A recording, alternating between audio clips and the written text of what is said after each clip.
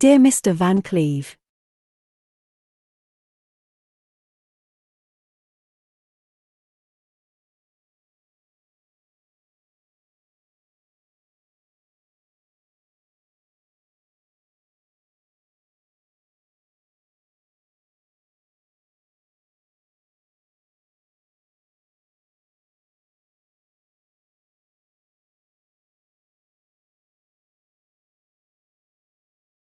Cleve. You have made quite clear on more than one occasion that you think I am a whore. But, unlike a whore, I can't be bought. I am therefore returning your money via Annie's safekeeping. Please could you arrange to have my things sent to Marjorie Ahare's home for the time being? Sincerely, Alice. Van Cleve banged the letter down on his desk.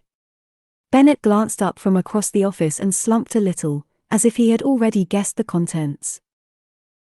That's it, Van Cleve said, and screwed the letter into a ball. That Ahare girl has crossed the line. 10 days later the flyers went round. Izzy spotted one first, blowing across the road down by the schoolhouse.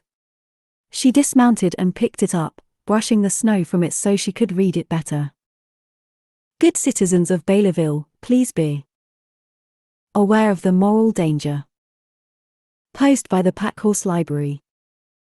All right-minded citizens are advised to decline its use. Meeting Hall, Tuesday 6 p.m. Our town's moral rectitude is at stake. Moral rectitude. From a man who smashed a girl's face halfway across his dining table. Marjorie shook her head. What are we going to do? Go to the meeting, I guess. We're right-minded citizens after all. Marjorie looked sanguine. But Alice noted the way her hand closed around the leaflet, and a tendon ran tight along her neck. And I'm not letting that hold. The door flew open. It was Bryn, his cheeks pink and his breath heavy from running. Miss Ahare? Miss Ahare? Beth's took a fall on some ice and broke her arm up real bad. They bolted from the library and followed him up the snow-covered road, where they were met by the bulky figure of Dan Meekins, the local blacksmith, carrying a whey-faced Beth across his chest. She was clutching her arm and there were vivid dark shadows under each eye, as if she hadn't slept for a week. Horse went down on a patch of ice just by the gravel pit, Dan Meekins said. Checked him over and I think he's okay. But it looks like her arm took the full force of it. Marjorie stepped closer to peer at Beth's arm and her heart sank. It was already swollen and dark red 3 inches above the wrist. You're making a fuss, said Beth, through clenched teeth. Alice, fetch Fred. We need to get her to the doctor at Chalk Ridge. An hour later the 3 of them stood in the little treatment room at Dr. Garnett's as he carefully set the injured arm between 2 splints, humming quietly as he bound it. Beth sat with her eyes closed and her jaw tight, determined not to let the pain show, consistent with her upbringing as the sole girl in a family of brothers. I can still ride, though, right? Said Beth, when the doctor had finished. She held her arm in front of her as he looped the sling around her neck and tied it carefully. Absolutely not. Young lady, you need to spend at least 6 weeks resting it. No riding, no lifting things, no banging it against anything. But I have to ride. How else am I supposed to get the books out? I don't know if you heard about our little library, Doctor, Marjorie began. Oh, we've all heard about your library. He allowed himself a wry smile.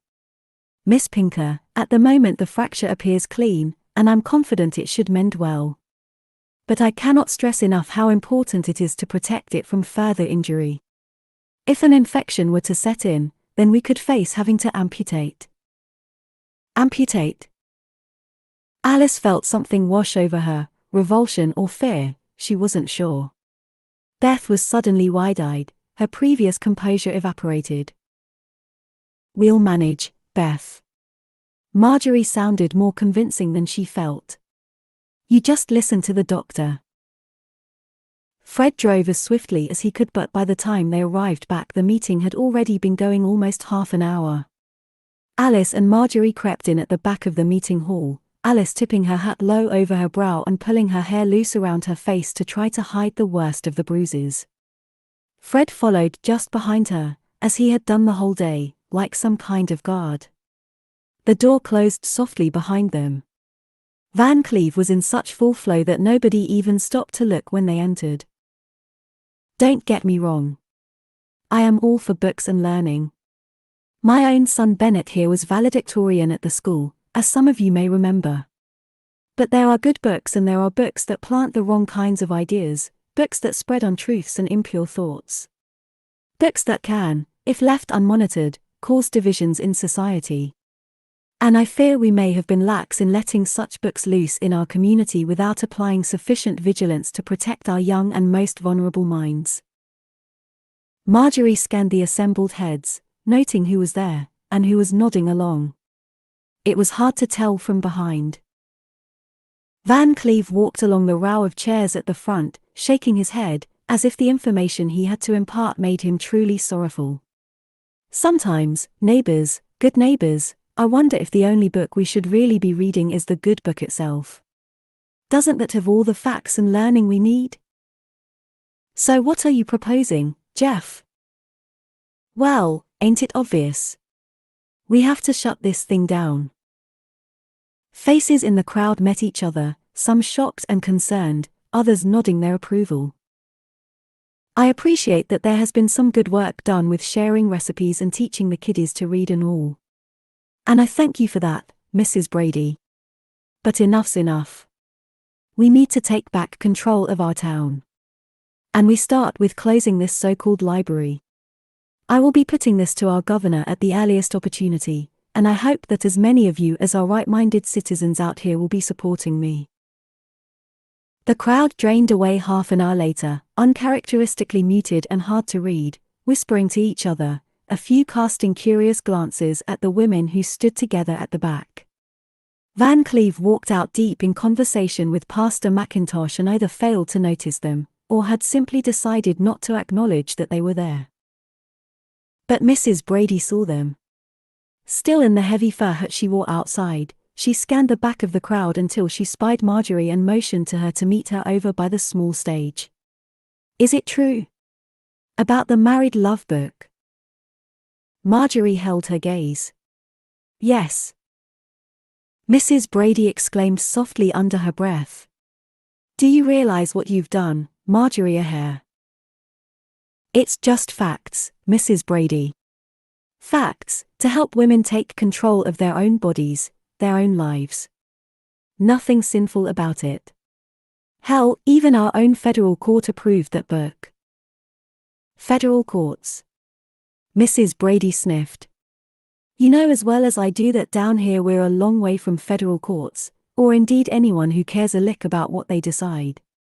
You know our little corner of the world is highly conservative, especially when it comes to matters of the flesh. She folded her arms across her chest, and her words suddenly exploded out of her. Darn it, Marjorie, I trusted you not to create a stir.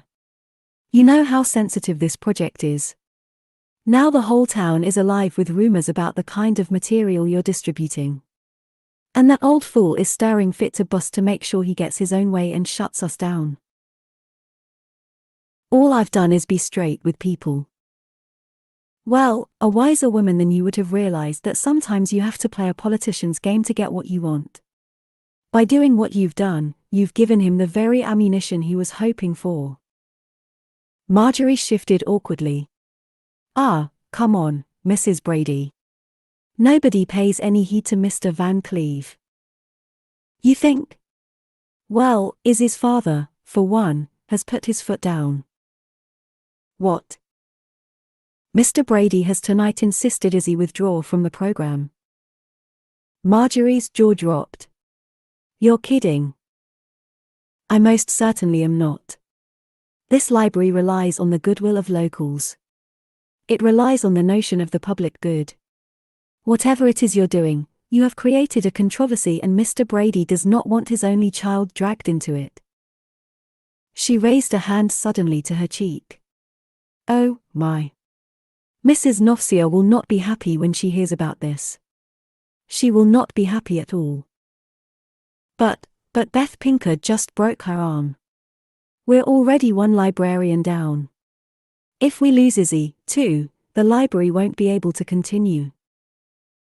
Well, perhaps you should have thought about that before you started mixing things up with your radical literature.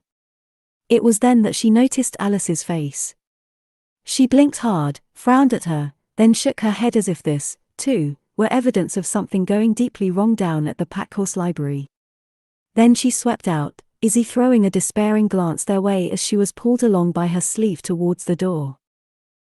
Well, that's torn it. Marjorie and Alice stood on the stoop of the now empty meeting hall as the last of the buggies and murmuring couples disappeared. For the first time Marjorie seemed truly at a loss. She was still holding a crumpled leaflet in her fist and now threw it down, grinding it under her heel into the snow on the step. "I'll write tomorrow," said Alice. Her voice still emerged muffled from her swollen mouth, as if she were speaking through a pillow. "You can't. You'd spook the horses, let alone the families." Marjorie rubbed at her eyes and took a deep breath. "I'll take what extra routes I can. But Lord knows the snow has pushed everything back already." "He wants to destroy us, doesn't he?" said Alice, dully. "Yes, he does. It's me. I told him where to put his $50. He's so mad he'll do anything to punish me." "Alice, if you hadn't told him where to put his $50, I would have done it and in capital letters. Van Cleve's the kind of man can't bear to see a woman take any kind of place in the world. You can't go blaming yourself for a man like him." Alice shoved her hands deep into her pockets. "Maybe Beth's arm will heal quicker than the doctor said." Marjorie gave her a sideways look. "You'll work something out," Alice added, as if she were confirming it to herself. "You always do." Marjorie sighed. "Come on. Let's head back." Alice took 2 steps down and pulled Marjorie's jacket tight around her. She wondered whether Fred would come with her to pick up the last of her belongings. She was afraid of going by herself. Then a voice broke into the silence. "Miss O'Hare." Kathleen Bly appeared around the corner of the meeting hall, holding an oil lamp in front of her with one hand and the reins of a horse in the other. "Mrs. Van Cleve." "Hey, Kathleen. How are you doing?" "I was at the meeting." Her face was drawn under the harsh light. "I heard what your man there was saying about y'all." "Yes. Well, everyone has an opinion in this town. You don't want to believe everything you." "I'll ride for you." Marjorie tilted her head, as if she wasn't sure she was hearing right. "I'll ride. I heard what you were saying to Mrs. Brady. Garrett's ma will mind the babies for me. I'll ride with you. Until your girl's arm is mended." When neither Marjorie nor Alice responded, she said, "I know my way around every holler for 20 miles yonder. Can ride a horse as well as anyone. Your library kept me going and I won't see some old fool shut it down." The women stared at each other. "So what time do I come by tomorrow?" It was the first time Alice had seen Marjorie truly lost for words. She stuttered a little before she spoke again. "A little after 5 would be good. We got a lot of ground to cover.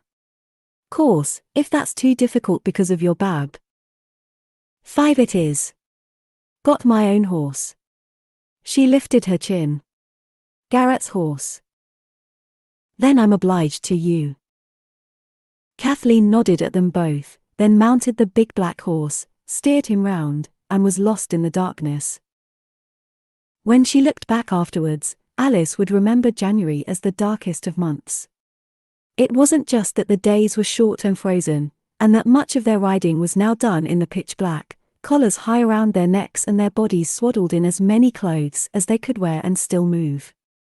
The families they visited were often blue with cold themselves, children and old people tucked up together in beds, some coughing or rheumy-eyed, huddled around half-hearted fires and all still desperate for the diversion and hope that a good story could bring. Getting books to them had become infinitely harder, routes were often impassable, the horses staggering through deep snow or sliding on ice on steep paths so that Alice would dismount and walk, haunted by the image of Beth's red and swollen arm. True to her word, Kathleen would turn up at 5 a.m. for mornings a week on her husband's rangy black horse, collect 2 bags of books, and ride off wordlessly into the mountains. She rarely needed to double-check the routes, and the families she served met her with open doors, and expressions of pleasure and respect. Alice observed that leaving the house was good for Kathleen, despite the travails of the job and the long hours away from her children. Within weeks she carried a new air of, if not happiness, then quiet accomplishment, and even those families swayed by Mr. Van Cleve's emphatic takedown of the library were persuaded to stay with it, given Kathleen's insistence that the library was a good thing, and she and Garrett had honest reasons for believing so. But it was hard all the same. Something like a quarter of the mountain families had dropped out, and a good number in the town, and the rumor mill had gone into overdrive so that those who had previously welcomed them now viewed them with wary eyes. Mr. Leland says one of your librarians is with child out of wedlock after becoming crazed with lust from a romance novel.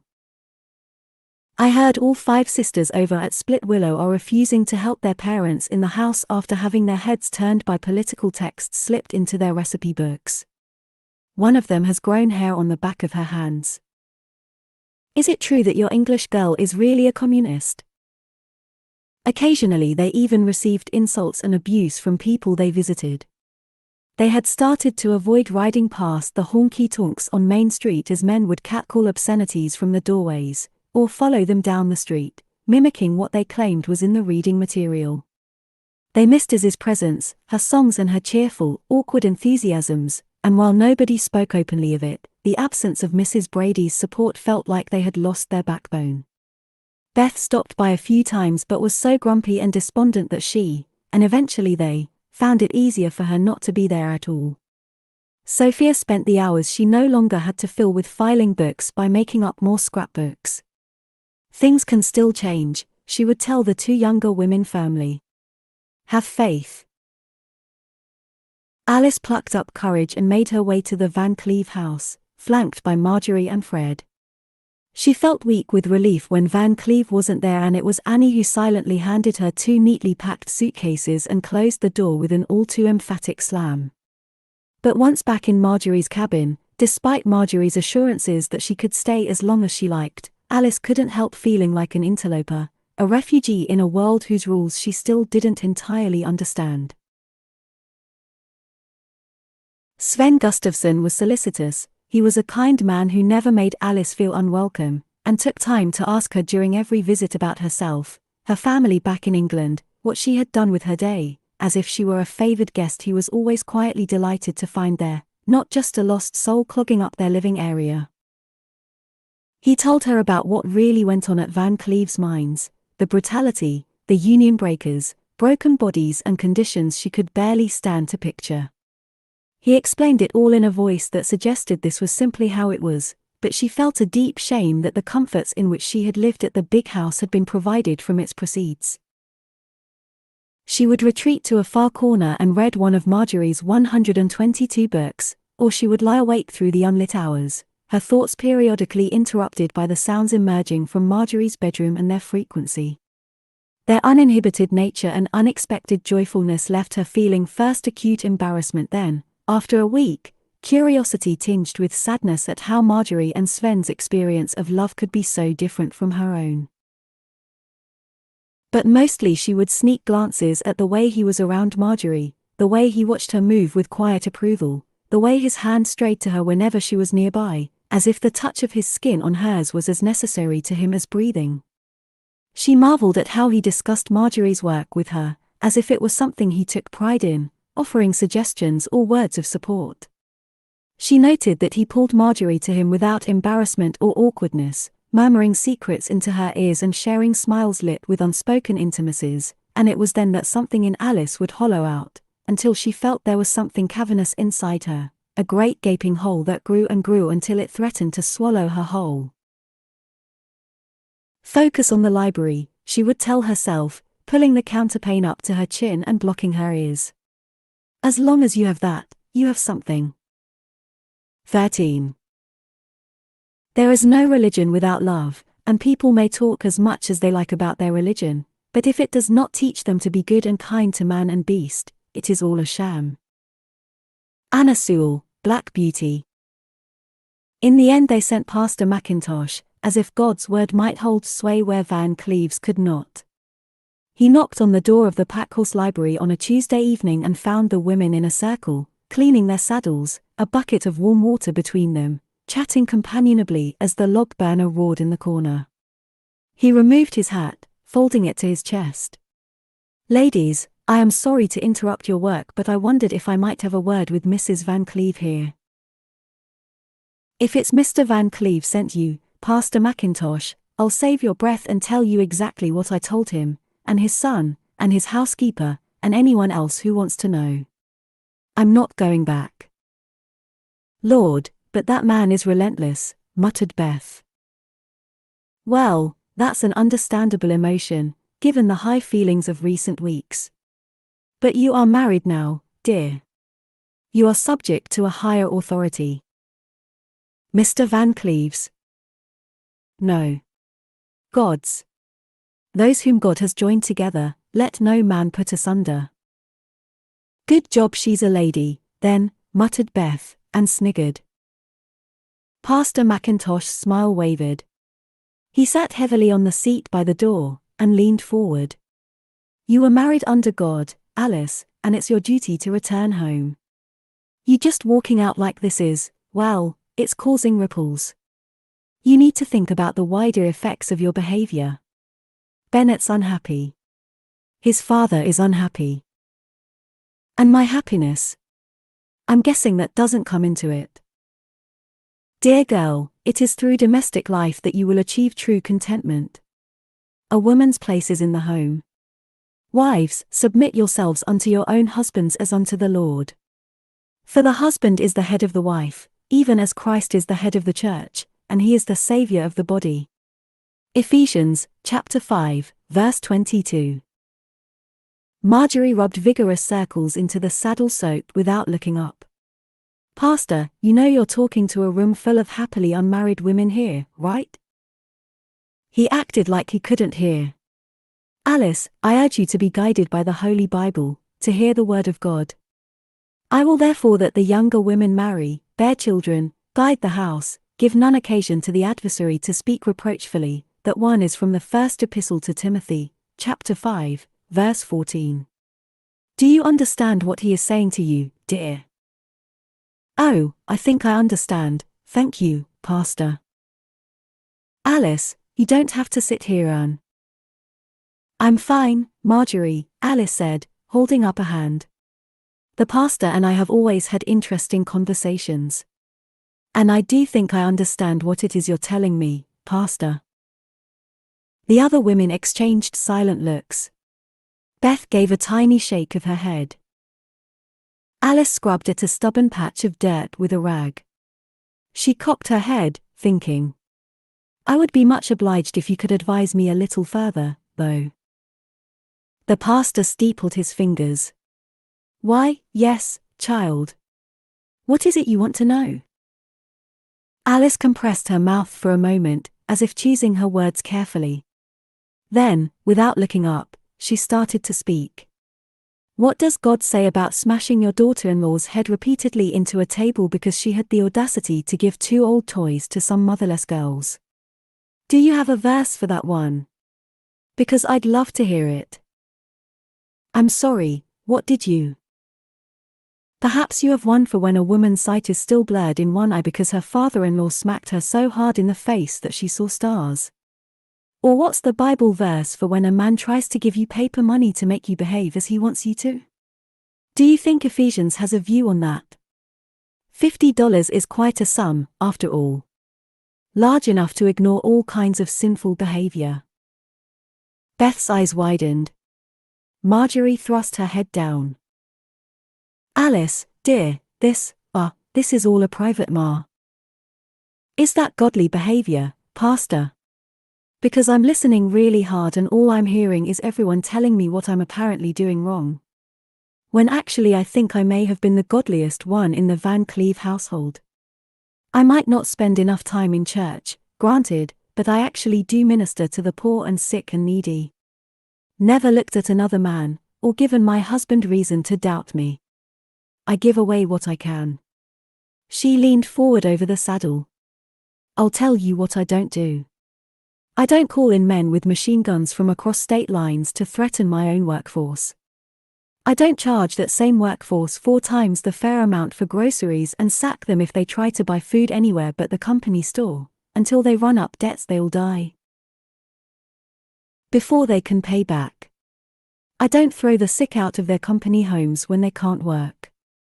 I certainly don't beat up young women until they can't see, then send a servant over with money to smooth it over. So tell me, Pastor, who really is the ungodly one in all this? Just who needs a lecture on how to behave? Because I'm darned if I can work this one out. The little library had fallen completely silent. The pastor, his mouth working up and down, regarded each of the women's faces. Beth and Sophia stooped innocently over their work, Marjorie's gaze flickering between the two of them, and Alice, her chin up, her face a blazing question. He placed his hat on his head. I can see you're busy, Mrs. Van Cleve. Perhaps I'll come back another time. Oh, please do, Pastor, she called, as he opened the door and hurried off into the dark. I do so enjoy our Bible studies. With that final attempt by Pastor McIntosh, a man who could not accurately be described as the soul of discretion, word had finally traveled around the county that Alice Van Cleve really had left her husband and was not coming back. It had not improved Jeffrey Van Cleve's mood, already weighted down by those rabble-rousers at the mine, one jot. Emboldened by the anonymous letters, the same troublemakers who had tried to resurrect the unions were now rumored to be doing so again. This time, however, they were smarter about it. This time it had been done in quiet conversations, in casual talks down at Marvin's bar or the Red Horse honky-tonk, and often mentioned so swiftly that by the time Van Cleve's men had arrived all there was to see was a few Hoffman men legitimately downing a cold beer after a long week's work and just a vague sense of disturbance in the air. Word is, said the governor, as they sat in the hotel bar, you're losing your grip. My grip? You've been obsessing about that damn library and not focusing on what's going on at your mine. Where did you hear such nonsense? I have the firmest of grips, Governor. Why, didn't we discover a whole bunch of those troublemakers from the UMWA just 2 months ago and shut that down? I got Jack Morrissey and his boys to see them off. Oh, yes. The governor gazed into his drink. I got eyes and ears all over this county. I'm keeping track of these subversive elements. But we have sent a warning, if you like. And I have friends at the sheriff's office who are very understanding about such matters. The governor raised the slightest of eyebrows. What? Said Van Cleve, after a pause. They say you can't even keep control of your own home. Van Cleve's neck shot to the back of his collar.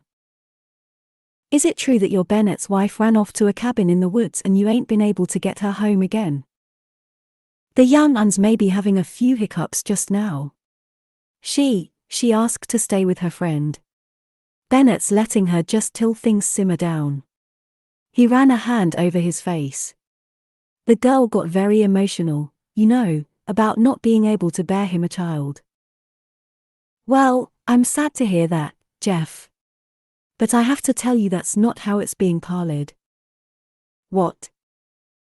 They say the Aher girl's running rings around you. Frank Aher's daughter? Pfft. That little hillbilly. She just hangs off Alice's coattails. Got some kind of fascination with her. You don't want to listen to anything anyone says about that girl. Huh? Last I heard, her so-called library was on its last legs anyway. Not that I'm much troubled by the library one way or another. Oh, no. The governor nodded. But he didn't laugh and agree, slap Van Cleve on the back and offer him a whiskey. He just nodded, finished his drink, slid off his bar stool and left. And when Van Cleve finally got up to leave the bar, several bourbons and a whole lot of brooding later, his face was the dark purple of the upholstery.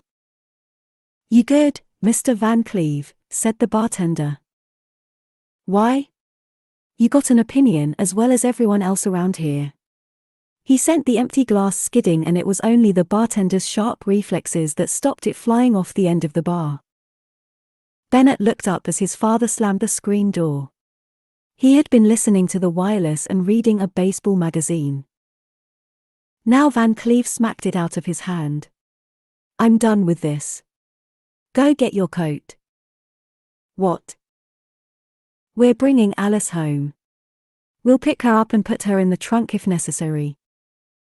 "Pop, I told you 100 times. She says she'll just keep leaving until we get the message." "And you're going to take that from a little girl? Your own wife? You know what this is doing to my name?" Bennett opened his magazine again, mumbling into his collar. "It's just folk talking. It'll die down soon enough." "Meaning what?" Bennett shrugged. "I don't know. Just, we should maybe leave her be." Van Cleve squinted at his son, as if he might have been replaced by some alien he barely recognized. "Do you even want her to come home?" Bennett shrugged again. "What in hell does that mean?" "I don't know." "Oh. Is this because little Peggy Foreman's been hanging around you again?" "Oh, yes, I know all about that. I see you, son. I hear things. You think your mother and I didn't have our difficulties. You think there weren't times we didn't want to be around each other. But she was a woman who understood her responsibilities. You're married. Do you understand, son?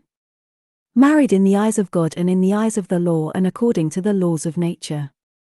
If you want to be fooling around with Peggy, you do it quietly and on the side of things, not so that everybody's looking and talking. You hear me?"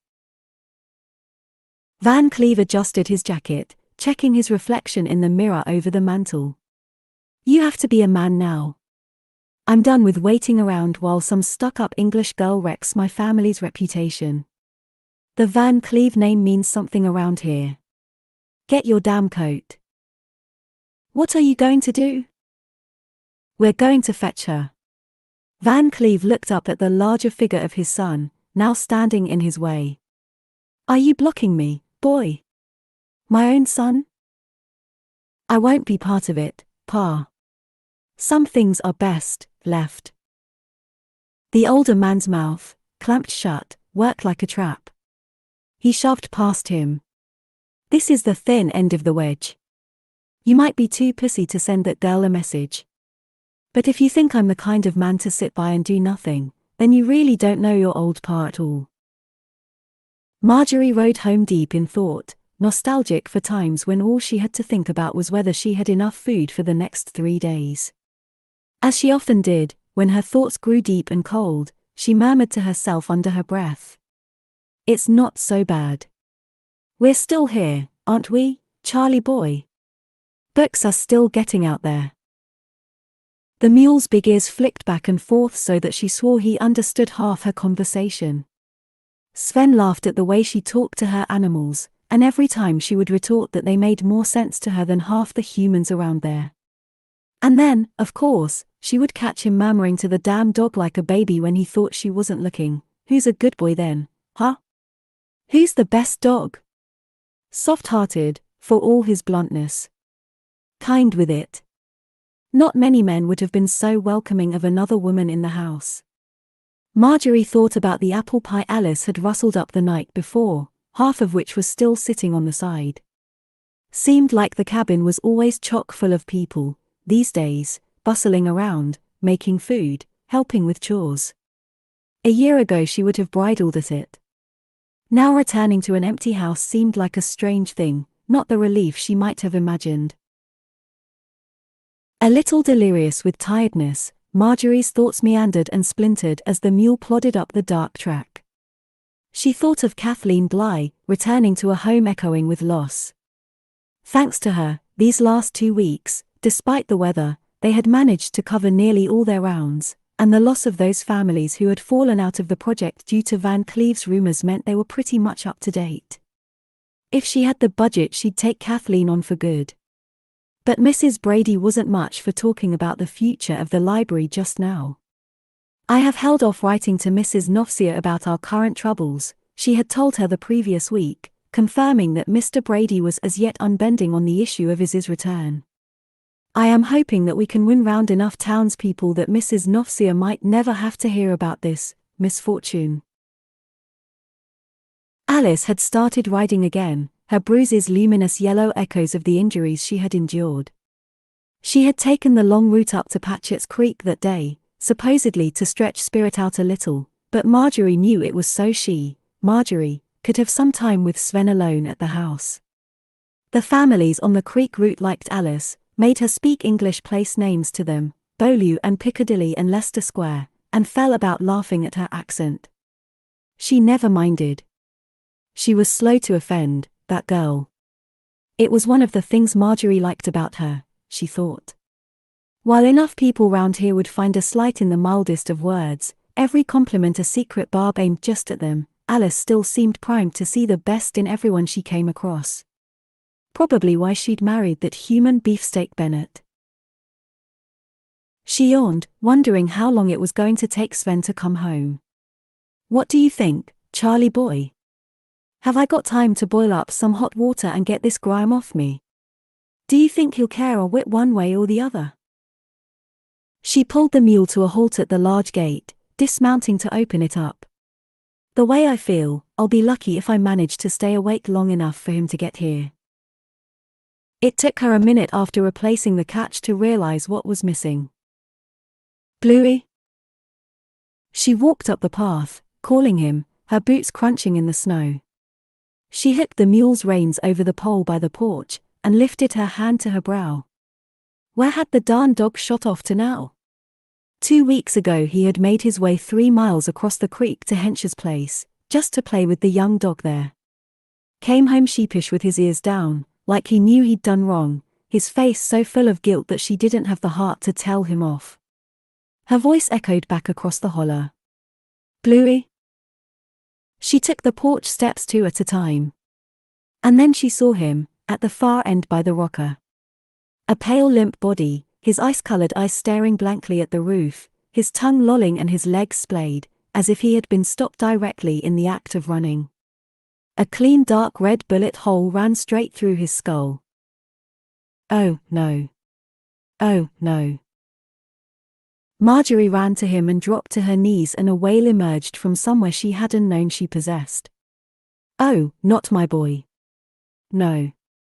No." She cradled the dog's head, feeling the velvet soft fur of his cheeks, stroking his muzzle, knowing even as she did that there was nothing to be done. "Oh, Bluey. My sweet baby." She pressed her face to his. "I'm sorry, I'm so sorry, I'm sorry," her hands clutching him to her, her whole body mourning a stupid young hound that would never bounce onto her bed again. It was like this that Alice found her, as she rode up on Spirit half an hour later, her legs aching and her feet numb with cold. Marjorie O'Hare, a woman who had remained dry-eyed throughout her own father's funeral, who had bitten her lip until it bled as she buried her sister, a woman who had taken the best part of 4 years to confess her feelings to the man she loved most in the world, and still swore she had not a sentimental bone in her body, sat keening like a child on the porch, her back doubled over with grief and her dead dog's head cradled tenderly in her lap. Alice saw Van Cleve's Ford before she saw him. For weeks she had backed into the shadows when he passed, had turned her face, her heart in her mouth, braced for another puce-faced demand that she come home right now and stop all this nonsense, or she might just find herself regretting it. Even in company the sight of him made her tremble a little, as if some residual memory was lodged in her cells that still felt the impact of that blunt fist. But now, propelled by a long night of grief that had been somehow so much more painful to witness than her own, She dug in her heels as she saw the burgundy car heading down the hill, sending Spirit wheeling hard across the road so that she was directly in front of him and he had to stamp on the brakes, screeching to a halt in front of the store, causing all passers-by, a fair number, given that the store had a special deal on flour, to stop and observe the commotion. Van Cleve blinked at the girl on the horse through his windshield, unsure at first who it was. He wound down his window. "You properly lost your mind now, Alice?" Alice glared at him. She dropped her reins and her voice carried, clear as cut glass, through the still air, glittering with anger. "You shot her dog?" There was a brief silence. "You shot Marjorie's dog?" "I shot nothing." She lifted her chin and looked steadily at him. "No, of course you didn't. You wouldn't get your own hands dirty, would you? You probably got your men to come out here just to shoot that puppy." She shook her head. "My God. What kind of man are you?" She saw then from the questioning way Bennett swiveled to look at his father that he hadn't known, and some small part of her was glad. Van Cleve, who had been open-mouthed, swiftly recovered his composure. "You're crazy. Living with that hair girl has turned you crazy." He glanced out of his window, noting the neighbors who had stopped to listen, murmuring to each other. This was rich meat indeed for a quiet town. Van Cleve shot Marjorie Ahare's dog. "She's crazy. Look at her, riding her horse straight into my car. As if I'd shoot a dog." He slapped his hands on the steering wheel. Alice didn't move. His voice rose a register. "Me? Shoot a damn dog?" And finally, when nobody moved, and nobody spoke, "Come on, Bennett. We got work to do." He wrestled the wheel so that the car spun around her and accelerated briskly up the road, leaving Spirit to prance and shy as the gravel sprayed at her feet.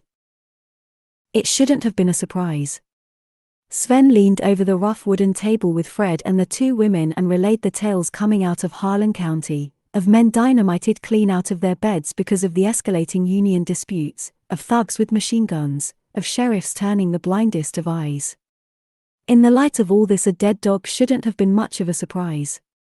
But it seemed to knock the fight right out of Marjorie.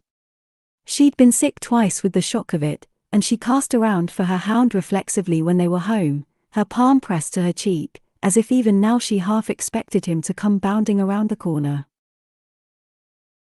"Van Cleve's canny," muttered Sven, as she left the room to check on Charlie, as she did repeatedly through each evening.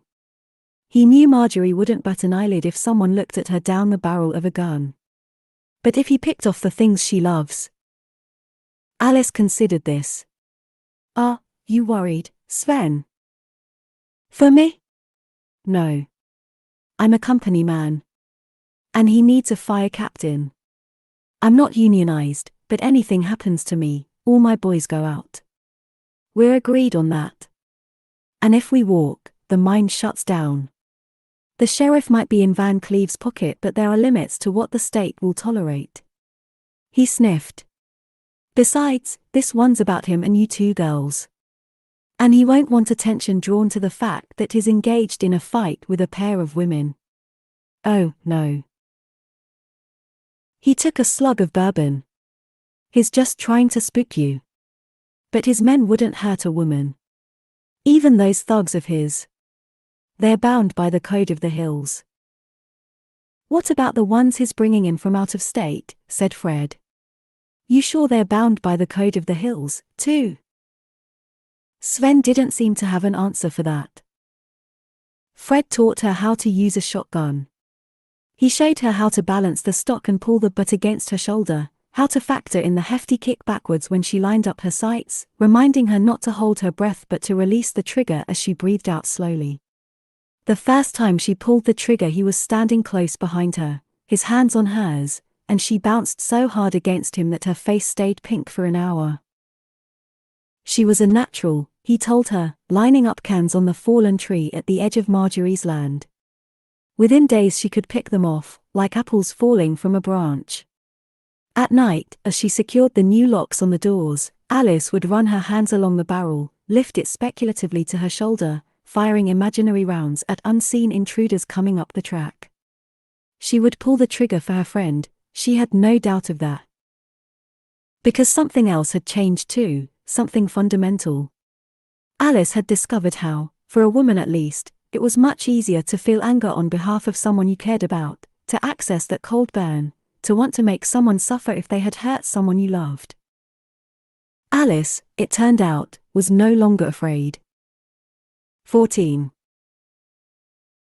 Riding all winter, a librarian would wrap up so heavily it was hard to remember what she looked like underneath. 2 vests, a flannel shirt, a thick sweater and a jacket with maybe a scarf or 2 over the top. That was the daily uniform up in the mountains, perhaps with a pair of man's thick leather gloves over her own, a hat rammed low as she could get it, and another scarf pulled high over her nose, so that her breath might bounce back and warm her skin a little. At home, she'd strip off reluctantly, revealing only the swiftest slice of bare skin to the elements between shedding undergarments and sliding, shivering, under her blankets. Aside from cloth washing, a woman working for the Packhorse Library could go for weeks without seeing her body much at all. Alice was still locked into her own private battle with the Van Cleeves, although, thankfully, they seemed to have gone quiet for now. She could most often be found in the woods behind the cabin practicing with Fred's old gun, the crack and zing of bullets hitting tin cans echoing through the still air. Izzy could be seen only in glimpses, trailing her mother miserably around town. And there were only intermittent appearances from Beth, the one person who could be relied on to notice these things, or joke about them, and she was mostly preoccupied with her arm and what she could and couldn't do. So nobody observed that Marjorie had put on a little weight, or thought to comment upon it. Sven, who knew Marge's body like he knew his own, understood the fluctuations that occurred in the female form and enjoyed all of them equally, and was a wise enough man not to say anything. Marjorie herself had become accustomed to being bone-tired, trying to double up on roots, fighting every day to convince the disbelievers of the importance of stories, of facts, of knowledge. But this and the constant air of foreboding left her struggling each morning to lift her head from the pillow. The cold was etched into her after months of snow, and the long hours outside had left her permanently, ravenously hungry. So a woman could be excused for not noticing the things that other women might have picked up on faster, or if she did, for sweeping the thought away under the larger pile of things she had to worry about. But there is always a point at which these things become impossible to ignore. One night in late February, Marjorie told Sven not to stop by, adding with deceptive casualness that she had a few things to catch up on. She helped Sophia with the last of the books, waved Alice off into the snowy night and bolted the door behind her until it was just her alone in the little library.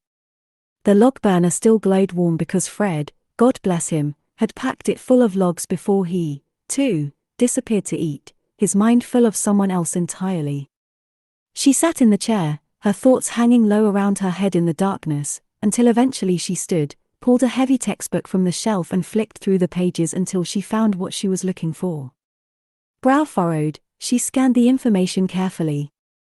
She absorbed it, then counted off her fingers, 1, 2, 3, 4, 5, 5.5. And then she did it a second time. Despite what people might have thought around Lee County about Marjorie Ahare's family, about the kind of woman she must surely be, given where she came from, she was not prone to cursing.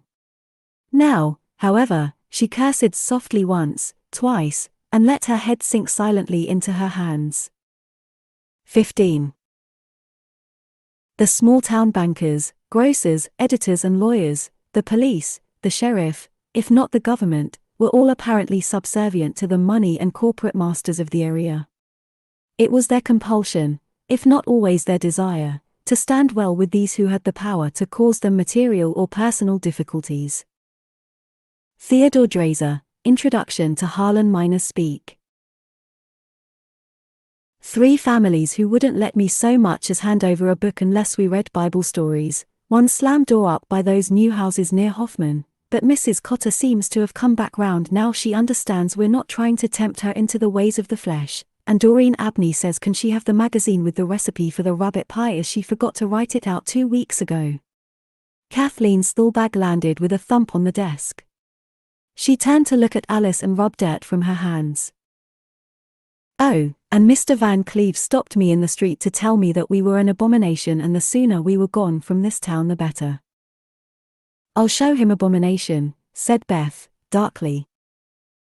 By mid-March, Beth had returned to work full-time, but nobody had the heart to tell Kathleen she was no longer needed.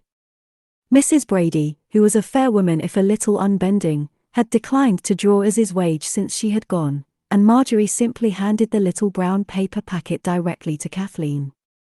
It was something of a relief, as she had been paying her out of her own pocket with the few savings she had hidden since her father's death. Twice Kathleen's mother-in-law had come by the library to bring her children and show them what their mama was engaged in, her voice filled with pride. The children were great favorites among the women, who showed them the newest books and let them sit on the mule, and there was something in Kathleen's slow smile, and the genuine warmth of her mother-in-law towards her, that made everyone feel a little better. Realizing Alice would not be budged on the matter of returning to the house, Mr. Van Cleve had taken a new tack, insisting she leave town, that she wasn't wanted here, pulling alongside her in his car as she headed out on her early morning rounds so that Spirit's eyes rolled white and she pranced sideways to get away from the man bellowing out of the driver's window. "You got no way to support yourself. And that library's going to be finished in a matter of weeks. I've heard it from the governor's office himself. You ain't coming back to the house, then you'd best find somewhere else. Somewhere back in England." She had learned to ride with her face fixed straight ahead, as if she couldn't hear him, and this would enrage him more so that he would invariably end up shouting halfway down the road, while Bennett slunk down in the passenger seat. "You ain't even all that pretty anymore. Do you think Marjorie is really okay with me staying at the cabin?" she would ask Fred afterwards. "I don't want to be in the way. But he's right. I don't have anywhere else to go." Fred would bite his lip, as if he wanted to say something he couldn't. "I think Marjorie likes having you around. Like all of us," he would answer carefully. She had started to notice new things about Fred, the confident way his hands rested on horses, the fluidity in the way he moved, not like Bennett who, despite his athleticism, had always seemed uncomfortable, restrained by his own muscles, as if movement could only burst out of him sporadically. She found excuses to stay late in the cabin, helping Sophia, who kept her lips pursed. She knew. Oh, they all knew. "You like him, don't you?" Sophia asked her outright, one night. "Me? Fred? Oh, my. She stammered. "He's a good man." Sophia said it with the emphasis on good, as if she were comparing him to someone else. "Were you ever married, Sophia?" "Me, no." Sophia raised a thread to her teeth and bit it through neatly. And just at the point when Alice wondered if she had, yet again, been too direct, she added, "Loved a man once. Benjamin. A miner. He was best friends with William. We knew each other since we were children." She held her stitching up to the lamp. "But he's dead now." "Did he die in the mines?" "No. Some men shot him. He was minding his business, just walking home from work." "Oh, Sophia. I'm so sorry." Sophia's expression was unreadable, as if she had had years of practice in hiding what she felt. "I couldn't stay here for a long time. Took myself off to Louisville and put all my heart into working at the colored library there. Built something of a life, though I missed him every day. When I heard William had suffered his accident, I prayed to God not to make me come back here. But, you know, he has his ways." "Is it still difficult?" "It was at first. But, things change. Ben died 14 years ago now. The world moves on." "Do you think you'll ever meet anyone else?" "Oh, no. That ship has sailed. Besides, I don't fit nowhere. Too educated for most of the men around here. My brother would say too opinionated. Sophia laughed. That sounds familiar, said Alice, and sighed. I got William for company. We get by. And I'm hopeful. Things are good. She smiled. Got to count your blessings. I enjoy my job. I got friends here now. That's a little how I feel, too. Almost on impulse, Sophia reached out a slim hand and squeezed Alice's. Alice squeezed back, struck by the unexpected comfort of a human touch. They held each other's grip tightly and then, almost reluctantly, released it. I do think he's kind, said Alice, after a moment. And quite handsome.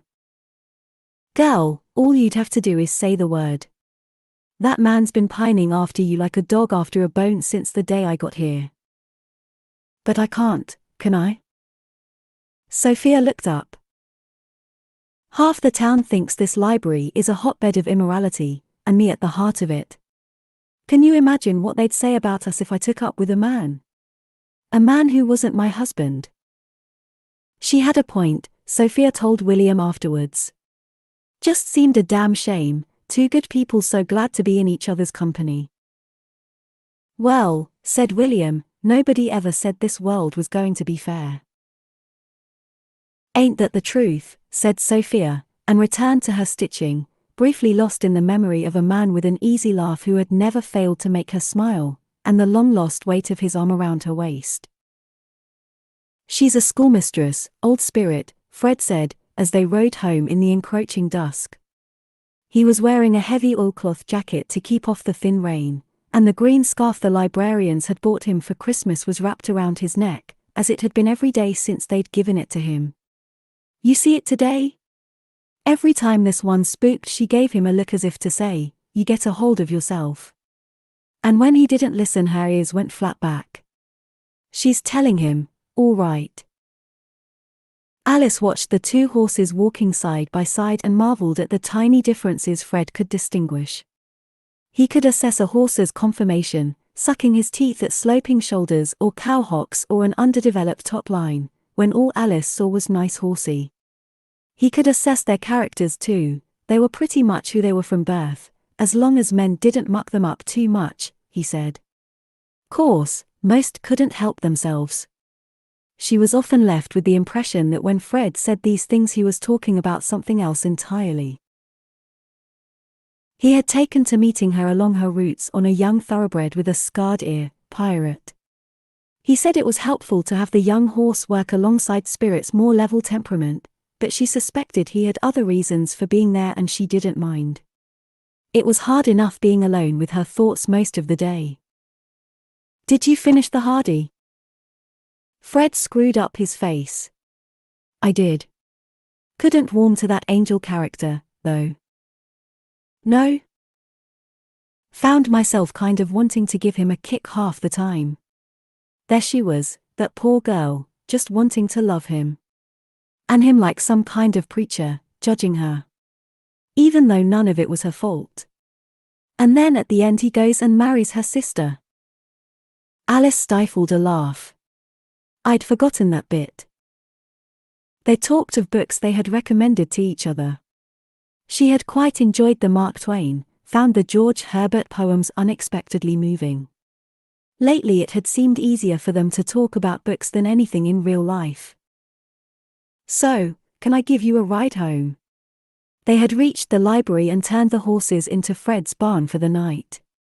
It's awful wet to be walking all the way up to Marge's. I could drive you as far as the Big Oak.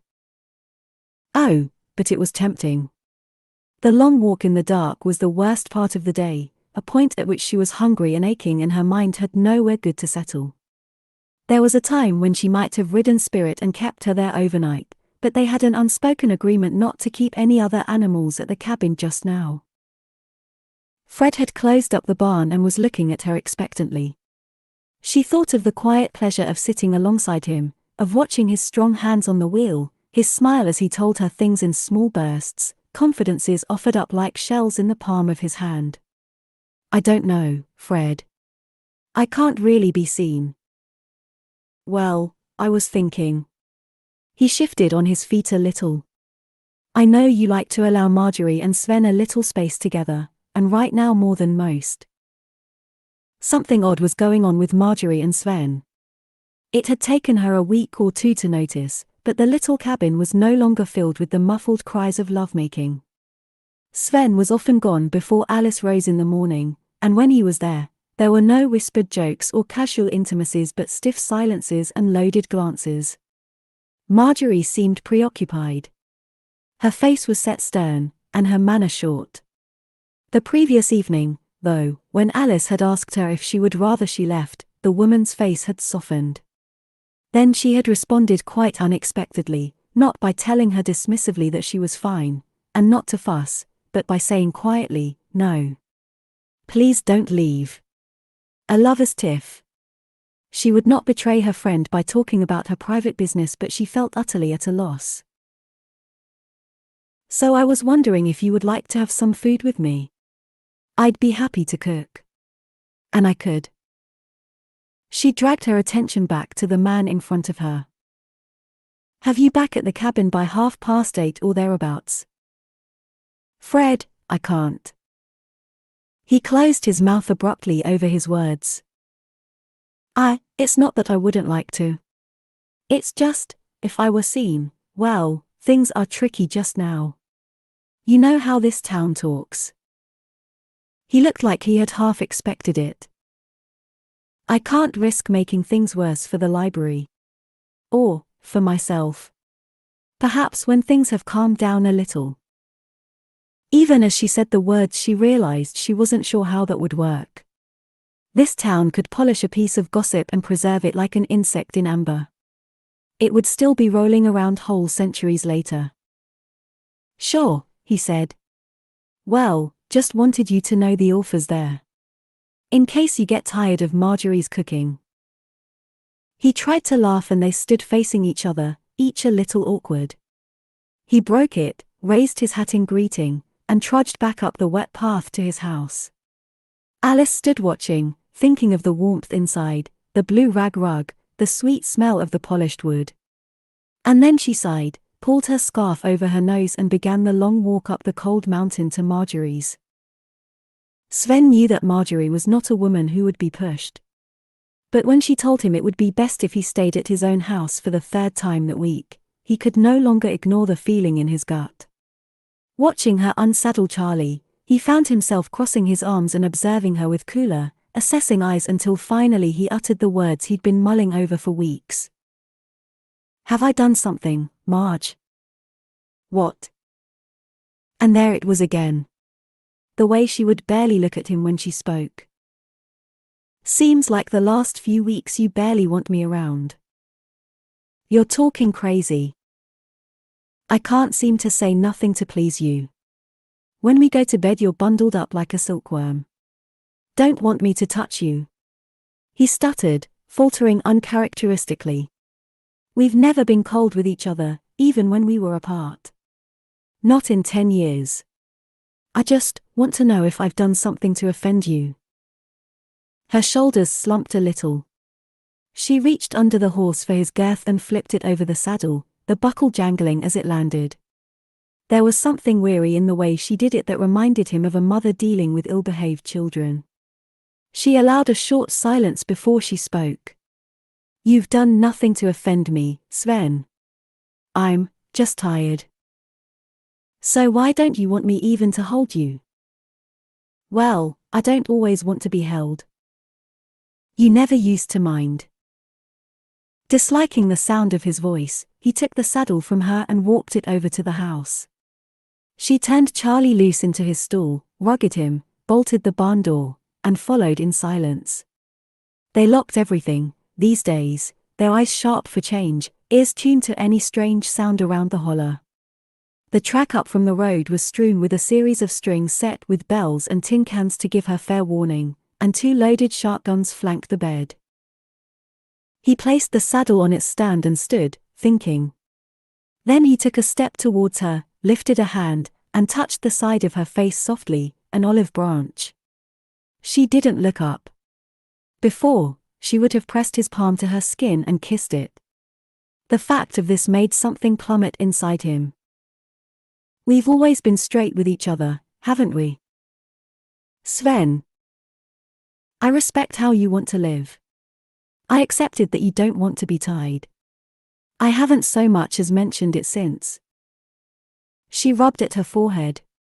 Can we not do this now? What I mean is, we agreed.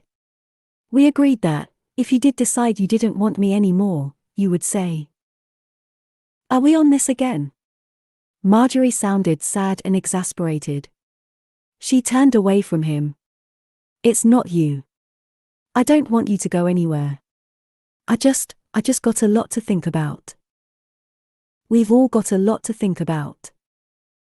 She shook her head. Marjorie.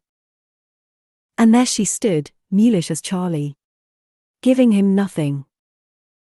Sven Gustafsson was not a man possessed of a difficult temperament, but he was proud and he had his limits. I can't keep doing this. I'm not going to keep bothering you. She raised her head as he turned. You know where to find me when you're ready to see me again. He held up one hand as he walked off down the mountain. He didn't look back. Sophia was off on Friday as it was William's birthday and, given they were up to date with the repairs, possibly due to Alice's spending so much extra time at the library, Marjorie had urged her to stay with her brother.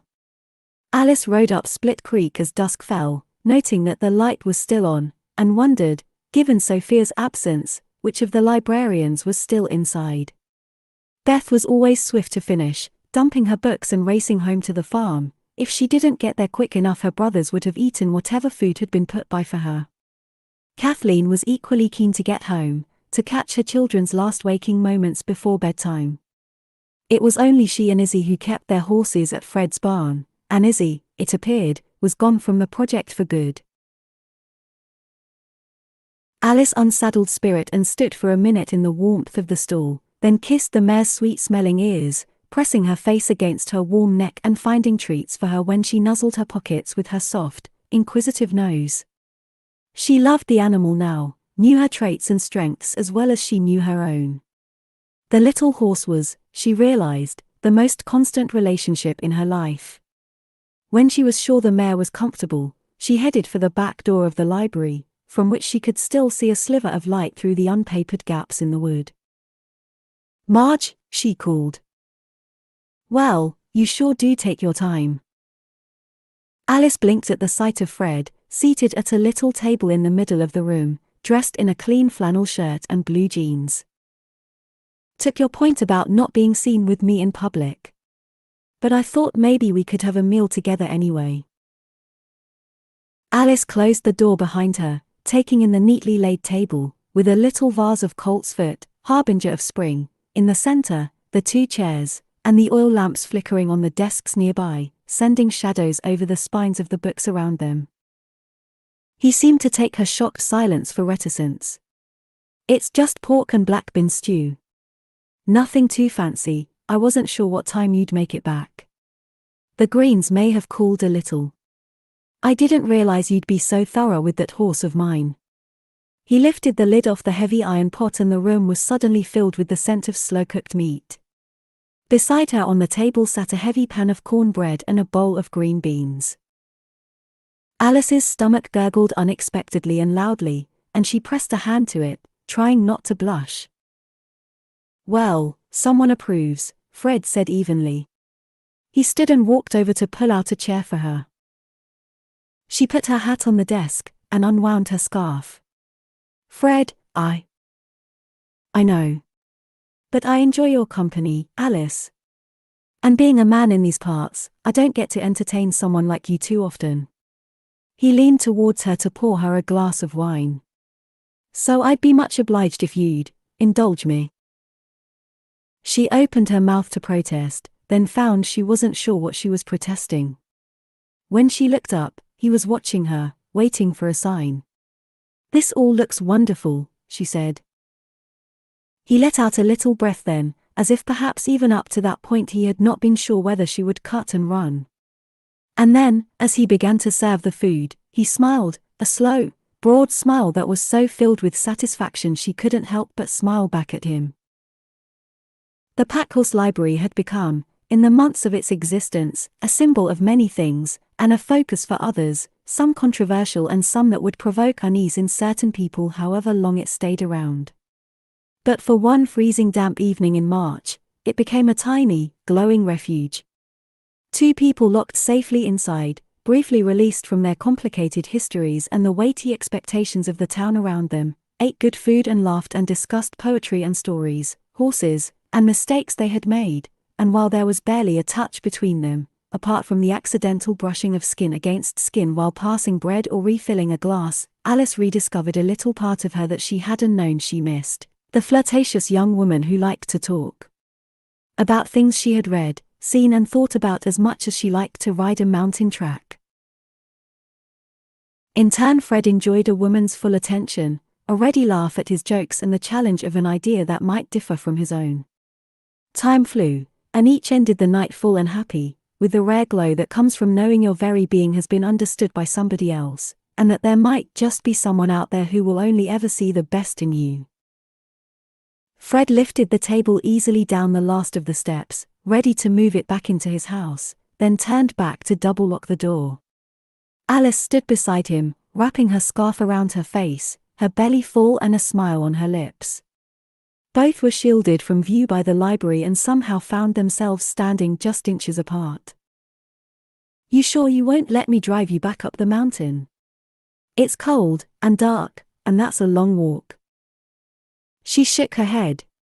"It'll feel like 5 minutes tonight." He studied her in the half-light. "You ain't spooked by much these days, are you?" "No. That'll be Marjorie's influence." They smiled at each other and he looked briefly thoughtful. "Wait there."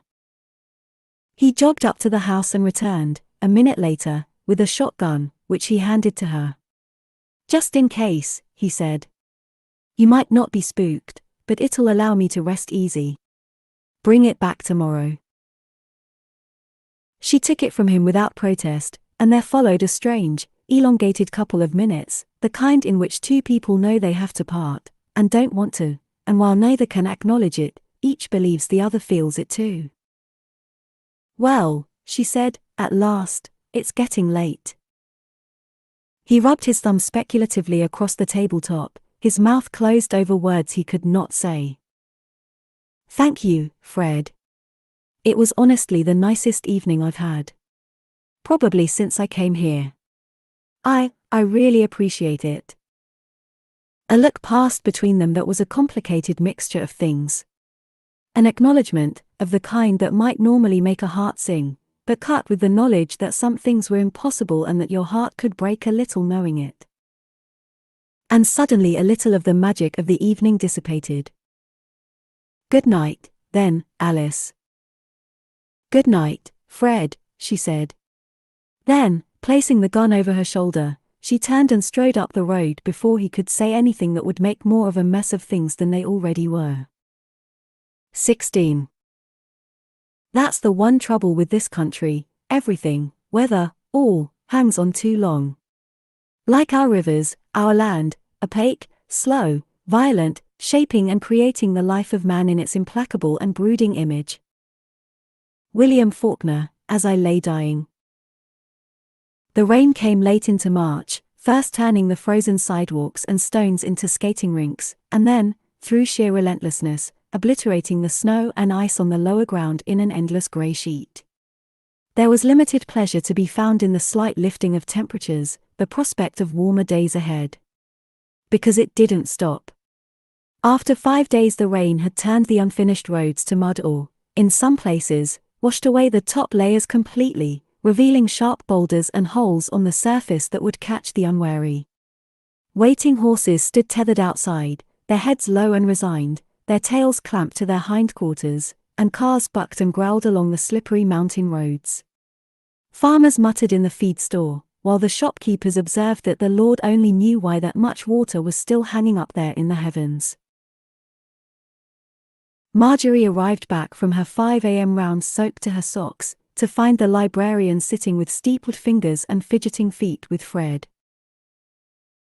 "Last time it rained like this, the Ohio burst its banks," said Beth, peering out of the open door, from where you could hear the gurgle of surface water as it made its way down the road. She took a last drag of her cigarette and ground it under the heel of her boot. "Too wet to ride, that's for sure," said Marjorie. "I'm not taking Charlie out again." Fred had looked out first thing and warned Alice it was a bad idea, and though there was little that would normally stop her, she took him seriously. He had moved his own horses up onto high land, where they could just be seen in a slick, wet huddle. "I'd put them in the barn," he had told her, as she helped him walk the last two up, "but they're safer up there." His father had once lost an entire locked barn of mares and foals when Fred was a boy. The river had flooded while the family was sleeping, and by the time they woke only the hayloft was still above water.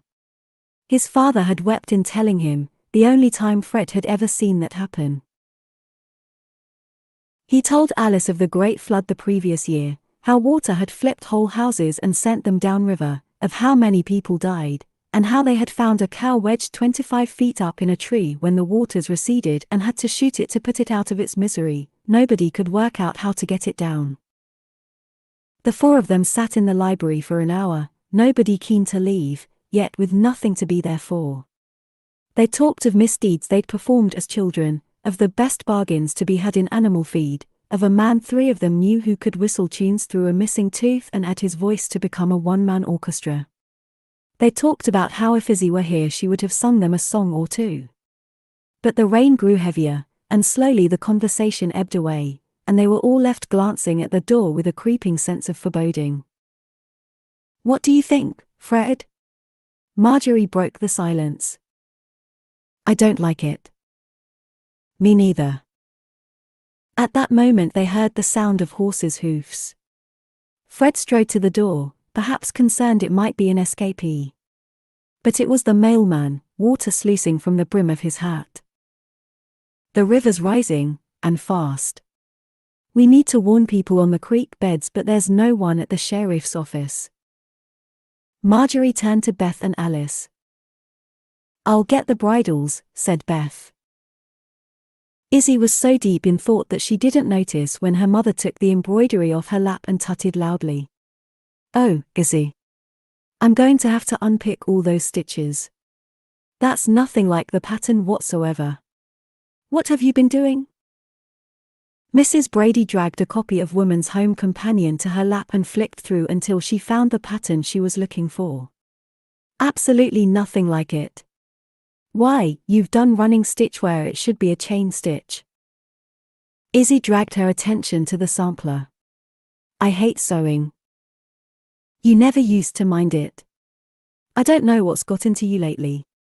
Izzy didn't rise to it, which made Mrs. Brady tut more loudly. "I've never met a girl more out of sorts. You know very well what's got into me. I'm bored and I'm stuck here, and I can't bear that you and Daddy have been swayed by an idiot like Jeffrey Van Cleve. That's no way to talk. Why don't you do some quilting? You used to enjoy it. I have some lovely old fabrics in my chest upstairs and I miss my horse." "He was not your horse." Mrs. Brady closed her mouth and took a diplomatic moment before she opened it again. "But I was thinking we could perhaps buy you one if you think horseback riding is something you'd like to pursue." "For what?" "To go around and around in circles. To make it look pretty, like a stupid doll. I miss my job, Mother, and I miss my friends. I had real friends for the first time in my life. I was happy at the library. Doesn't that mean anything to you?" "Well, now you're just being dramatic." Mrs. Brady sighed, and sat down on the settle beside her daughter. "Look, dear, I know how you love singing. Why don't I talk to your father about some proper lessons? We could perhaps find out if there's anybody in Lexington who might help you work on your voice. Perhaps when Daddy hears how good you are he'll change his mind. Oh, Lord, though, we'll have to wait until this rain eases. Have you ever seen anything like it?" Izzy didn't answer. She sat by the parlor window, gazing out at the blurred view. "You know, I think I'm going to telephone your father. I'm anxious the river will flood. I lost good friends in the Louisville floods and I haven't felt the same about the river since. Why don't you unpick that last bit of stitching and we'll go back over it together?" Mrs. Brady disappeared into the hallway and Izzy could hear her dialing her father's office, the low murmur of her voice. Izzy stared out of the window at the grey skies, her finger tracing the rivulets that zigzagged down the pane, squinting at a horizon that was no longer visible. "Well, your father thinks we should stay put. He says we might call Carrie Anderson in Old Louisville and see if she and her family want to rest here a day or two just in case. Lord knows what we'll do with all those little dogs of hers, though. I don't think we could cope with the, Izzy? Izzy?" Mrs. Brady spun around in the empty parlor. "Izzy? Are you upstairs?" She walked down the hall and through the kitchen, where the maid turned from her dough rolling, nonplussed, and shook her head. And then Mrs. Brady saw the back door, the inside slick with raindrops. Her daughter's leg brace lay on the tiled floor, and her riding boots were gone. Marjorie and Beth trotted hard down Main Street, the blur of hoofs and spraying water. Around them the unfinished road sent water sweeping down the hill and over their feet, while gutters gurgled, protesting against the weight of it. They rode with their heads low and their collars up, and when they got to the verges they cantered, the horses' feet sinking into the boggy grass. At the lower reaches of Spring Creek, they split to each side of the road and dismounted, running to each front door and hammering on it with wet fists. "Water's rising," they yelled, as the horses pulled back on their reins. "Get to higher ground." Behind them, a straggle of occupants began to move, faces peering around doors, out of windows, trying to work out how seriously to take this instruction.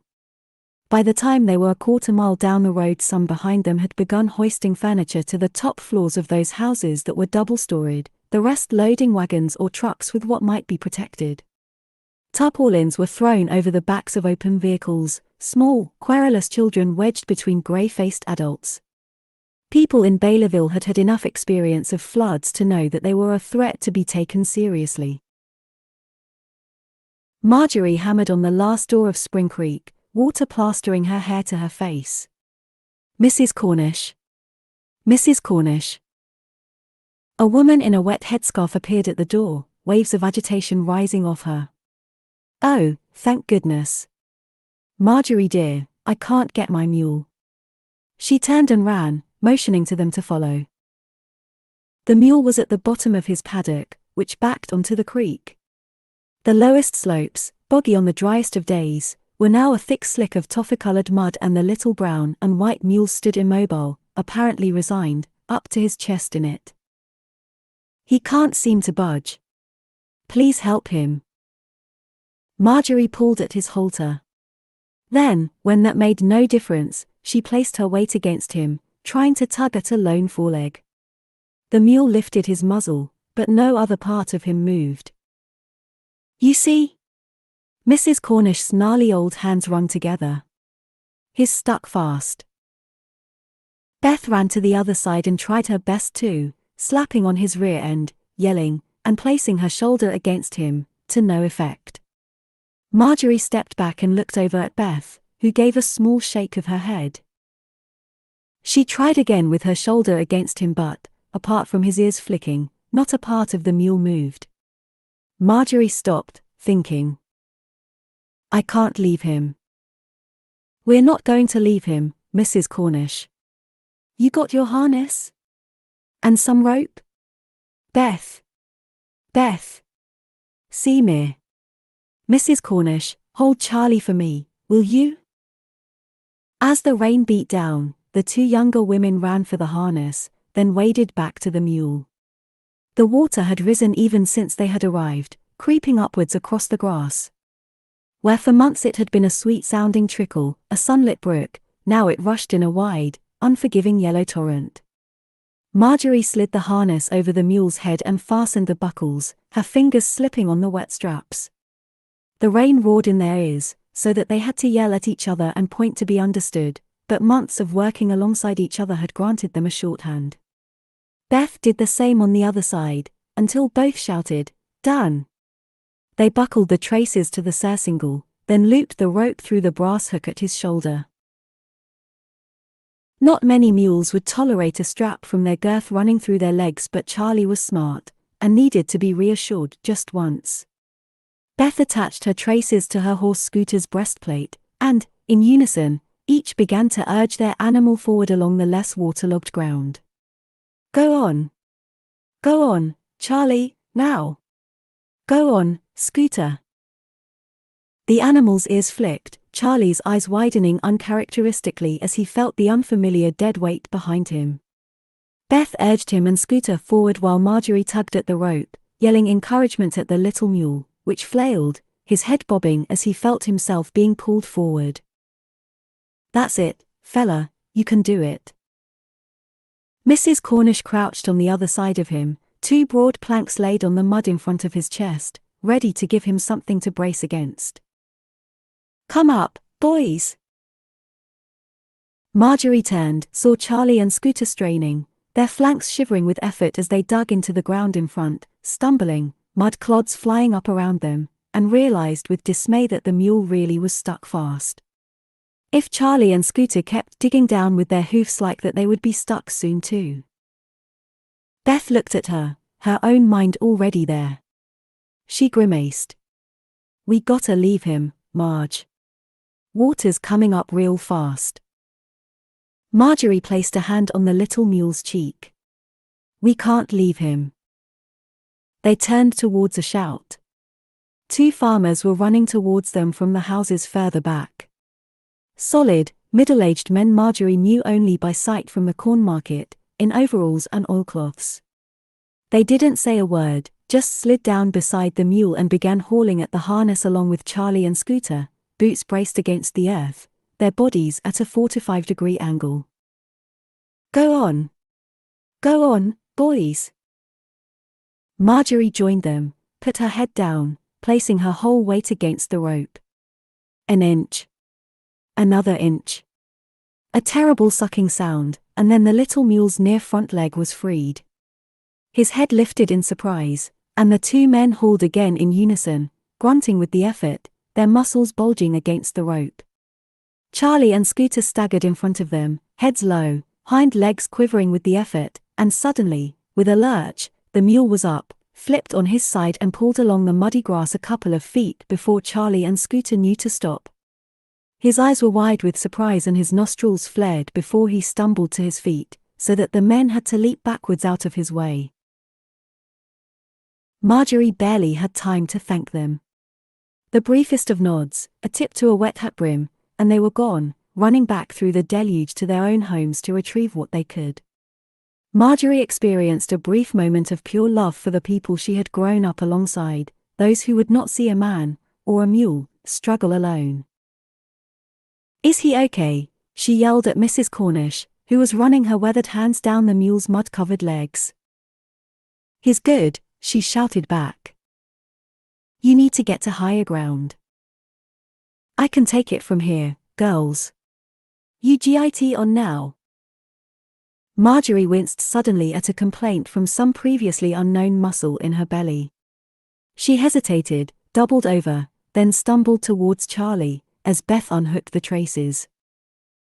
"Where next?" Beth yelled, hoisting herself aboard the skittering scooter, and Marjorie, winded from the effort of climbing back aboard Charlie, had to bend over a minute and catch her breath before she answered. "Sophia," she said, suddenly. "I'm going to check on Sophia. If this place is flooding, then Sophia and Williams will be, too. You head for the houses across the creek." Beth nodded, wheeled her horse around, and was gone. Kathleen and Alice loaded the wheelbarrow with books, covering them with sacking so that Fred could push it up the soaking path towards his home. They had only one barrow, and the women would load it as swiftly as they could, carrying the books in stacks towards the back door, then following him laden with as many other books as they could fit into 4 saddlebags, knees buckling under the weight, heads bowed against the weather. They had cleared maybe a third of the library in the past hour, but since then the water had risen to the second step and Alice was afraid they wouldn't manage much more before it rose right over. "You okay?" Fred passed Alice on the track back down. He was wrapped in oilcloth, and a trail of water ran from the side of his hat. "I think Kathleen should leave. She shouldn't be away from her children." Fred looked up at the skies, then down the road, where the mountains disappeared in a blur of grey. "Tell her to go," he said. "But what will you do?" said Kathleen, minutes later. "You can't move all these, just the two of you." "We'll save what we can. You need to go home." When she hesitated again, Fred put his hand on her upper arm. "They're just books, Kathleen." She didn't protest a second time. She just nodded, mounted Garrett's horse and swung round, cantering back up the road so that sprays of water shot out behind her. They rested a moment and stood briefly in the dry of the cabin, watching her go, their chests heaving with the effort. Water dripped off their oilcloth coats into pools on the wooden floor. "You sure you're okay, Alice? It's heavy work." "I'm stronger than I look." "Well, that's the truth." They exchanged a small smile. Almost without thinking, Fred lifted a hand and slowly wiped a droplet of rain from under her eye with his thumb. Alice was briefly stilled by the electric shock of his skin on hers, by the unexpected intensity of his pale grey eyes, his lashes soaked into shining black points. She had the strangest urge to take his thumb into her mouth and bite it. Their eyes locked and she felt her breath pushed from her lungs, her face coloring, as if he could read her mind. "Can I help?" They sprang apart at the sight of Izzy in the doorway, her mother's car parked haphazardly up against the rail, her riding boots in her hand. The roaring of the rain on the tin roof had muffled the sound of her arrival. "Izzy!" Alice's voice emerged in an embarrassed rush, too high, too shrill. She stepped forward impulsively and embraced her. "Oh, how we've missed you!" "Look, Fred, it's Izzy." "Came to see if I could help," said Izzy, blushing. That's good news." Fred was about to speak, then looked down and realized she was not wearing her leg brace. "You ain't going to be able to walk the track, are you?" "Not very fast," she said. "Okay. Let me think." "You drove that thing here," he said, incredulous. Izzy nodded. "Not too good on the clutch with my left leg, but if I lean on it with my stick I'm fine." Fred's eyebrows shot up, but he swiftly lowered them. "Marjorie and Beth have taken the routes nearer the south side of town. Take the car as far up to the school as you can and tell them on the other side of the creek that they need to get to higher ground. But go across the footbridge. Don't try to drive that thing across the water, okay?" Izzy ran for the car, her arms sheltering her head, and climbed in, trying to make sense of what she had just seen. Fred, cradling Alice's face tenderly in his hand, the two of them just inches apart. She felt, suddenly, like she had done at school, never quite party to whatever was going on, and pushed the thought away, trying to smother it in the memory of Alice's delight at seeing her. "Izzy, we've missed you." For the first time in a month, Izzy Brady felt something like herself again.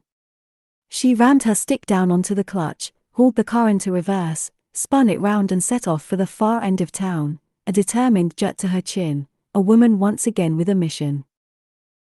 Monarch Creek was already under a foot of water by the time they reached it. This was one of the lowest points of the county. There was a reason that this land had mostly been left to colored folk. It was lush, yes, but prone to flooding. Mosquitoes and no-see-ums were thick in the air through the months of summer. Now, as Charlie clattered down the hill through the sheeting rain, Marjorie could just make out Sophia, a wooden box atop her head, wading through the waters, her dress floating around her. A pile of her and William's belongings set on the slopes of the patch of woodland above. From the doorway William looked out, his face anxious, his wooden crutch wedged under his armpit. "Oh, thank the Lord," Sophia yelled as Marjorie approached. "We need to save our things." Marjorie jumped off the mule and ran towards the house, heading into the water. Sophia had rigged up a rope between the porch and a telegraph pole by the road, and Marjorie now used this to make her way across the creek. The water was icy and the current ominously strong, although it only came to her knees. Inside the house, Sophia's cherished furniture had toppled over, the smaller items bobbing in the water. Marjorie found herself momentarily paralyzed. What to save? She grabbed for photographs on the wall, for books and ornaments, wedging them into her coat and reaching out for a side table, which she hauled to the doorway and out onto the grass. Her belly ached, the pain low in her pelvis, and she found herself wincing. "You can't save no more," she yelled at Sophia. "Water's coming up too fast. That's everything we own in there." Sophia's voice was despairing. Marjorie bit her lip. One more trip, then. William was moving around the flooded room, using his arms to support himself on the wall, trying to corral essentials: a pan, a chopping board, 2 bowls, clasping them in his huge hands. "That rain easing off any," he said, but his face suggested he already knew the answer. "It's time to get out, William," she said. "Let me just fetch a couple more." How do you tell a proud amputee he can be of no help? How do you tell him the mere fact of him being in there is not just a hindrance but likely to put them all at risk? Marjorie bit back her words and reached for Sophia's embroidery box, wedging it under her arm and wading outside, where she grabbed a wooden chair from the porch with her other, hauling them up to dry land, grunting with the effort. Then the pile of blankets, ported high above her head. Lord knew how they were going to dry those out. She looked down, feeling the sharp protest again from her womb. The water was now up to her crotch, her long coat swirling around her thighs. 3 inches higher in the last 10 minutes. "We got to go," she yelled, as Sophia, her head down, made her way back in. "No time." Sophia nodded, her face pained. Marjorie made it out of the water, feeling it drag at her, shifting and insistent. Up on the bank, Charlie shifted nervously, his reins taut against the pole, signaling his own desire to be far from there. He didn't like water, never had, and she took a second to soothe him. "I know, fella. You're doing so good." Marjorie placed the last of Sophia's items on the pile, pulling the tarpaulin over them, and wondering whether she could move any of it further up the hill. Something fluttered deep inside and she was startled until she realized what it was. She stopped and placed her hand upon her belly, feeling it again, flooded with an emotion she couldn't identify. "Marjorie!" She spun round to see Sophia clutching at William's sleeve. There appeared to have been some kind of surge and she was now up to her waist. The water, Marjorie saw, had turned black. "Oh, Lord," she murmured. "Stay there." Sophia and William had stepped down gingerly onto the underwater steps, one hand each gripping the rope, Sophia's free arm tight around her brother's waist. The inky water rushed past them, its force sending a strange energy into the air.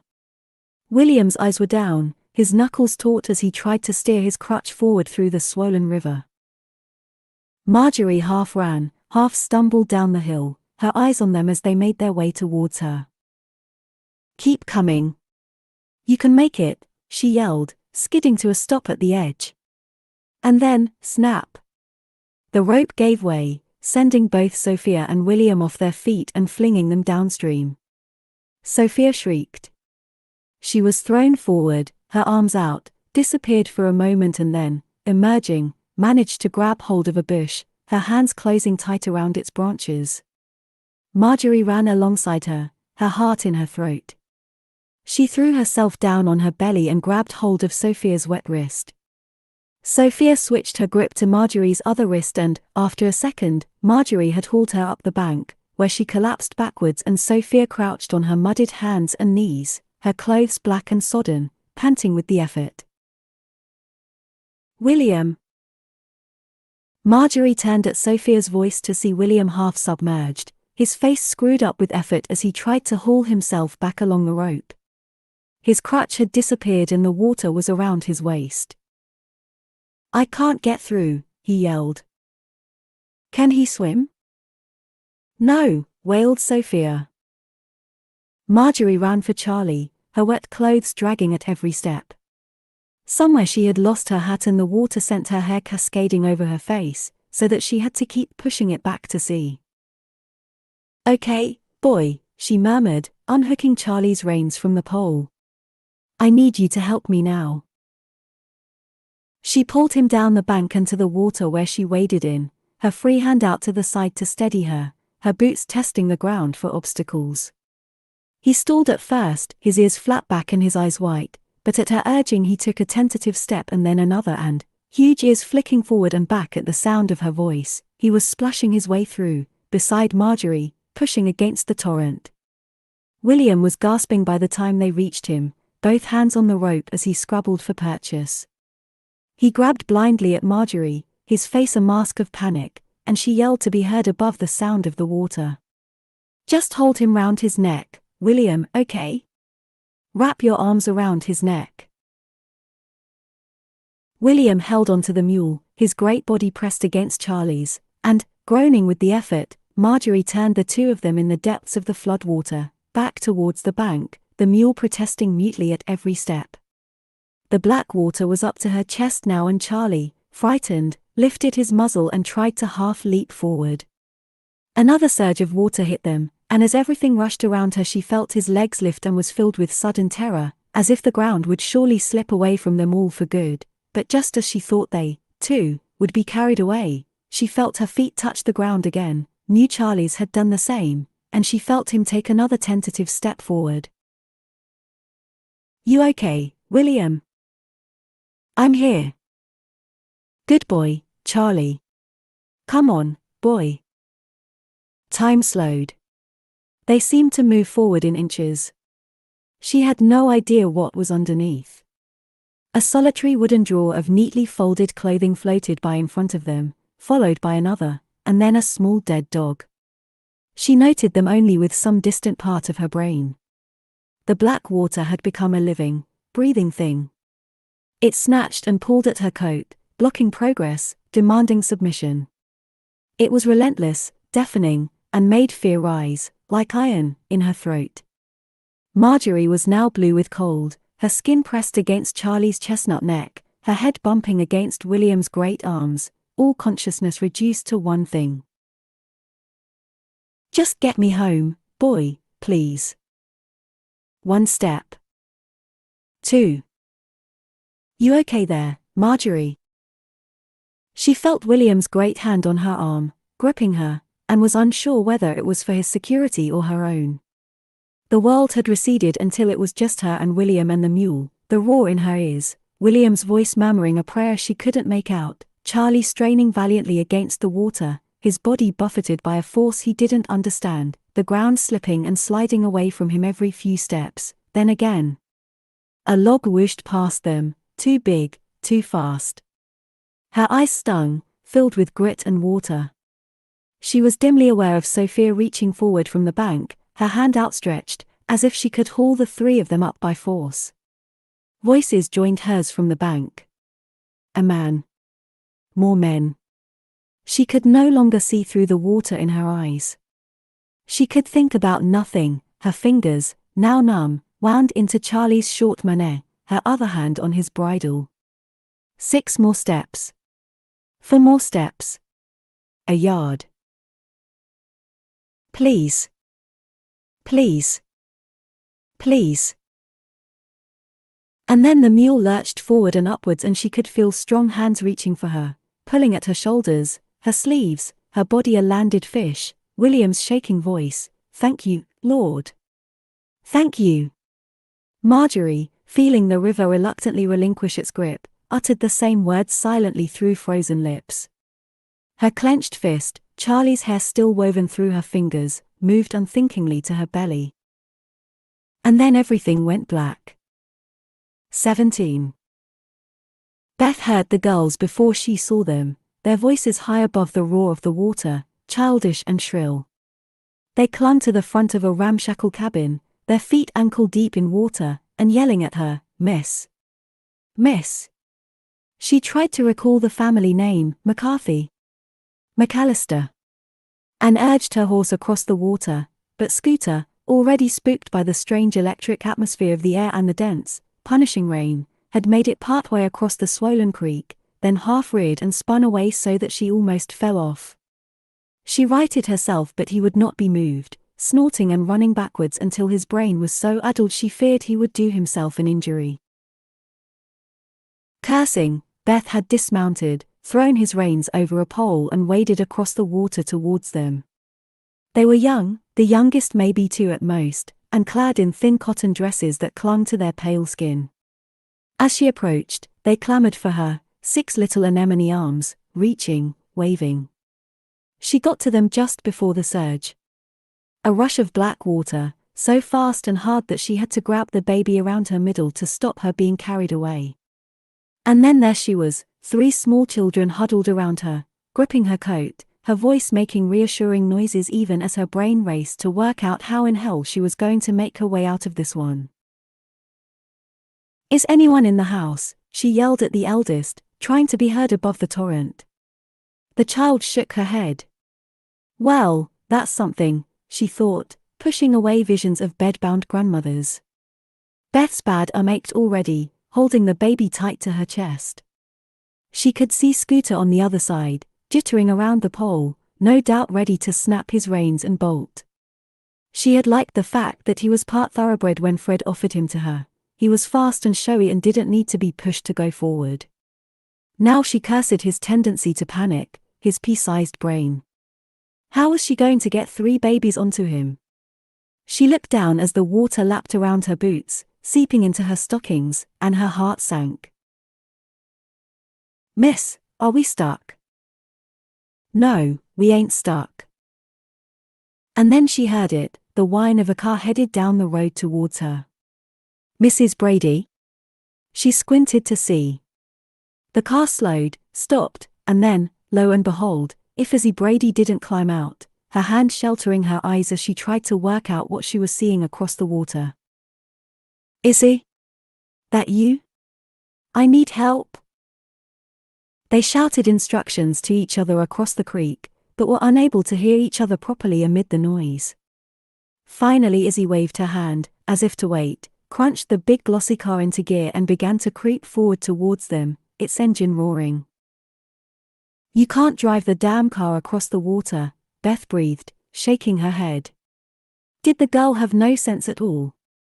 But Izzy stopped just as the front wheels were almost submerged, then ran lopsidedly to the trunk and hauled it open, pulling out a rope. She ran back to the front of the car, unspooling it, and hurled the end of the rope at Beth, once, twice, and again before Beth was able to catch it. Now Beth understood. At this distance it was just long enough to secure to the post of the porch. Beth put her weight on it and noted with relief that it held firm. "Your belt," Izzy was yelling, gesticulating. "Tie your belt around the rope." She was securing her end of the rope to the car, her hands swift and certain. And then Izzy took hold of the rope and began to make her way towards them, her limp no longer visible as she navigated the water. "You okay?" she said, as she reached them, hauling herself onto the porch. Her hair was flat and under her felt coat her pale, baby-soft sweater sagged with water. "Take the baby," Beth answered. She wanted to hug Izzy then, an uncharacteristic feeling, which she smothered in brisk activity. Izzy grasped the child, and gave the little girl a beaming smile, as if they were simply out on a picnic. All the while she was smiling, Izzy pulled her scarf from around her neck and wrapped it around the eldest's waist, tying it to the rope. "Now, me and Beth, we're going to walk across, holding on, and you're gonna be right between us, tied to the rope. You hear?" The eldest child, her eyes wide and round, shook her head. "It'll only take us a minute to get across. And then we'll all be nice and dry on the other side and we can get you back to your mama. Come on, sweetie." "I'm scared," the child mouthed. I know, but we still have to get across. The child glanced at the water, then took a step backwards, as if to disappear inside the cabin. Beth and Izzy exchanged a look. The water was rising fast. How about we sing a song? Izzy said. She crouched down to the child's level. When I'm afeard of anything, I sing me a happy song. Makes me feel better. What songs do you know? The child was trembling. But her eyes were on Izzy's. How about Camptown races?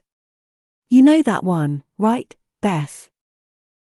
Oh, my favorite, said Beth, one eye on the water. Okay, said Izzy.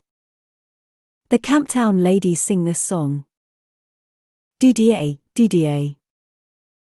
The Camptown racetrack's 5 miles long. Oh, DDA day. She smiled, stepping back into the water, which was now at thigh level. She kept her eye on the child, beckoning her forward, her voice high and cheerful, as if she had not a care in the world. Going to run all night. Going to run all day. I bet my money on a bobtailed nag.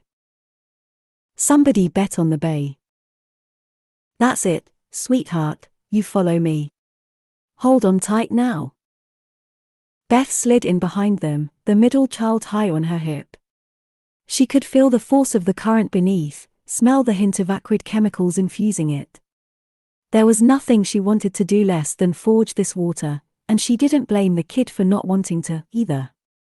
She held the toddler close, and the child plugged in her thumb, closing her eyes, as if removing herself from what she saw around her. Come on, Beth, came Izzy's voice from in front, insistent, musical. You join in too now. Oh, the long-tailed filly and the big black horse. DDA, DDA. Come to a mud hole and they all cut across. Oh, DDA day.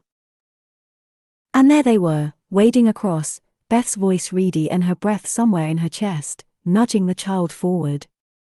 The little girl sang haltingly, her knuckles white on the rope, her face contorted with fear, yelping as she was occasionally lifted off her feet. Izzy kept glancing back, urging Beth to keep on singing, keep on moving. The water was building in height and speed. She could hear Izzy in front of her, calm and upbeat. And there, now, aren't we pretty much through? How about that? Going to run all night, going to run all. Beth looked up as Izzy stopped singing. She thought, distantly, I'm sure the car wasn't that far in the water. And then Izzy was hauling at the eldest girl's waistband, her fingers fumbling as she tried to release the knot in her scarf, and Beth suddenly understood why she had stopped singing, her look of panic, and half threw her own charge onto the bank as she grabbed at her belt and tried to release the buckle. Hurry up, Beth. Undo it. Her fingers turned to thumbs. Panic rose in her throat. She felt Izzy's hands grabbing at the belt, lifting it so that it was clear of water, felt the ominous pressure building as it tightened around her waist, and then, just as she felt herself being pulled forward, click, the belt was slipping through her fingers, and Izzy was hauling at her with a strength she'd had no idea she had, and suddenly, whoosh, the big green car was half submerged and moving down the river at an unlikely speed, away from them, on the end of its rope. They scrambled to their feet, stumbling up the hill towards the higher ground, the children's hands tight in their own, their eyes transfixed by what was unfolding before them. The rope tightened, the car bobbed, briefly tethered, and then, faced with an unstoppable weight, and with an audible fraying sound, the rope, defeated by sheer weight and physics, snapped. Mrs. Brady's Oldsmobile, custom painted in racing green, with a cream leather interior all the way from Detroit, turned over elegantly, like a giant seal revealing its belly. As the 5 of them watched, dripping and shivering, it rode away from them, half submerged, on the black tide, turned a corner, and the last of its chrome bumper disappeared around the bend. Nobody spoke. And then the baby held up her arms and Izzy stooped to pick her up. Well, she said, after a minute. I guess that's me grounded for the next 10 years. And Beth, who was not known for great shows of emotion, but suddenly propelled by an impulse she barely understood, reached over and pulled Izzy to her and kissed the side of Izzy's face, a huge, audible smacker, so that the two of them began the slow walk back to town, a little pink and, to the confusion of the small girls, prone to abrupt and seemingly inexplicable bursts of laughter. Done. The last of the books were tipped into Fred's living room. The door was closed and Fred and Alice regarded the mountainous pile that had taken over his once tidy parlor, then looked up at each other. Every single one, Alice marveled. We saved every single one. Yep. We'll be open for business before you know it. He set the kettle on the stove, and peered into his larder. He reached in, pulled out some eggs and cheese and put them on the counter. So. I was thinking you could rest here a while. Maybe have some food. Nobody'll be going too far today. I guess there's no point heading back out while it's like this. She put her hand to her head, rubbing at her wet hair. They knew of the dangers, but for that moment, Alice couldn't help but see the water, running past them down the road below, as her secret ally, halting the normal flow of the world. Nobody could judge her for resting at Fred's, could they? She had only been moving books, after all. If you want to borrow a dry shirt, there's one hanging on the stairs. She headed upstairs, peeled off her wet sweater, dried herself with a towel and put on the shirt, feeling the soft flannel against her damp skin as she buttoned it down the front. There was something about sliding into a man's shirt, Fred's shirt, that made her breath catch in her throat. She could not rid herself of the feeling of his thumb on her skin, the image of his eyes burning so intently into her own, as if he could see the very core of her. Every movement now seemed loaded with the echo of it, every casual glance or word between them filled with some new intent. She walked slowly back down the stairs towards the books, feeling the heat rise in her, as it did every time she thought of his skin touching hers. When she looked round for him, he was watching her. You look prettier in that shirt than I do. She felt herself color and glanced away. Here. He handed her a mug of hot coffee and she closed her hands around it, allowing the heat to seep in, grateful for something to focus on. Fred moved around her, shifting books, then reaching into the log basket to load the fire. She watched the muscles of his forearms tighten as he worked, the steel in his thighs as he crouched down, checking the flames. How had nobody else in this town noticed the beautiful economy in the way Frederick Gisler moved, the grace with which he used his limbs, the wiry muscles that shifted underneath his skin? Let the flickering flame of your soul play all about me. That into my limbs may come the keenness of fire. He straightened up and turned to her and she knew he must see it then, the naked truth of everything she felt, writ large upon her face. Today, she thought suddenly, no rules applied. They were in a vortex, a place of their own, away from water and misery and the travails of the world outside. She took a step towards him as if she were magnetized, stepping over the books without looking down, and placed her mug upon the mantel, her eyes still on his. They were inches from each other now, the heat of the blazing fire against their bodies, their eyes locked. She wanted to speak but she didn't have a clue what to say. She just knew that she wanted him to touch her again, to feel his skin on her lips, under her fingertips. She wanted to know what everyone else seemed to know so casually and easily, secrets whispered in darkened rooms, intimacy that went far beyond words.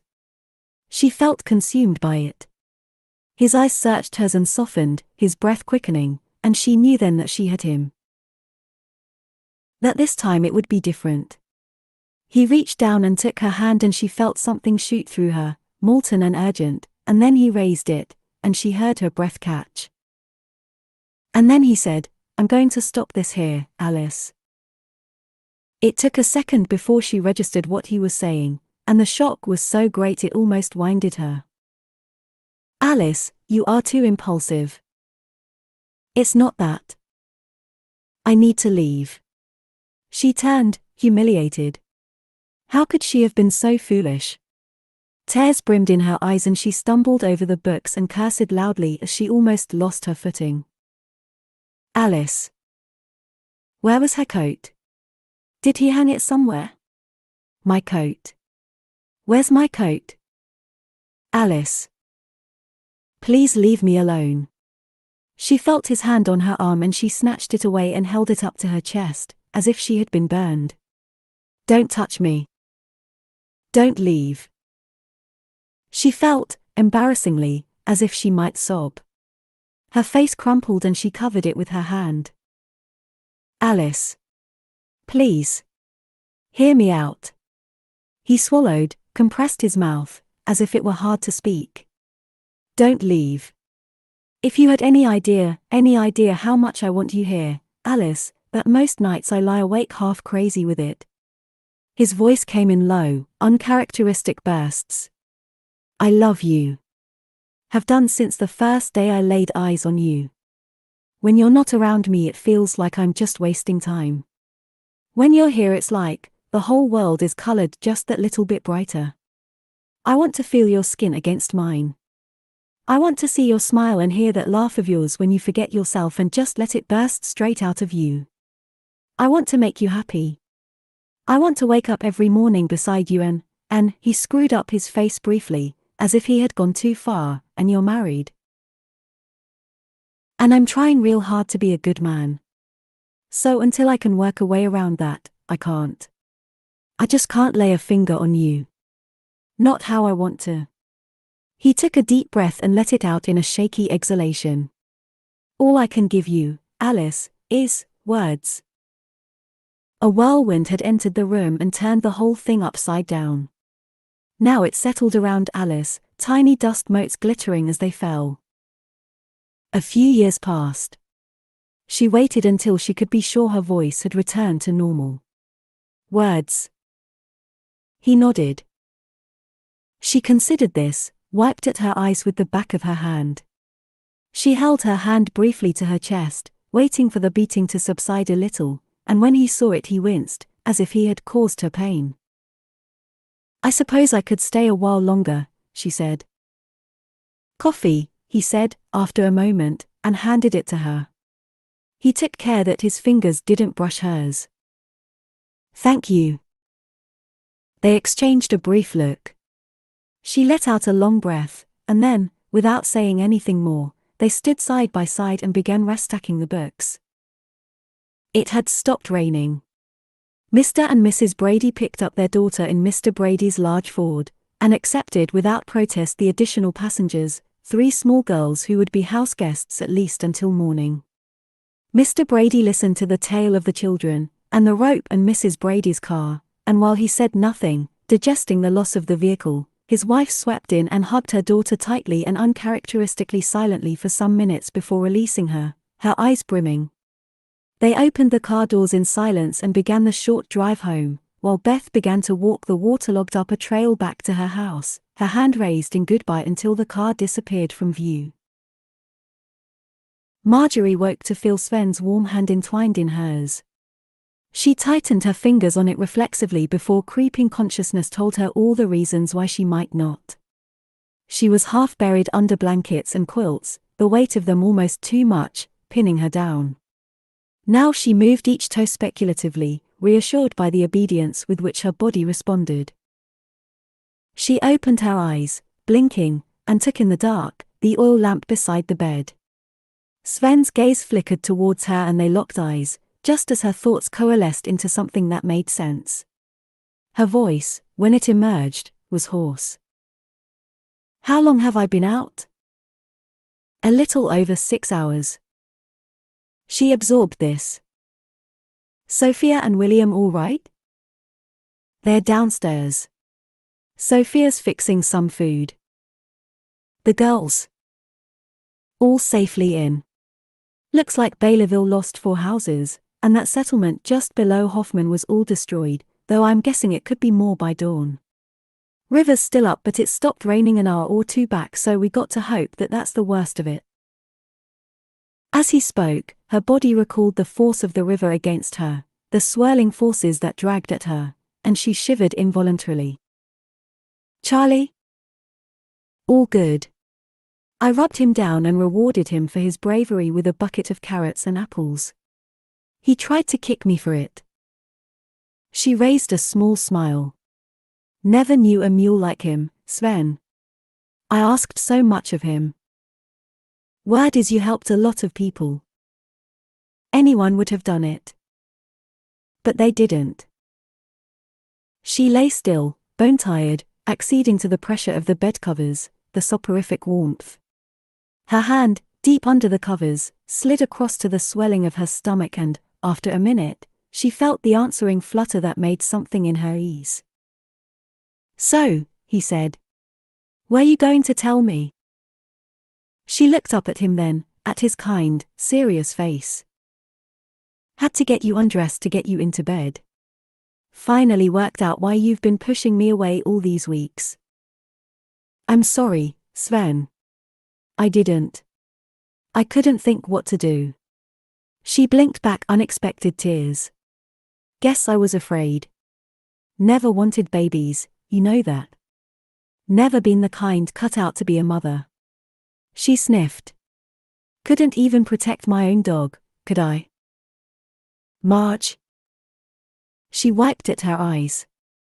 Guess I thought if I ignored it, what with my age and all, it might. She shrugged, go away. He winced then, a man who couldn't bear to see a farmer drown a kitten. But. She said nothing for a moment. Then her voice lowered to a whisper, I can feel her. Telling me things. And I realized it out there on the water. It ain't really a question. She's here already. Wants to be here. She? I know it. He smiled, shook his head.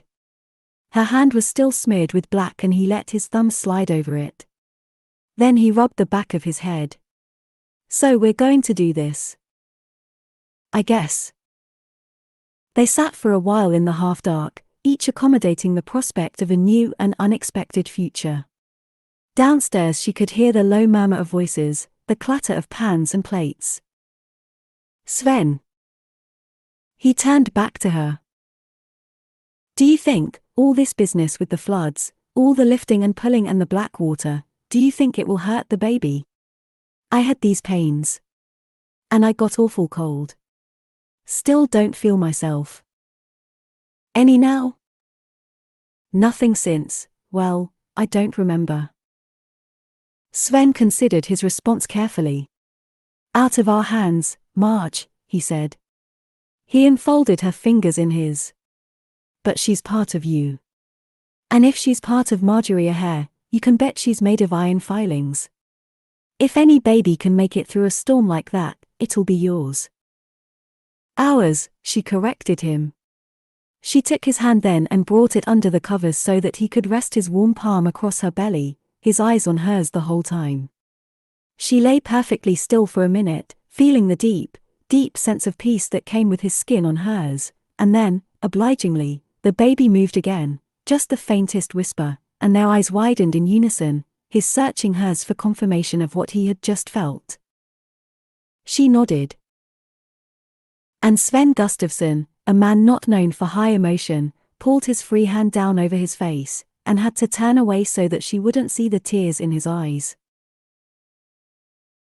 The Bradys were not accustomed to using harsh words. While their union could not be described as the perfect meeting of minds, neither enjoyed conflict within the home, and each held for the other such a healthy respect that they rarely allowed themselves an openly cross exchange, and knew each other's responses well enough after the best part of 30 years to usually avoid it.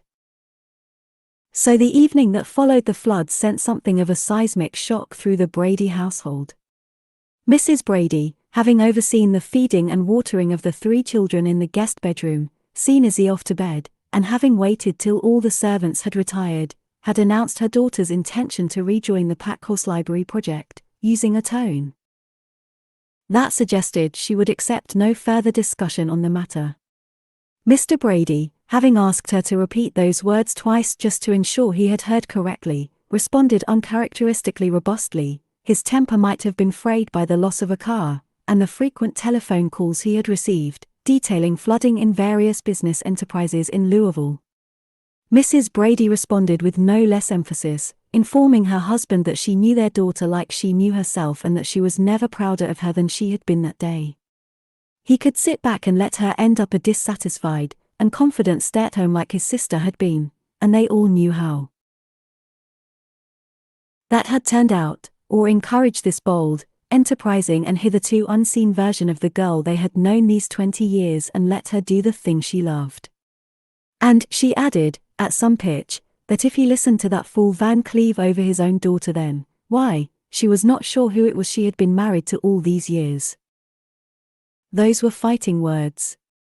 Mr. Brady met them with equal force, and although their house was large, their voices echoed through the wide, wood-paneled corridors and on through the night until dawn broke, unheard by the comatose children, or Izzy, who had fallen abruptly off a cliff of sleep, at which point, having reached an uneasy truce, both exhausted by this unexpected turn in their union, Mr. Brady announced wearily that he needed an hour of shut-eye at least, because there was a big day of cleaning up ahead and Lord only knew how he was supposed to get through it now.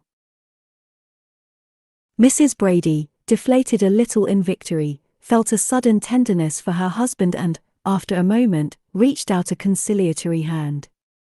And it was like this, as the light broke, that the maid found them an hour and a half later, still fully dressed, and snoring on the huge mahogany bed, their hands entwined between them. 18. An enterprising grocer in Oklahoma recently sold 24 buggy whips in 2 days. 3 customers, however, said theirs would be used for fishing poles, while one was sold to a mother who wanted to whale her son. The Furrow, September-October 1937. Marjorie was washing her hair on Sunday morning, her head low over a bucket of warm water, sluicing and wringing it into a thick glossy rope, when Alice walked in. Alice muttered an apology, half asleep and a little groggy. She hadn't realized anyone was in there, and began to back out of the little kitchen when she caught sight of Marjorie's belly, briefly visible through her thin cotton nightdress, and did a double take. Marjorie looked sideways at her, wrapping a cotton sheet around her head, and caught it. She straightened up, placing her palm over her belly button. "Yes, it is, yes, I am, just over 6 months, and I know. Not exactly part of the plan." Alice's hand flew to her mouth. She recalled suddenly the sight of Marjorie and Sven at the Nice and Quick the night before, how she had sat on his lap all evening, his hands wrapped protectively around her middle. But guess I didn't pay as much attention to that little blue book as I should have done. But what are you going to do? Alice couldn't take her eyes off the roundness of it. It seemed so unlikely. Marjorie's breasts, she saw now, were almost obscenely full, a hint of blue veins crisscrossing her chest where her robe had slipped to reveal a sliver of pale skin. "Do? Not much I can do." "But you're not married." "Married? That's what you're fretting about?" Marjorie let out a hoot. "Alice, you think I give a fig what people around here think of me? Why, Sven and I are good as married. We'll bring the child up and we'll be sweeter to her and to each other than most married people around here. I'll educate her and teach her right from wrong, and as long as she has her ma and pa to love her, I can't see as what I'm wearing on my left hand is anyone else's business." Alice couldn't get her head around the idea that someone could be 6 months pregnant and not care that her baby might be a bastard, that it might even go to hell. And yet, faced with Marjorie's cheerful certainty, her, yes, looking closely at her face, one might even call it radiance, it was hard to maintain that this really was a disaster. She let out a long breath. "Does anyone know?" "Aside from Sven." Marjorie rubbed at her hair vigorously, then paused to check the dampness of her hair with her fingers. "Well, we haven't exactly hollered about it. But I can't keep it quiet for much longer. Poor old Charlie will be buckling at the knees if I get much bigger." A baby. Alice was filled with a complex mix of emotions, shock, admiration that, yet again, Marjorie had decided to play life by her own rules, but shot through it all, sadness, that everything had to change, that she might not again have her friend to gallop up mountainsides, to laugh within the snug confines of the library. Marjorie would surely stay home now, a mother like everyone else. She wondered what would even happen to the library with Marjorie gone. She was the heart and backbone of it. And then a more worrying thought occurred. How could she stay here once the baby was born? There would be no room. There was barely enough for the three of them as it was. "I can pretty much hear you fretting from here, Alice," Marjorie called, as she walked back through to her bedroom. "And I'm telling you nothing needs to change. We'll worry about the baby when it comes. No point winding yourself into a knot until then." "I'm fine," Alice said. "Just pleased for you. And wished desperately that it was true." Marjorie rode down to Monarch Creek on Saturday, nodding greetings as she passed families busy cleaning up, sweeping wet piles of silt out of their front doors, ferrying ruined furniture into piles only good enough to dry out for firewood. The floods had devastated the lower reaches of the town, home to the poorer families who were less likely to make a noise about it. Or at least have that noise listened to. In the more affluent parts of town, life had already pretty much returned to normal. She pulled Charlie to a halt outside Sophia and William's house, her heart sinking as she surveyed the damage. You could know something to be true, but it was something else having to look it square in the eye. The little house stood, just, but positioned at the lowest part of the road. As it was, it had borne the brunt of the flood. The posts of the neat deck were cracked and broken, while the flower pots and the rocking chair that had stood on it had been washed away, along with the two front windows. What had been a neat little vegetable garden was now a sea of black mud, from which random pieces of broken wood emerged in place of plants, and the stench was foul and sulphurous. A thick dark tide mark rode along the upper part of the frames and weatherboarding, and Marjorie didn't need to go any further to guess what it was like inside. She shivered, recalling the water's cold grip, and placed her palm against Charlie's soft neck, feeling a sudden visceral urge to head home to warmth and safety. She dismounted. It took a little more effort to clear the saddle now, and hooked the reins on a nearby tree. There was nothing for the mule to graze, just dark sludge for some distance up the slopes. "William," she called, her boots squelching as she made her way towards the little cabin. "William?" "It's Marjorie." She called a couple more times, waiting until it was clear that nobody was at home, then turned back to the mule, feeling the unfamiliar stretch and weight in her belly, as if the baby had decided she was now free to make her presence felt. She stopped by the tree, and was reaching for the reins when something caught her eye. She tilted her head, studying the tide mark several feet up from the base of the trunk. The whole way down from the library the marks left by the river had been red-brown, varying in color but essentially mud or silt. The marks here were as black as pitch. She recalled how the water had turned dark abruptly, the chemical tang that had stung her eyes and caught the back of her throat. Van Cleve had not been seen in town for the 3 days since the flood. She squatted, running her fingers across the tree bark, then sniffed them. She stayed there, completely still, thinking. Then she wiped her hands on her jacket and, with a grunt, hoisted herself back into the saddle. "Come on, Charlie boy," she said, turning him around. "We're not going home just yet." Marjorie rode high up into the narrow pass to the northeast of Baileyville, a route most considered impassable, given the steepness of the terrain and the dense undergrowth. But both she and Charlie, having been raised on rough ground, could see a way through as instinctively as a boss could see a dollar sign, and she dropped the buckle of the reins onto his neck and leaned forward, trusting him to pick a path through while she lifted branches clear of her head. The air grew colder the higher they traveled. Marjorie wedged her hat down on her head and tucked her chin into her collar, watching her breath rise in damp clouds. The trees grew closer the higher they went, and the ground was so steep and flinty that Charlie, sure-footed as he was, began to stumble and hesitate. She climbed down finally by a rocky outcrop, hooked his reins on some saplings, and hiked the rest of the way to the top on foot, puffing a little with the extra weight of her new cargo. Every now and then she would pause, her hand in the small of her back. She had felt uncommonly tired since the flood and pushed away the knowledge of what Sven would say if he knew where she'd gone. It took the best part of an hour to climb far enough on the ridge that she could finally see the back of Hoffman, the part of its 600-acre site not visible from the mines, and shielded from wider view by the horseshoe of steep, tree-covered slopes that surrounded it. She grabbed onto a trunk to haul herself up the last few feet and then stood a moment, allowing her breath to settle. And then she looked down and cursed. 3 vast slurry dams stood behind the ridge, accessible only via a gated tunnel through the mountaintop. 2 were full of dull, inky water, still swollen by the rains. The third was empty, its muddy base stained black, and its embankment crumbled to nothing where the slurry had burst out and down the other side, leaving a brackish trail along the winding riverbeds towards the lower end of Baileyville. Of all the days that Annie could pick to suffer with her legs, this was just about the most inconvenient. Van Cleve muttered to himself as he waited in the booth for the girl to bring his food. Across from him Bennett sat in silence, his eyes sliding towards the other customers as if he were even now trying to gauge what people were saying about them.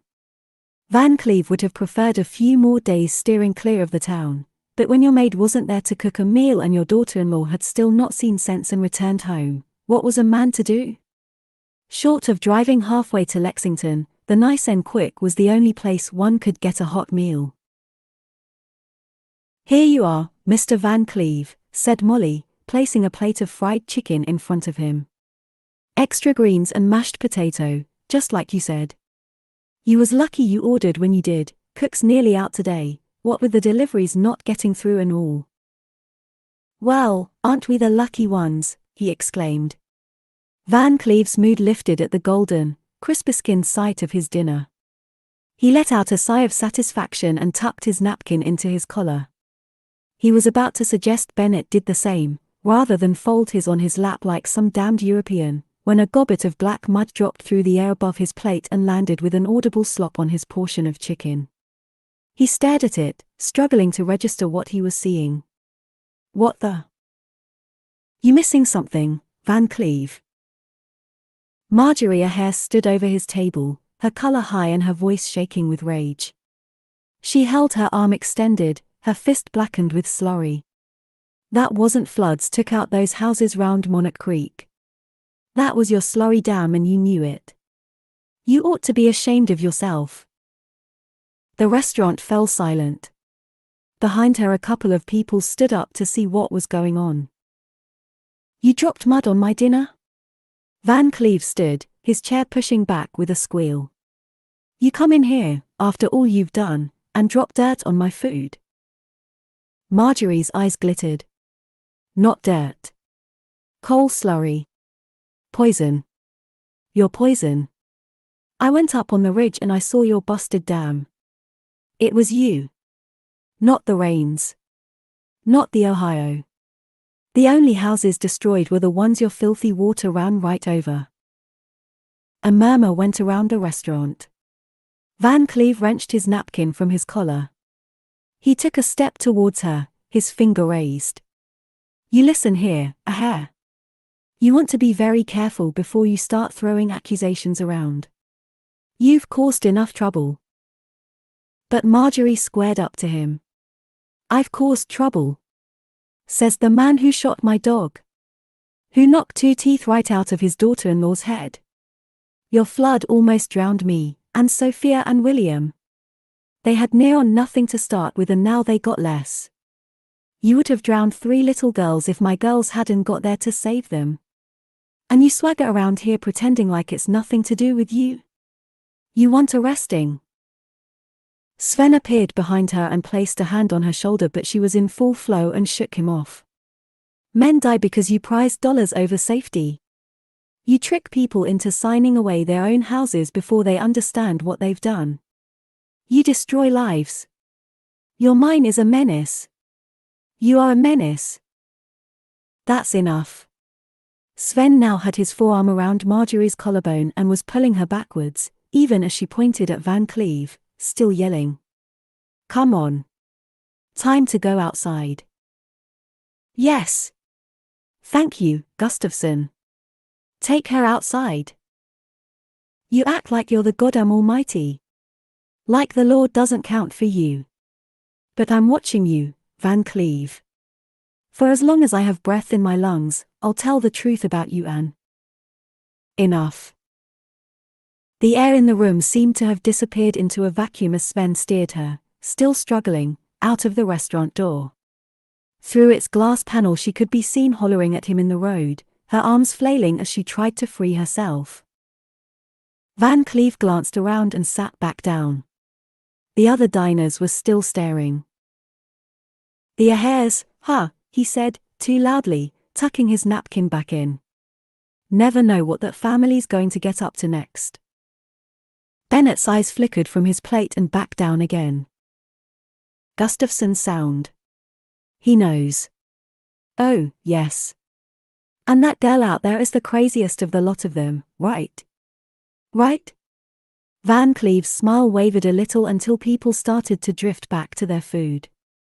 He let out a breath and motioned to the waitress. "Molly? Sweetheart? Could you, get me a fresh plate of chicken, please? Thank you kindly."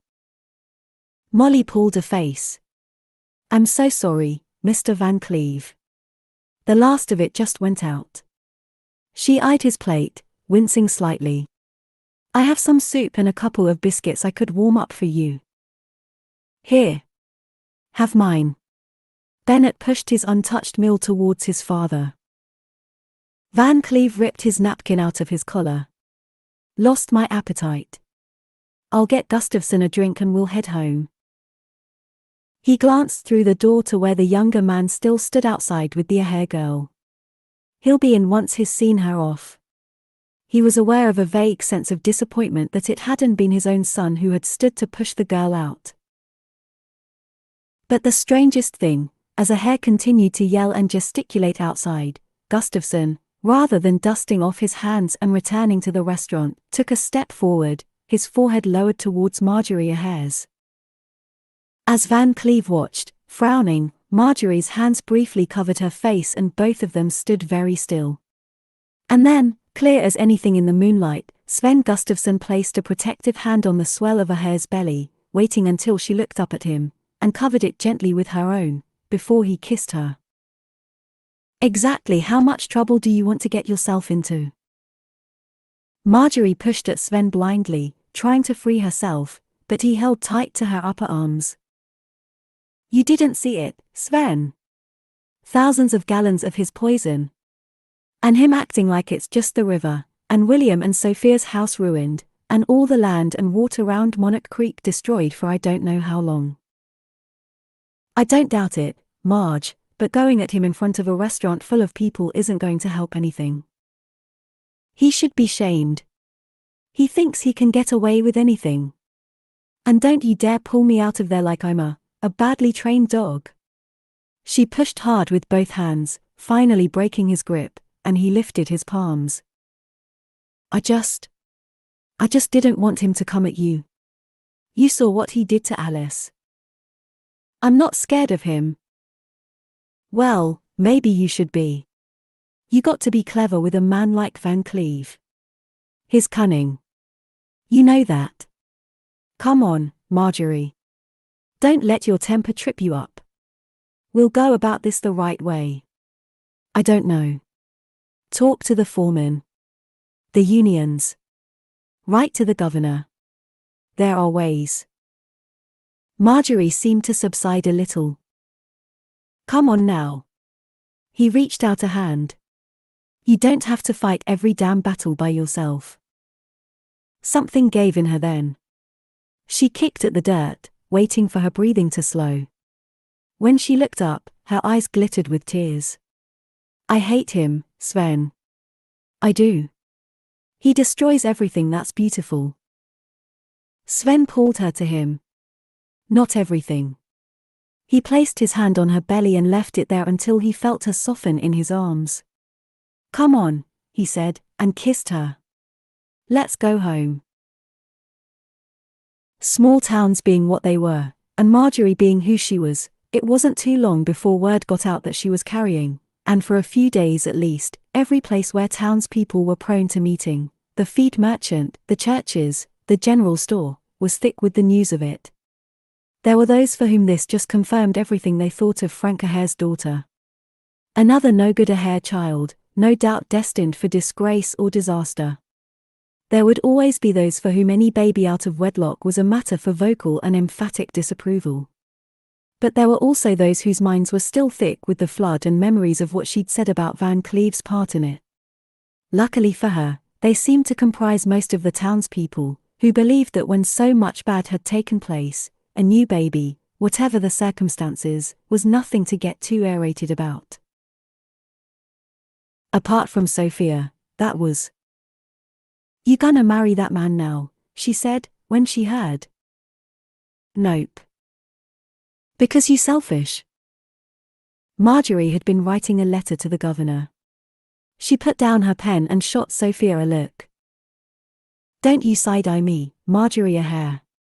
I know what you think about being joined under the Lord. Believe me, we all know your views. But this ain't just about you anymore, is it? You want that baby to get called names in the schoolyard. You want her to grow up second class.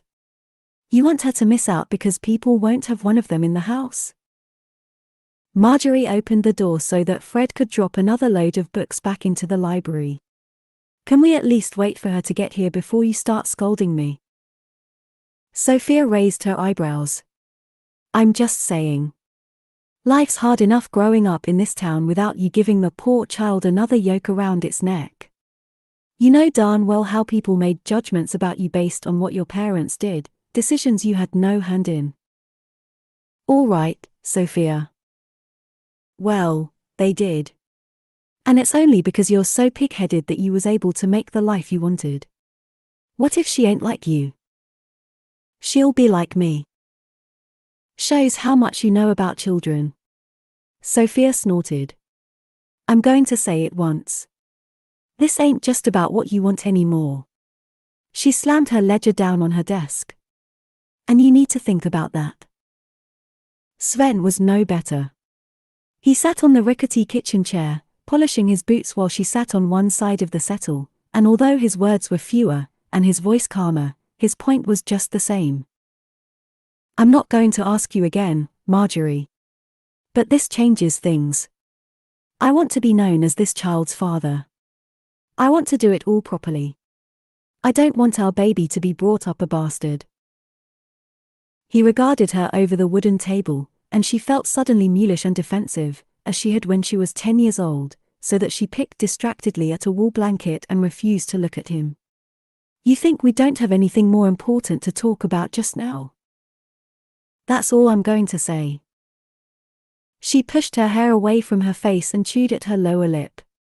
He crossed his arms, brow lowered, ready for her to yell that he was driving her crazy, that he had promised not to keep going on, and she had had enough and he could git on back to his own house. But she surprised him.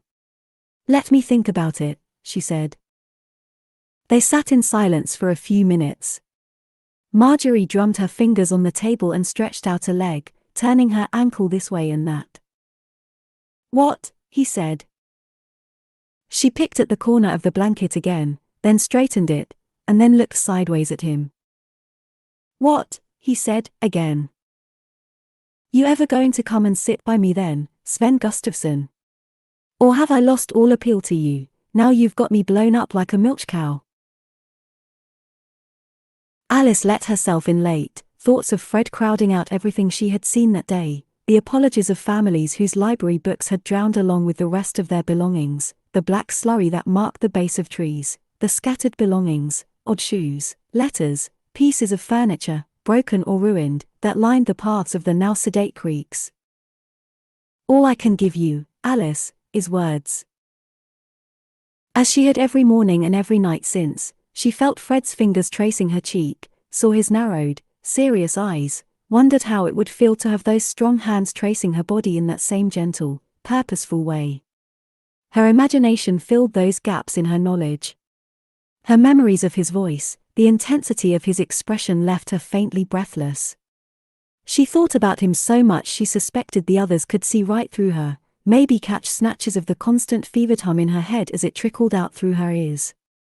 It was almost a relief to reach Marjorie's cabin, her collar turned up against the April wind, and know that she would be forced to think about something else for a couple of hours at least, book bindings or slurry or string beans. Alice walked in, closing the screen door quietly behind her. She'd had a horror of slamming doors since she'd left the Van Cleve house, and removed her coat, hanging it on the hook. The cabin was silent, which usually meant that Marjorie was out back, attending to Charlie or the hens. She walked over to the bread bin and peered inside, pondering how empty the place still felt without Bluey's boisterous presence. She was about to call out back when she heard a sound that had been absent these last weeks: muffled cries, soft moans of pleasure coming from behind Marjorie's closed door. She stopped dead in the middle of the floor and, as if in response, the voices suddenly rose and fell in unison, threaded through with terms of endearment and suffused with emotion, springs creaking and the head of the bed banging emphatically against the wooden wall and threatening to build to a crescendo. "Oh, ruddy marvelous," Alice muttered softly to herself. And she put her coat back on, stuffed a piece of bread between her teeth and went to sit outside on the front porch on the squeaky rocker, eating with one hand, and plugging her good ear with the other. It was not unusual for the snows to last a whole month longer on the mountaintops. It was as if, determined to ignore whatever was going on down in the town, they refused to relinquish their icy hold until the last possible moment, right up until waxy buds were already poking through the thinning crystalline carpet, and on the upper trails the trees were no longer brown and skeletal but shimmered with a faint hint of green. So, it was some way into April before the body of Clem McCullough was revealed, his frost-bitten nose visible first, as the snows melted high on the uppermost ridge, and then the rest of his face, gnawed in places by some hungry creature and his eyes long missing, found by a hunter from Berea, who had been sent to the hillsides above Red Lick looking for deer, and would have nightmares for months afterwards about rotting faces with fathomless holes for eyes. To find the body of a well-known drunk was not that much of a surprise in a small town, especially in moonshine country, and might normally have guaranteed just a few days' chatter and shaking of heads, as news got around. But this was different. Clem McCullough's head, the sheriff announced, not long after he and his men came back down the mountainside, had been stove in on the back of a pointed boulder. And resting on the upper part of his chest, revealed as the last of the snow melted away, was a heavily blood-stained, fabric-bound edition of Little Women, marked Baylorville Packhorse Library WPA. 19. Men expected women to be calm, collected, cooperative, and chaste. Eccentric conduct was frowned upon, and any female who got too far out of line could be in serious trouble. Virginia Cullen Roberts, the women was too tough. Van Cleve, his belly full of pork rinds and a fine film of excitement glistening on his brow, walked into the sheriff's office. He brought with him a wooden box of cigars and a beaming smile, not that he would have admitted any particular reason for either. No, but the discovery of McCullough's body meant that the breached dam and the slurry cleanup were suddenly old news. Van Cleve and his son could walk down the street again and, for the first time in weeks as he emerged from his car, he experienced something like a spring in his step. "Well, Bob, I can't say I'm surprised. You know she's been causing trouble the whole year, destabilizing our community, spreading wickedness." He leaned forward and lit the sheriff's cigar with a click of his brass lighter. The sheriff sat back in his chair. "I'm not entirely sure I'm with you, Jeff." "Well, you'll be arresting the Aher girl, won't you?" "What makes you think it has anything to do with her?" Bob, we've been friends a long time. You know as well as I do the beef the McCulloughs had with the Ahers. Goes back as far as any of us can remember. And who else would be riding all the way up there?" The sheriff said nothing. "And, more pertinently, a little birdie tells me there was a library book found by the body." "Well, that just about settles it, I'd say. Case closed." He took a long drag of his cigar. "Wish my boys was as efficient at solving crime as you, Jeff." The sheriff's eyes crinkled with amusement. "Why, you know she was responsible for persuading my Bennett's wife away from him, though we've tried to keep that on the low down, to save him embarrassment." They were happily married until she came along. No, she puts wicked ideas in girls' heads and causes mayhem wherever she goes. I for one will sleep better knowing she's locked up tonight." "Is that right?" said the sheriff, who had known about the Van Cleve girls' movements for months. There was little in this county that escaped him. "That family, Bob." Van Cleve blew smoke to the ceiling. "There's bad blood, shot all the way through the hairline. Why, do you remember her Uncle Vincent? Now there was a rogue." "Can't say as the evidence is conclusive, Jeff. Between us, as it stands, we can't prove beyond doubt she was on that route, and our one witness is now saying she can't be sure whose voice it was she heard." "Of course it was her. You know darn well that the little polio girl wouldn't do it, and nor would our Alice. That leaves the farm girl and the colored. And I'd put money on it she don't ride." The sheriff turned down the corners of his mouth in a way that suggested he was not convinced. Van Cleve jabbed a finger on the desk. "She's a malign influence, Bob. Ask Governor Hatch. He knows. The way she was spreading salacious material under the guise of a family library. Oh, you didn't know about that? She's been fomenting discord up on Northridge so they wouldn't allow the mine to go about its legal business. Every bit of trouble around here for the past year you can pretty much trace back to Marjorie O'Hare. This library has given her ideas above her station. The longer she's locked up the better. You know she's with child. Well, there you go. No moral compass whatsoever. Is that how a decent woman behaves? Is that really someone you want going into houses where there are young and impressionable people? I guess not." Van Cleve mapped it out with his fingers in the air, looking at some distant horizon. "She took her route, crossed paths with poor old McCullough on his way home, and when she saw he was drunk, she had an opportunity to avenge her no-good father, and killed him with the nearest thing she had to hand, knowing full well he would be buried under the snow. She probably thought the animals would eat him and nobody would ever find the body. It's only luck and the grace of God Almighty that somebody did. Cold-blooded, that's what she is. Contravening the laws of nature in every possible regard." He took a deep draw of his cigar and shook his head. "I tell you, Bob, I wouldn't be at all surprised if she did it again." He waited a moment, then added, "That's why I'm glad there's a man like you in charge around here. A man who will stop the spread of lawlessness. A man who is not afraid to make the law count."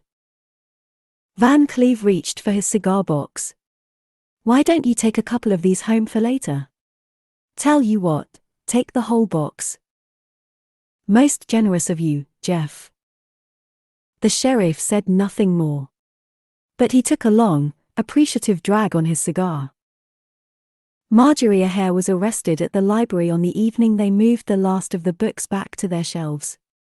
The sheriff arrived with his deputy and at first Fred greeted them warmly, thinking they'd come to examine his newly replaced floorboards and relined shelves, as townspeople had been doing all week. Checking on the progress of everyone else's repairs had added a new dimension to the daily passing of time in Baileyville. But the sheriff's face was long and cold as a tombstone. As he planted his boots in the center of the room and gazed around him, something in Marjorie plummeted, a heavy stone in a bottomless well. "Which one of yous takes the route up to the mountains above Red Lick?" Their eyes slid towards each other. "What's the matter, Sheriff?" "Someone late returning their books," said Beth, but nobody laughed. "The body of Clem McCullough was found on Arnott's Ridge 2 days ago. Looks like the murder weapon came from your library."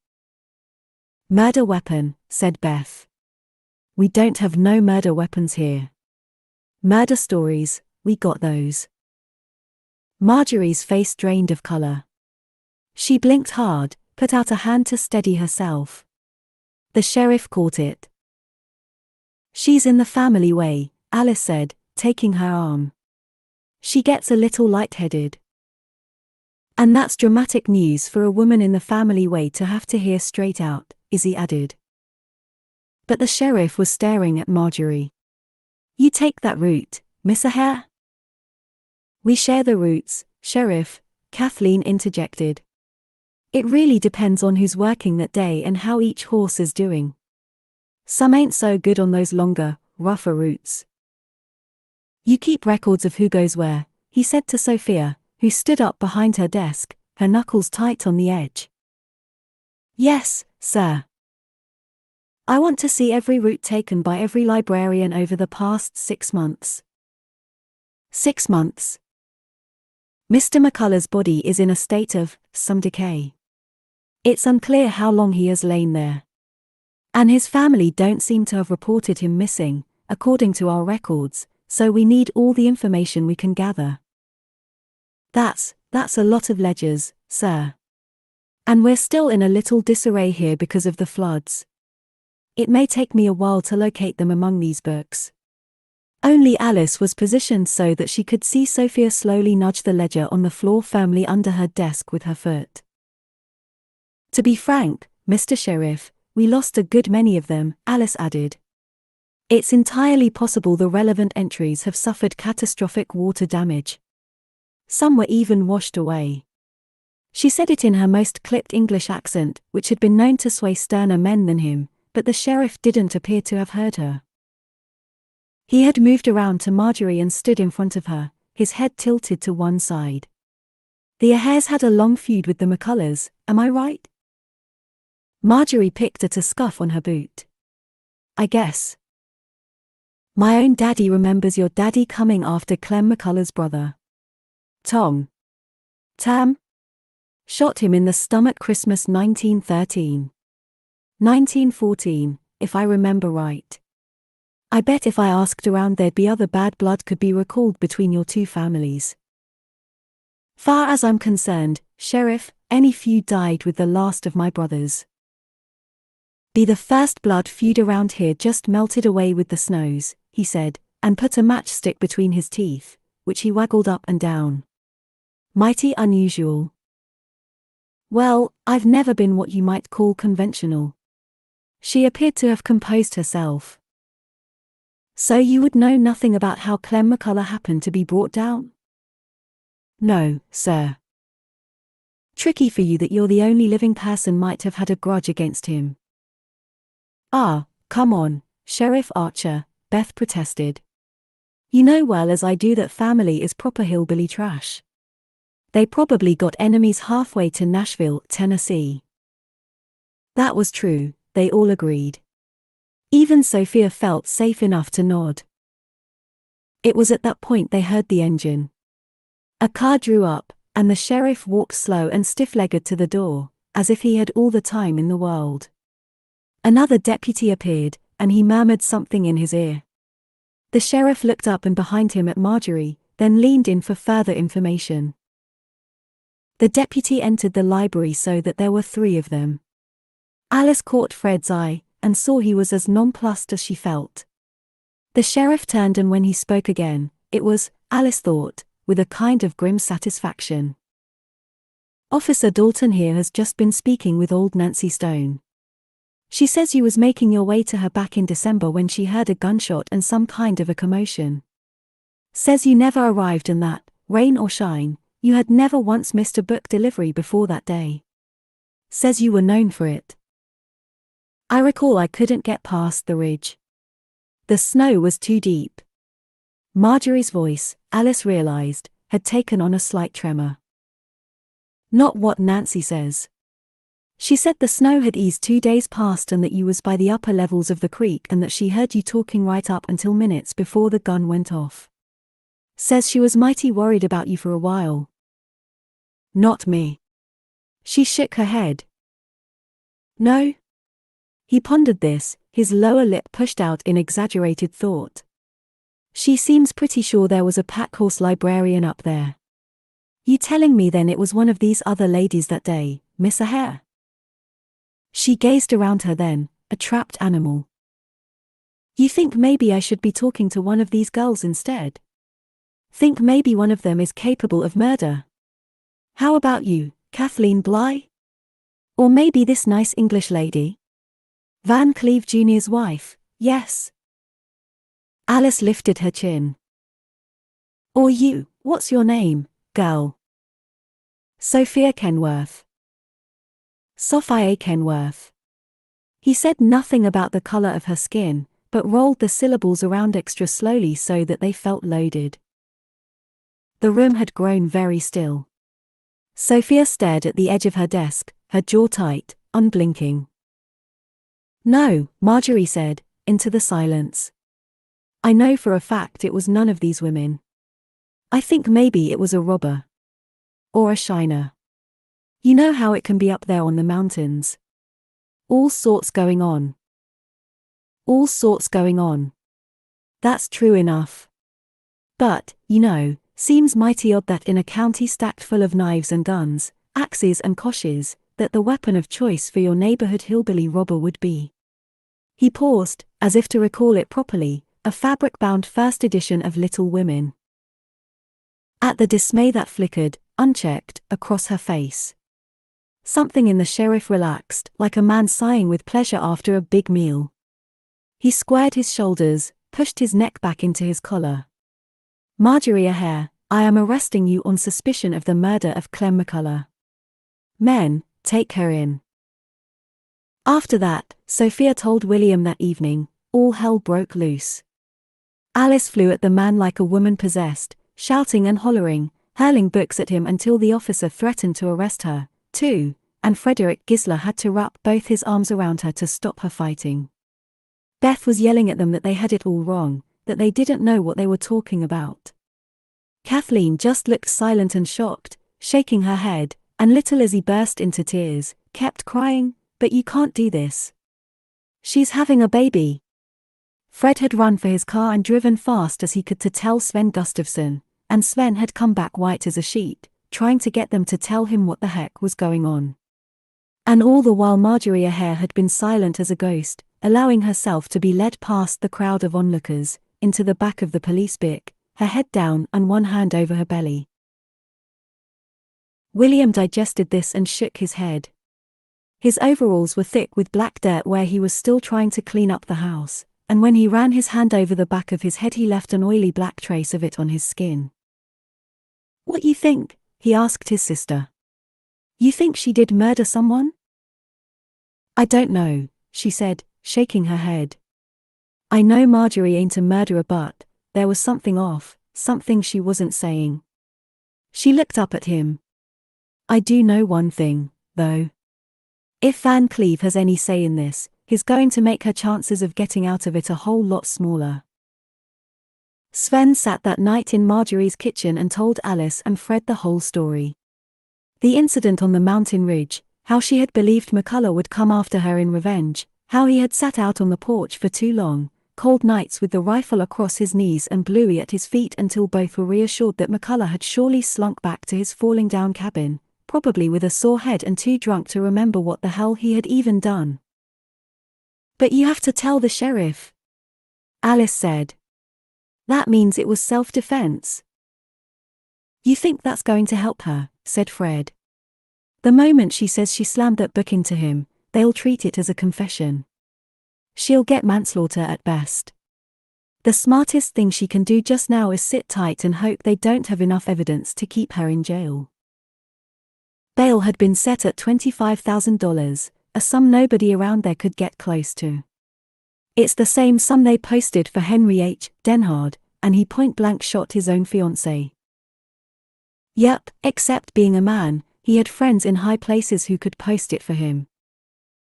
Nancy Stone had apparently wept when she heard what the sheriff's men had done with her testimony. She had made her way down the mountain that evening, the first time she had done so in 2 years, banged on the door of the sheriff's office and demanded that they let her retell her story. I said it all wrong, she said, and cursed, through her missing teeth. I didn't know you was gonna arrest Marjorie. Why, that girl has done nothing but good for me and my sister, for this town, hang you, and that's how you're going to repay her. There had indeed been a murmur of unease around town at the news of the arrest. But murder was murder, and the McCulloughs and the Aherns had been the death of each other for generations so far back that nobody could even remember how it all started, just like the Cahills and the Rogersons, and the 2 branches of the Campbell family. No, Marjorie Hare had always been an odd one, contrary since she could walk, and that was just the way these things went sometimes. She could certainly be cold-hearted too. Why didn't she sit stone-faced at her own daddy's funeral without shedding a tear? It didn't take long for the endless seesaw of public opinion to begin to wonder whether maybe there was something of the devil in her after all. Down in the low-lying little town of Baileyville, deep in the southeastern reaches of Kentucky, the light disappeared slowly behind the hills, and not long after, in little houses along Main Street and dotted among the mountains and hollers, the oil lamps flickered and went out, one by one. Dogs called to each other, their howls bouncing off the hillsides, to be scolded by exhausted owners. Babies cried and were, sometimes, comforted. Old people lost themselves in memories of better times, and younger ones in the comforts of each other's bodies, hummed along to the wireless or the distant playing of somebody else's fiddle. Kathleen Bly, high in her cabin, pulled her sleeping children close, their soft, yeasty heads like bookmarks on each side of her, and thought of a husband with shoulders like a bison and a touch so tender it could make her weep happy tears. 3 miles northwest, in a big house on a manicured lawn, Mrs. Brady tried to read another chapter of her book while her daughter sang muffled scales in her bedroom. She put the book down with a sigh, saddened by the way life never quite turned out how you hoped it would, and wondered how she was going to explain this one to Mrs. Nofsier.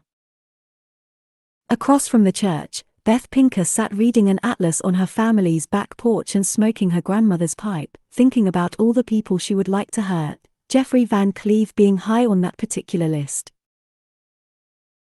In a cabin that should have had Marjorie Hare in the heart of it, 2 people sat sleepless on each side of a rough-hewn door, trying to work out a route to a different outcome, their thoughts like a Chinese puzzle, and a solid knot of anxiety too huge and weighty pressing down upon each of them. And a few miles away, Marjorie sat on the floor with her back against the wall of the cell and tried to fight the rising panic that kept pushing up from her chest, like a choking tide. Across the hall, 2 men, a drunk from out of state and a habitual thief whose face she could recall but not name, called obscenities at her, and the deputy, a fair man who was troubled that there were no segregated facilities for women. He could barely remember the last time a woman was kept overnight in Baileyville jail, let alone a pregnant one, had strung up a sheet across half the bars to shield her a little. But she could still hear them, and smell the sour scents of urine and sweat, and all the while they knew she was there, and this lent the confines of the little jail an intimacy that was disturbing and discomforting to the point where, exhausted as she was, she knew no sleep would come. She would have been more comfortable on the mattress, especially as the baby was now of a size where it seemed to press down on unexpected parts of her. But the mattress was stained and full of chiggers, and she had sat there for a full 5 minutes before she had started to itch. "You want to peel back that curtain there, girl?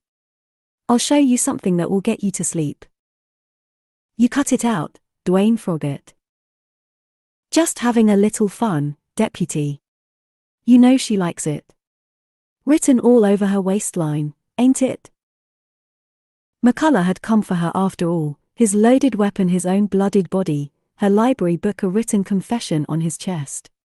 He had followed her back down that mountain as surely as if he'd done it with a loaded gun in his hand. She tried to think of what she could say in mitigation. She hadn't known she had hurt him. She had been afraid. She had simply been trying to do her job. She was a woman, just minding her business. But she wasn't stupid. She knew how it looked. Nancy, without knowing it, had sealed her fate by placing her up there, library book in hand. Marjorie Hare pressed the heels of her hands into her eyes and let out a long, shuddering breath, feeling the panic begin to rise again. Through the bars she could see the blue mauve of encroaching night, hear the distant bird call that marked the dying embers of the day. And as the dark fell she felt the walls press in on her, the ceiling lowering, and she screwed her eyes shut. "I can't stay here. I can't," she said softly. "I can't be in here." "You whispering to me, girl? Want me to sing you a lullaby?" "Pull back that curtain. Go on. Just for Daddy." A burst of drunken laughter. "I can't stay in here. Her breath bunched and gathered in her chest, her knuckles whitened and the cell began to swim, the floor rising as the panic built. And then the baby shifted inside her, once, twice, as if telling her that she was not alone, that nothing was to be gained from this, and Marjorie let out a half-sob, placed her hands on her belly and closed her eyes and let out a long, slow breath, waiting until the terror had passed. 20. Did you say the stars were worlds, Tess? Yes. All like ours? I don't know, but I think so. They sometimes seem to be like the apples on our stubber tree. Most of them splendid and sound, a few blighted. Which do we live on, a splendid one or a blighted one? A blighted one. Thomas Hardy, Tess of the D'Urbervilles. Word had got round by morning, and a few folk took the trouble to walk down to the library and say how crazy the whole thing was, that they didn't believe ill of Marjorie and that it was a darn shame the police were treating her so. But a whole lot more didn't, and Alice felt those whispered discussions all the way from their little cabin by Split Creek. She covered her own anxiety with activity. She sent Sven home, promising him she would look after the hens and the mule, and Sven, having enough sensitivity to know that it would not be good for them to be seen sleeping under the same roof, agreed. Though both knew he would probably be back by nightfall, unable to sit alone with his fears. I know how everything runs, she said, shoveling an egg and 4 slices of bacon that would remain untouched onto his plate. Been here long enough. Marjorie will be out in a blink. And I'll take her over some fresh clothes to the jailhouse in the meantime. That jail's no place for a woman, he said quietly. Well, we'll have her out in no time. She sent the librarians out on their normal routes that morning, checking the ledgers and helping load the saddlebags. Nobody questioned her authority, as if they were just grateful to have someone taking charge. Beth and Kathleen asked her to convey their good wishes. And then she locked the library, climbed onto Spirit, with the bag of Marjorie's fresh clothes, and rode over to the jail under a clear, brisk sky. Good morning, she said to the jailer, a thin man with a weary look, whose huge ring of keys threatened to bring down his trousers. I've come to bring Marjorie a change of clothes. He looked her up and down and sniffed, his nose wrinkling. You got your slip? A slip of what? From the sheriff. Allowing you to see the prisoner. I don't have a slip. Then you don't get in. He blew his nose noisily into a handkerchief. Alice stood for a moment, color prickling her cheeks. Then she straightened her shoulders. Sir. You are holding a woman who is heavy with child in the most unsanitary of circumstances. The very least I would expect you to do is to allow her a change of clothes. What kind of a gentleman are you? He had the grace to look a little discomfited. What is it? You think I'm going to smuggle her in a metal file? A gun, perhaps? She's a woman with child. Here, officer. Let me show you what I'm planning to hand over to the poor girl. There, a fresh cotton blouse. And here, some wool stockings. You want to go through the bag? You can check, a fresh set of undergarments. All right, said the jailer, holding up a palm. Put 'em back in the bag. You get 10 minutes, okay? And next time I want to slip. Of course. Thank you so much, officer. That's very kind of you.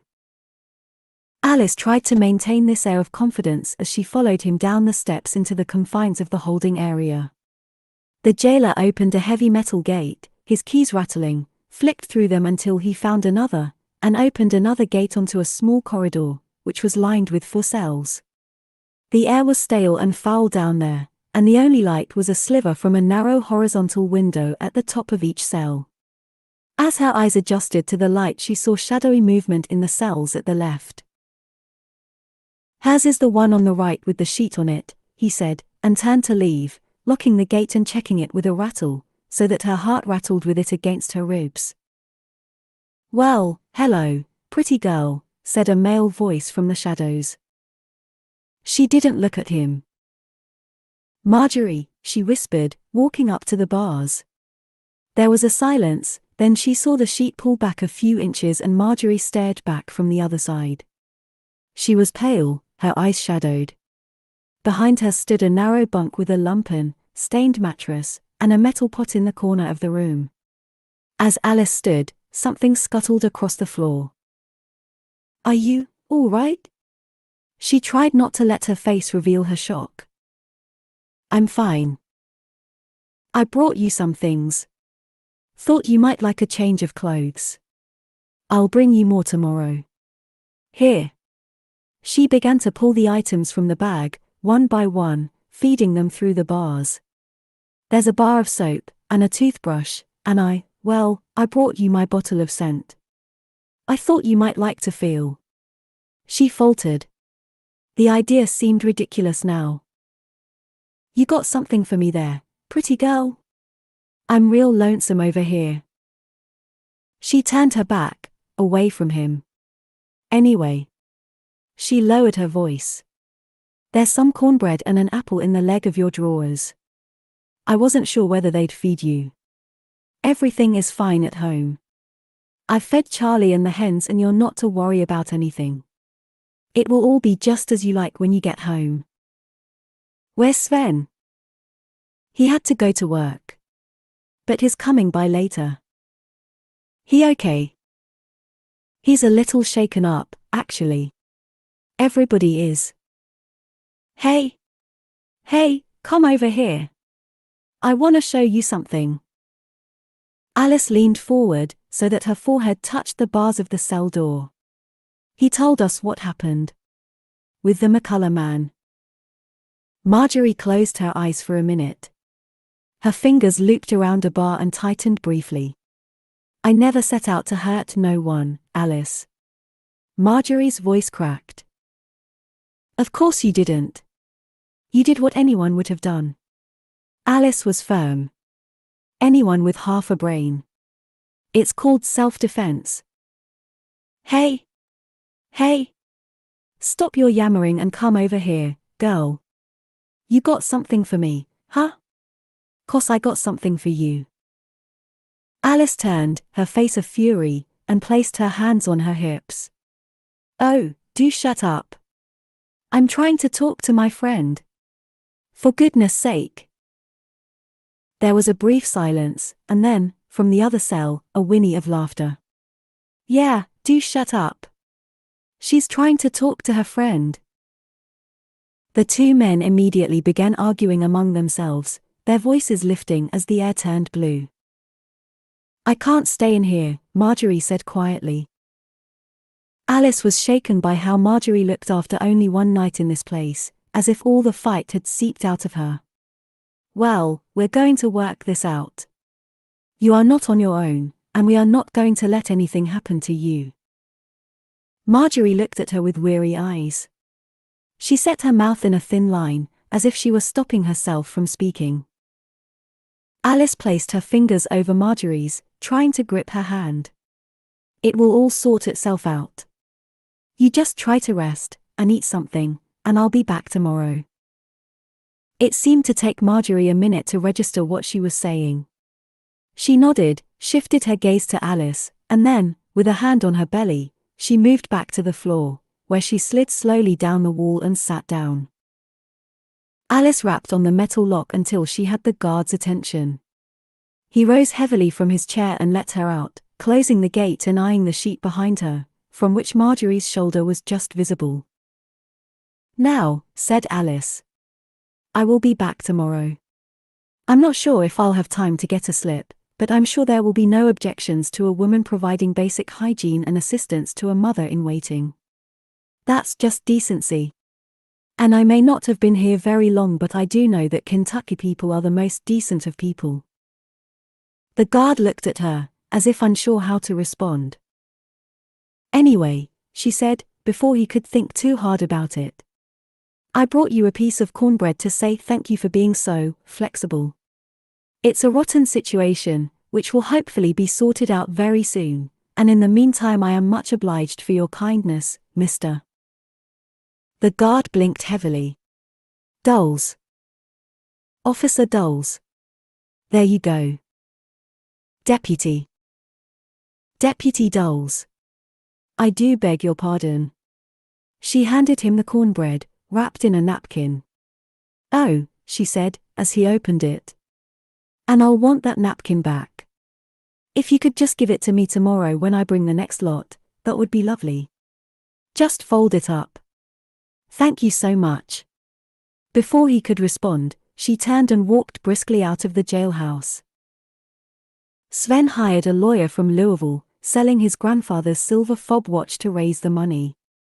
The man attempted to demand a more reasonable setting of the bail money, but was refused in the baldest of terms. The girl was a murderer, the answer came, from a known family of murderers, and the state would not be satisfied with knowing she was out and free to do the same again.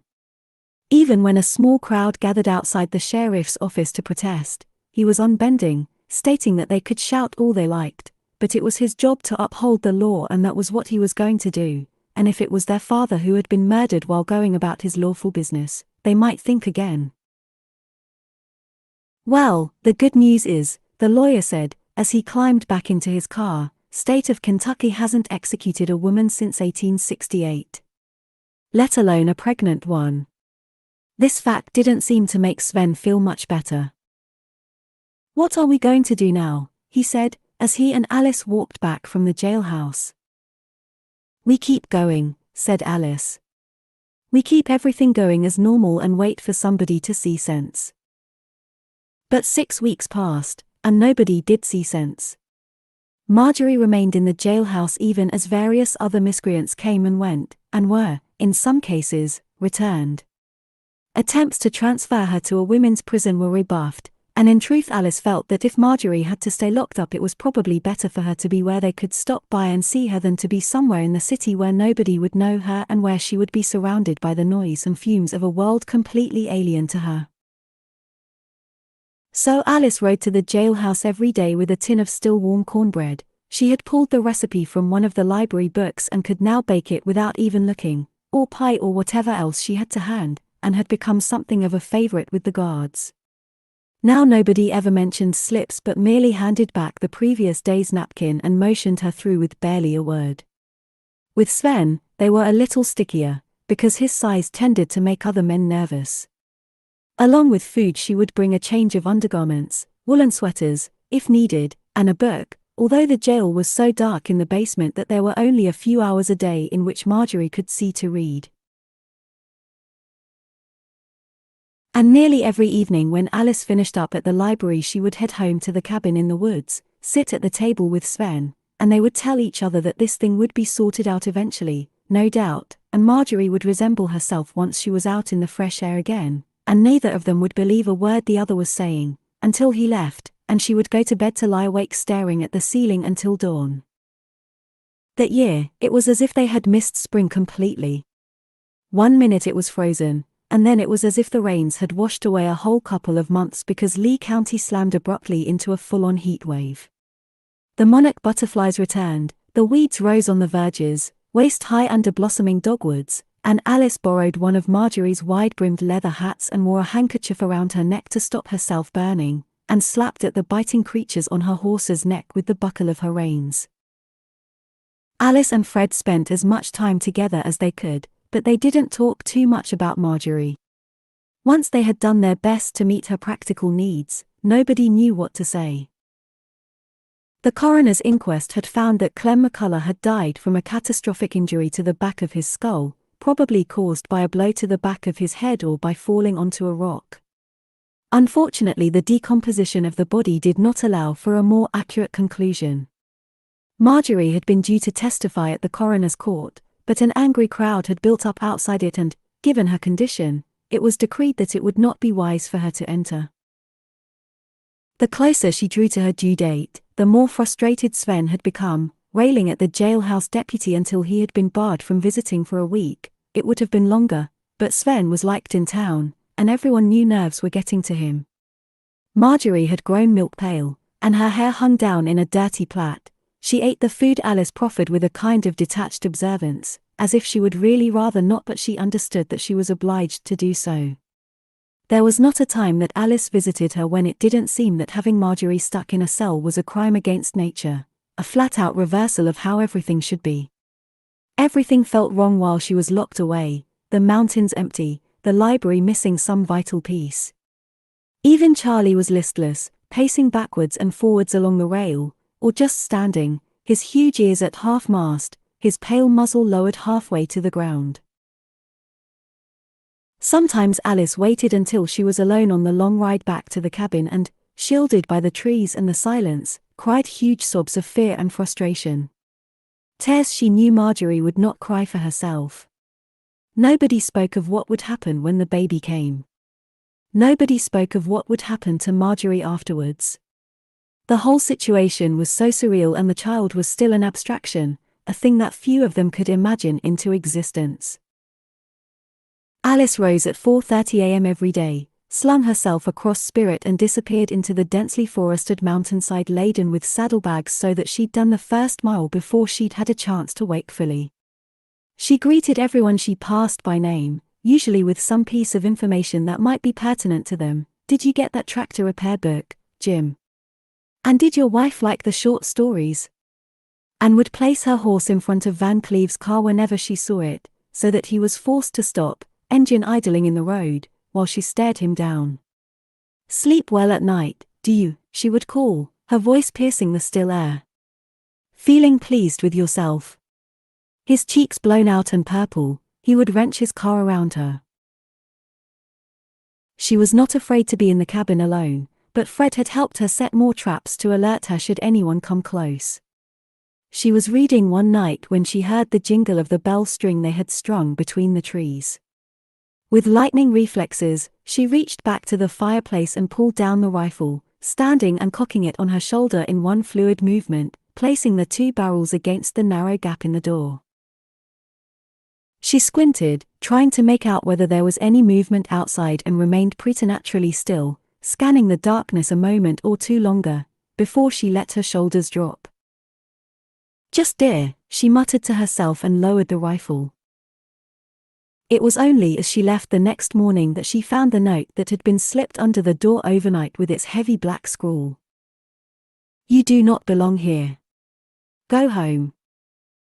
It wasn't the first, and she bit down hard on the feelings the notes provoked. Marjorie would have laughed at them, so that was what she did.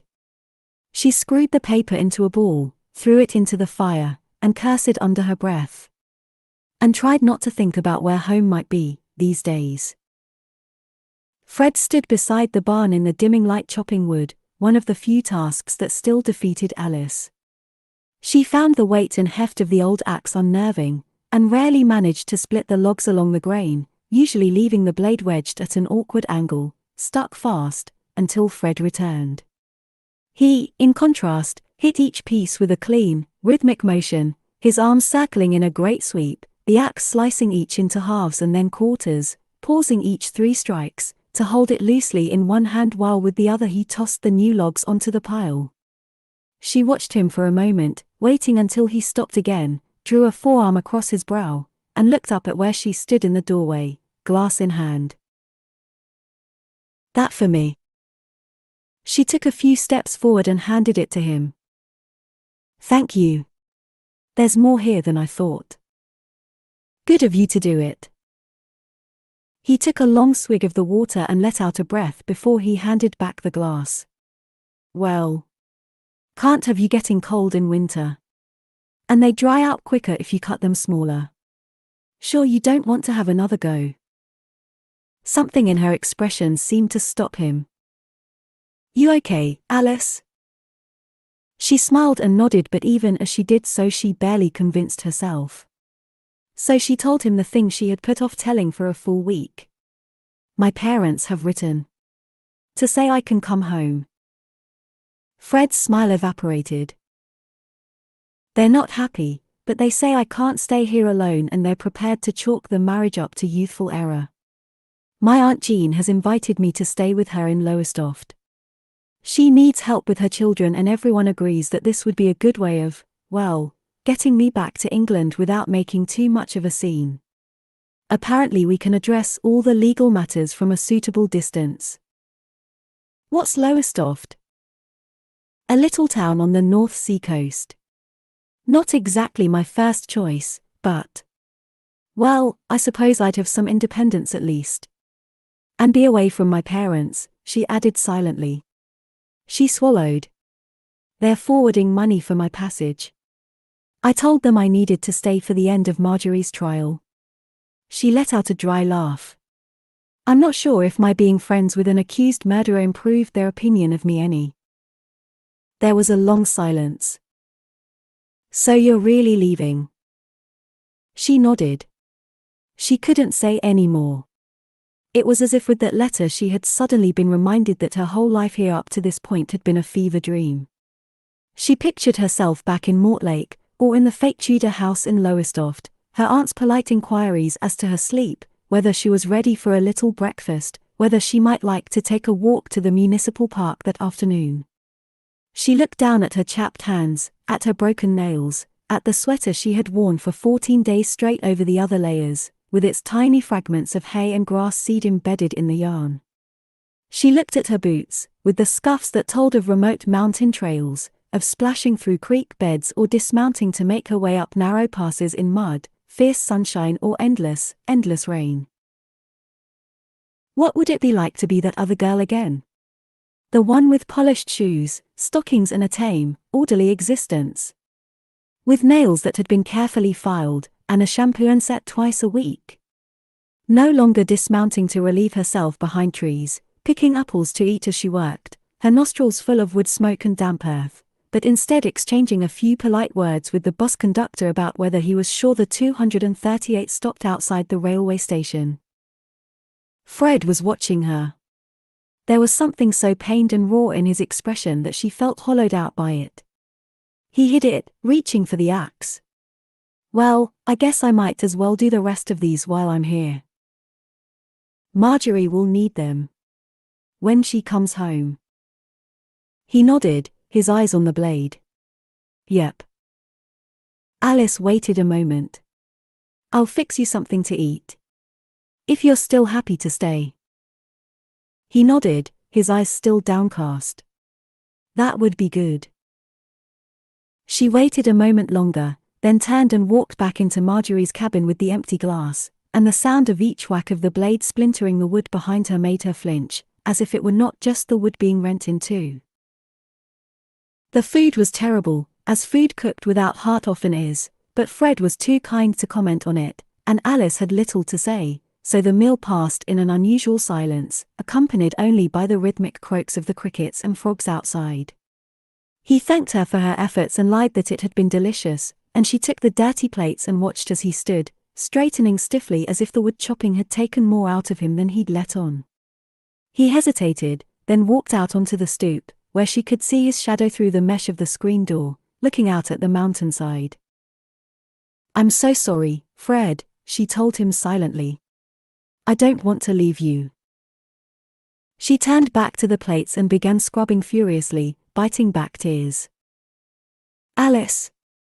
Fred appeared at the door. Millimeter? Come outside, he said. I have to do the PL. Come. I want to show you something.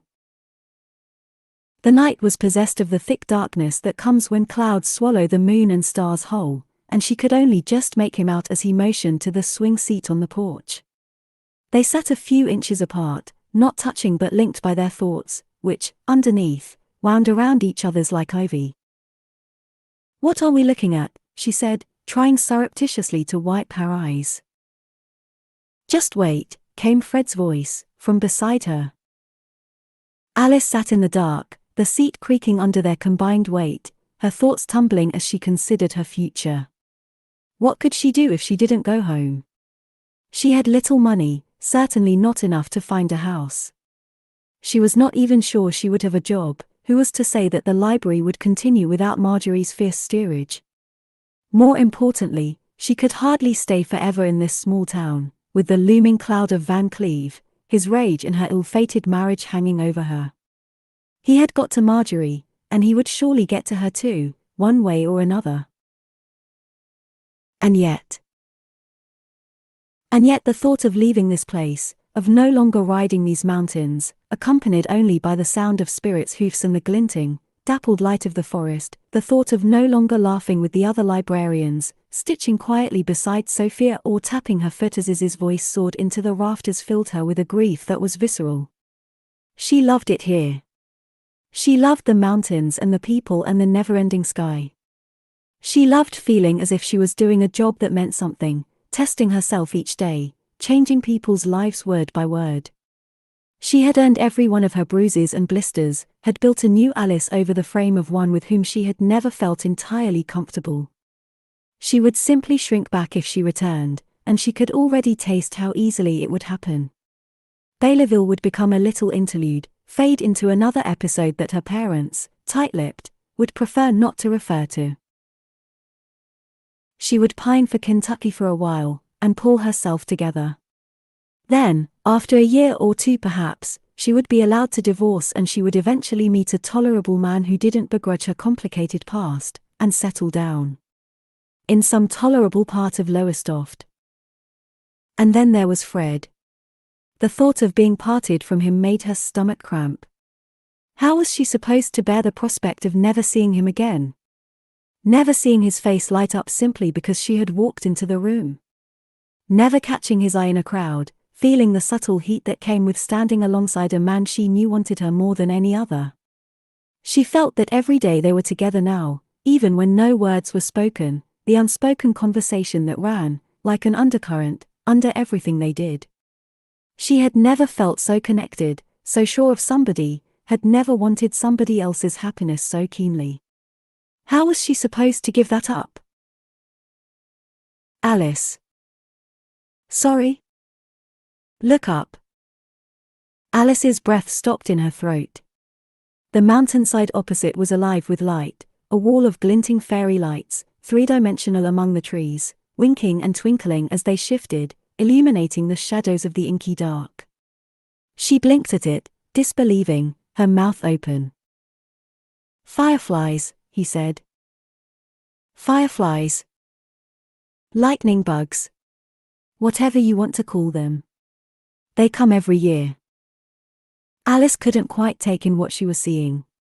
The clouds parted and the fireflies glinted, mingled, traversed upwards from the illuminated shadows of the trees, and their million luminous white bodies melded seamlessly with the starry night sky above, so that it seemed for that moment that the whole world was carpeted with tiny golden lights. It was such a ridiculous, unlikely, insanely beautiful sight that Alice found herself laughing out loud, both hands pressed to her face. "Do they do this often?" she said. She could just make out his smile. "Nope. A week, maybe, every year. 2 at most. Never seen them quite this beautiful, though." A huge sob rose from Alice's chest, something to do with overwhelming emotion and, perhaps, impending loss.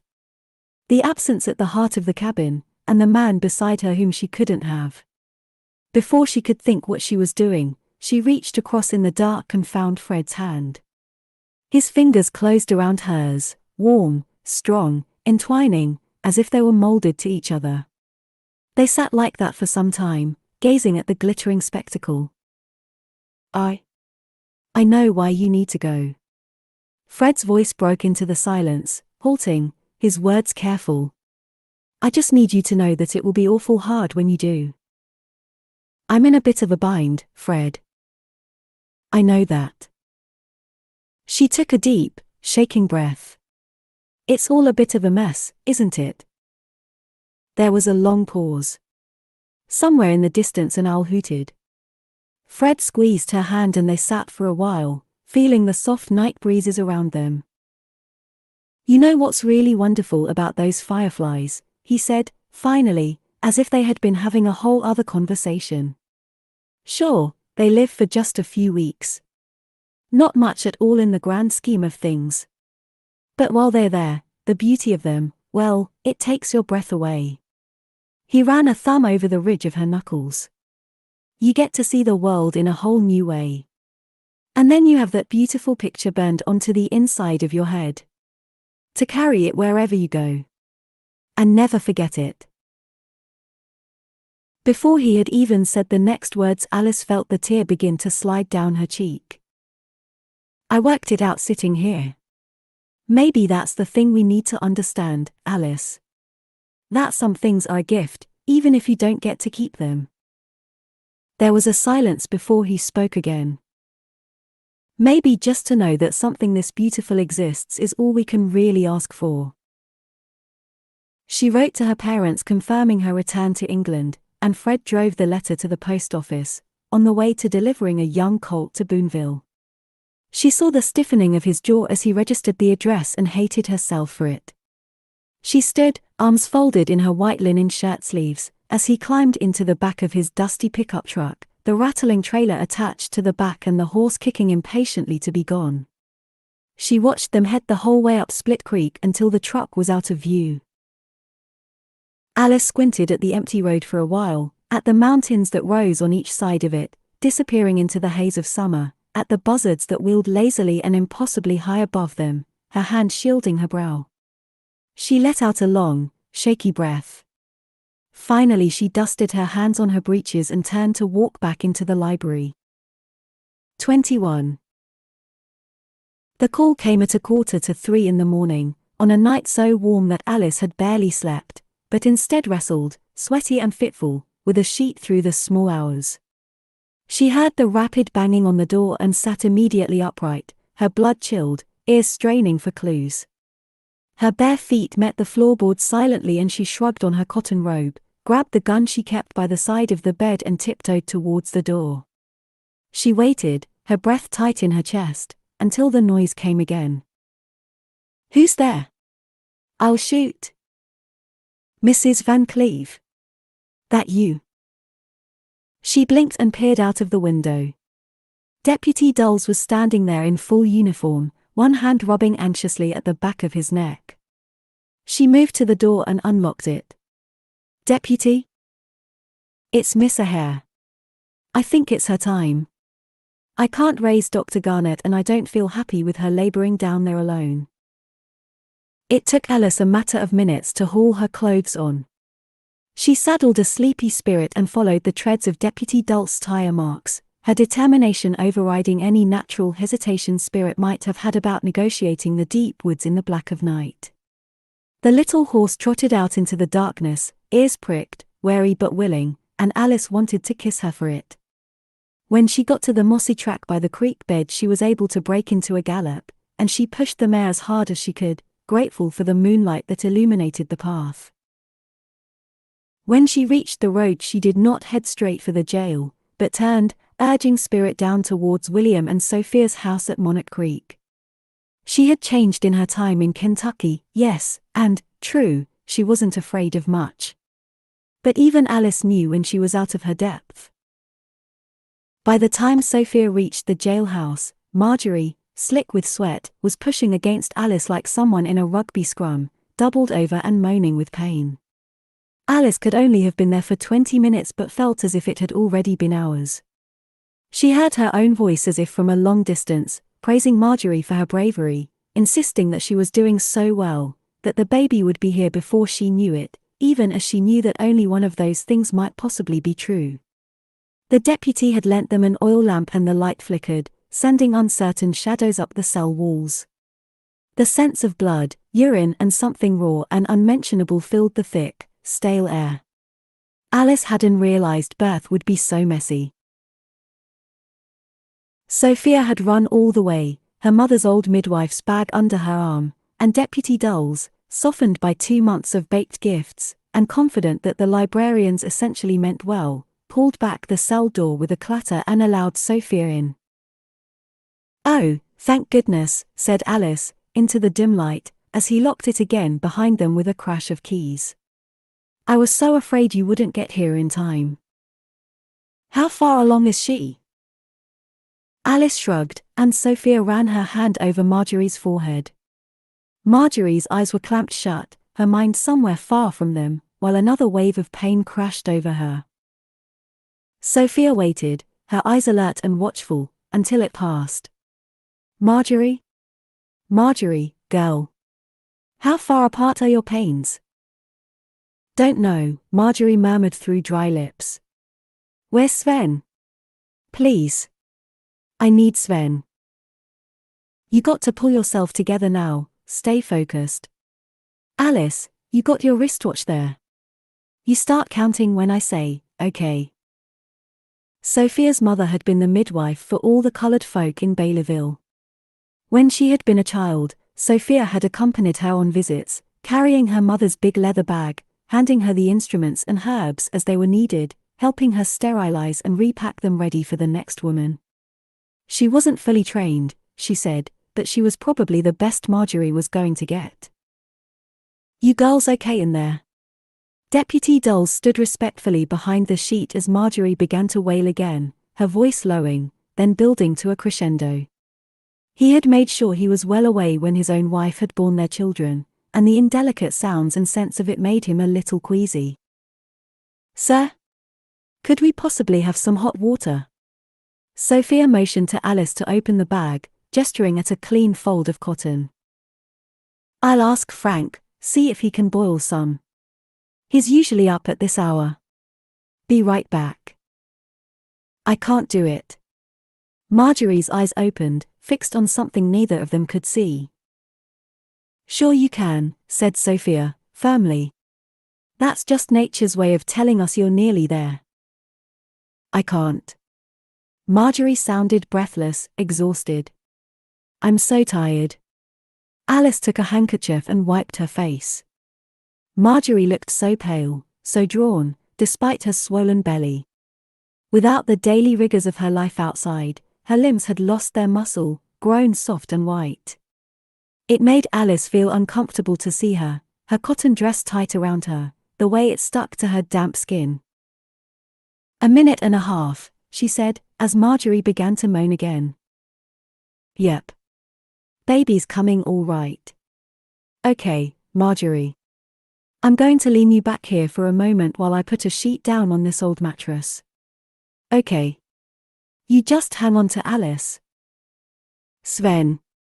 Alice saw Marjorie's lips shape his name as her knuckles grew yellow-white on Alice's sleeve, her fingers of ice. She heard Sophia's voice murmuring reassurances as she moved, sure-footed, in the near dark. The cells opposite were uncharacteristically silent. Okay, sweetie. Now that baby's coming, we need to get you into a position where she can make her way out. You hear me? Sophia motioned to Alice, helping her turn Marjorie, who barely seemed to register. You keep listening to me, you hear? I'm afraid, Sophia. No, you ain't, not really. That's just the laboring talking. I don't want her born here. Marjorie opened her eyes and looked imploringly at Sophia. Not here. Please. Sophia put her hand on the back of Marjorie's damp head and placed her cheek against hers. I know, baby, but that's what's gonna happen. So we're just gonna make it as easy as we can for the two of you. Okay. Now you turn over onto all fours. Yes, all fours, and just grab a hold of that bunk. Alice, you get yourself in front of her and hold tight onto her, okay? It's going to get a little rough shortly and she's going to need you to hang on to. That's it, you give her your lap to rest on. Alice didn't have time to feel fear. Almost as soon as she said it, Marjorie's hands were gripping her, her face pressed into Alice's thighs as she wailed, trying to bury the sound in Alice's breeches. Her grip was so strong, as if she were possessed by forces beyond herself. Alice watched the tremors pass through her and winced, trying to ignore her own discomfort, hearing the unconscious words of encouragement stream from her mouth, even as she was swept along in the slipstream. Behind her, Sophia had lifted Marjorie's cotton dress, and positioned the oil lamp so that she could look at the most intimate parts of her, but Marjorie didn't seem to care. She just kept moaning, her body rocking from side to side, as if she could shake off the pain, her hands grasping stickily for Alice's own. I got your water, came Deputy Dulce's voice. And when Marjorie began to yell, he said, I'm going to unlock the door and just push the jug inside. Okay. I've sent for the doctor, just in case. Oh, dear Lord, what in God's, you know what? I'll leave it outside. Oh, dear God. Can we have some fresh water in here too, please, sir? Drinking water? I'll leave it outside the door. Going to trust you girls not to go anywhere. You got nothing to concern yourself with, sir, believe me. Sophia was a whirlwind, laying out her mama's steel instruments, placing them carefully on the clean folded cotton square. She kept one hand on Marjorie at all times, as one might a horse, reassuring, cooing, encouraging. She peered underneath her, positioned herself. Okay, I think she's coming. Alice, you hold on now. After that everything became a blur. As the sun rose, forcing fingers of blue light through the narrow bars, Alice remembered the events as if on a ship in high seas, the rocking of the floor beneath them, Marjorie's body, thrown one way and then another by the force of her labors, the sense of blood and sweat and bodies pressed together, the noise. Marjorie hanging on to her, her face pleading, afraid, begging them to help me, her own rising panic. And underneath it all Sophia, calm and reassuring one moment, bullying and fierce the next. Yes, you can, Marjorie. Come on, girl. You got to push now. Push harder. Alice had feared for a dreadful moment that here, in the heat and the dark and the animal sounds, with this sense that they were on their own, locked into this journey, the three of them, she might faint. She was frightened of the uncharted depths of Marjorie's pain, afraid to see this woman who had always been so strong, so capable, reduced to a crying, wounded animal. Women died doing this, didn't they? How could Marjorie not, in such agony? But just as the room swam, she caught Sophia's fierce expression, saw Marjorie's furrowed brow, her eyes swimming with tears of despair. I can't. And she gritted her teeth and leaned forward so that Marjorie's forehead was pressed against her own. Yes, you can, Marge. You're so close now. You listen to Sophia. You can do this. And then suddenly as Marjorie's wail reached an unbearable pitch, a sound that was like the end of the world and all its agonies compressed, thin, drawn out, unendurable, there was a shout and a noise like a fish landing on a slab and Sophia was suddenly gripping this wet, purple creature in her arms, her face illuminated and her apron blooded as the baby's hands lifted blindly, grappling with the air for something to hold on to. She's here. And Marjorie turned her head, the tendrils of hair stuck to her cheeks, the survivor of some terrible, solitary battle, and on her face was an expression Alice had never seen before, and her voice was a soft keening, like cattle in a shed, nuzzling a calf. Oh, baby, oh, my baby. And as the tiny girl let out a thin, lusty cry, the world shifted, and they were suddenly laughing and crying and clutching at each other, and the men in the cells, whom Alice had not known were there, were exclaiming in heartfelt tones, "Thank the Lord. Praise Jesus." And in the darkness and the filth and the blood and mess, as Sophia wiped the baby, wrapped her in the clean cotton sheet and handed her to the trembling Marjorie, Alice sat back and wiped her eyes with her sweating, blooded hands and thought she had never been anywhere so glorious in all her born days. She was, Sven said that evening, as they toasted him in the library, the most beautiful child who had ever been born. Her eyes the darkest, her hair the thickest, her tiny nose and perfect limbs unparalleled in history. Nobody felt inclined to disagree.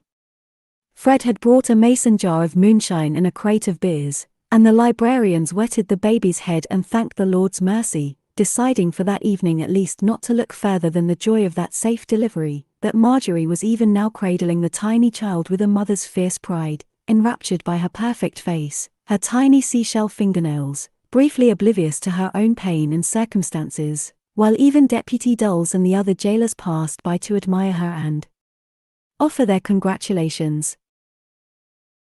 No man had ever been prouder than Sven.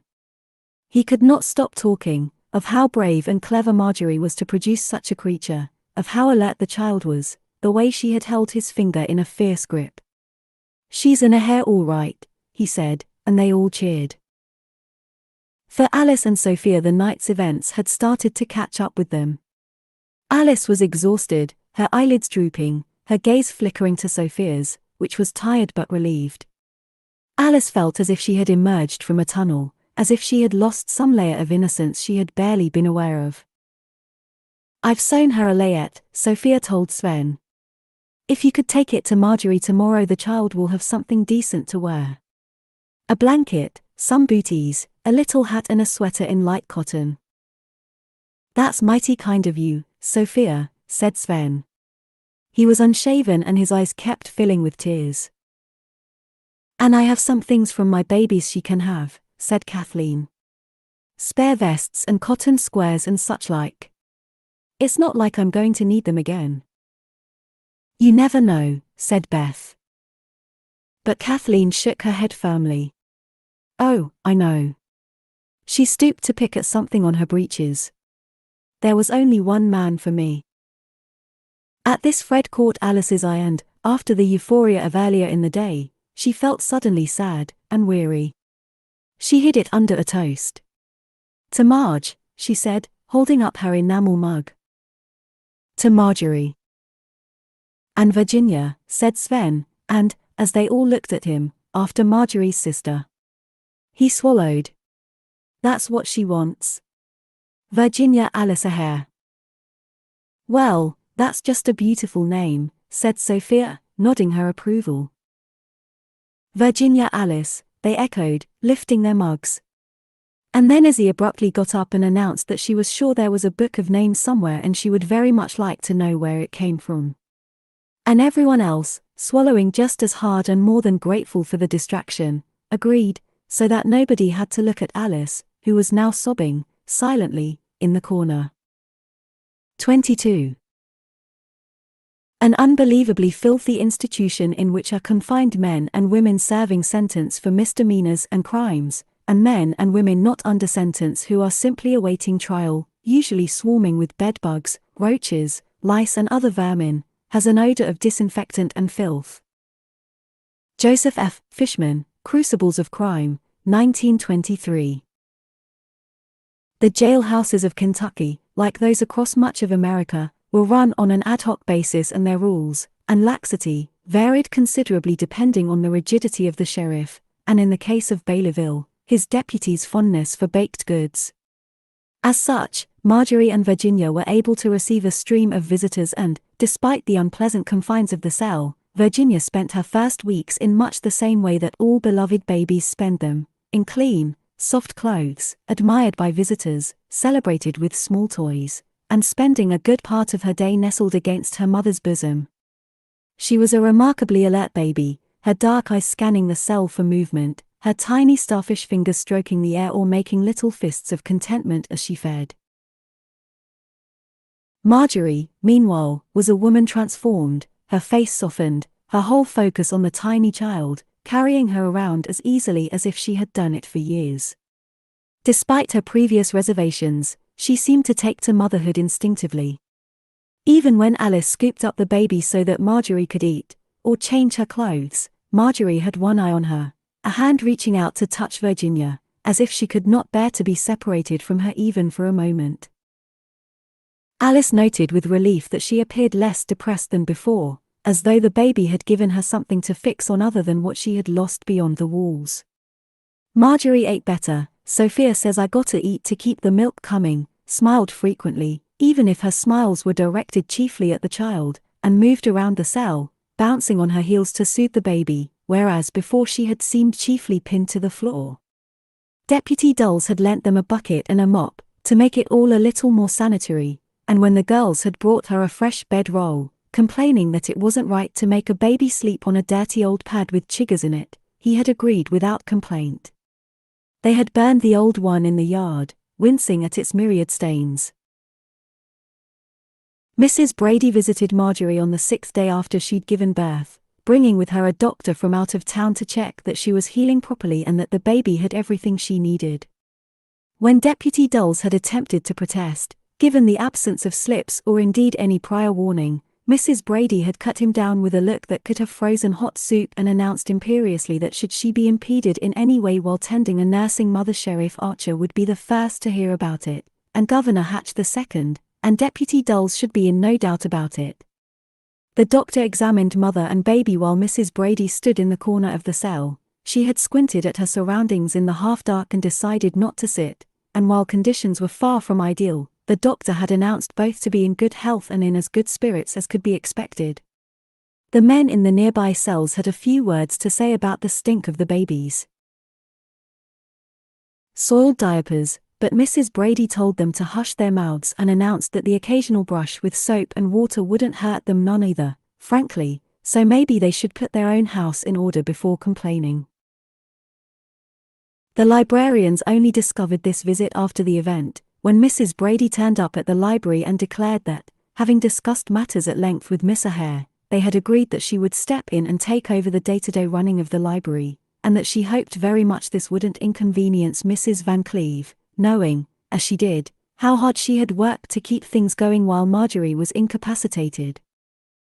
Alice, while a little taken aback, was not inconvenienced at all. She had been running on empty these last weeks, trying to visit Marjorie every day, keep the cabin in good order, and run the library, all while dealing with her own complex and overwhelming feelings. The idea that someone else would take over even one of those things came as a relief. Especially, she thought privately, as she would be leaving Kentucky before long anyway. Not that she had told any of the others, they all had enough to deal with just now. Mrs. Brady removed her coat and asked to see all the ledgers. She sat at Sophia's desk and went through the payroll records, blacksmith's bills, cross-checked the wage slips and petty cash, pronouncing herself satisfied. She returned after supper and spent an hour with Sophia that evening checking up on the whereabouts of missing and damaged books, and berated Mr. Gill as he passed the door as to the late return of a book on raising goats. Within a few hours her being there felt unremarkable. It was as if a grown-up were in charge again. In this way, summer inched forward under a blanket of heavy heat and flying bugs, of humidity and sweaty, fly-bothered horses, and Alice tried to live day to day, dealing with the minor discomforts and without thinking of the many more substantial and infinitely more unpleasant discomforts that were lining up, like skittles, in her future. Sven resigned from his job. With his shifts he could not make it over to see Marjorie and the baby during the week, and half his heart, he told Alice, was always there in that damned cell anyway. Hoffman's firemen lined up with their pickaxes against their shoulders and their helmets pressed against their chests when he told them of his departure, much to the fury of the foreman, who took Sven's departure somewhat personally.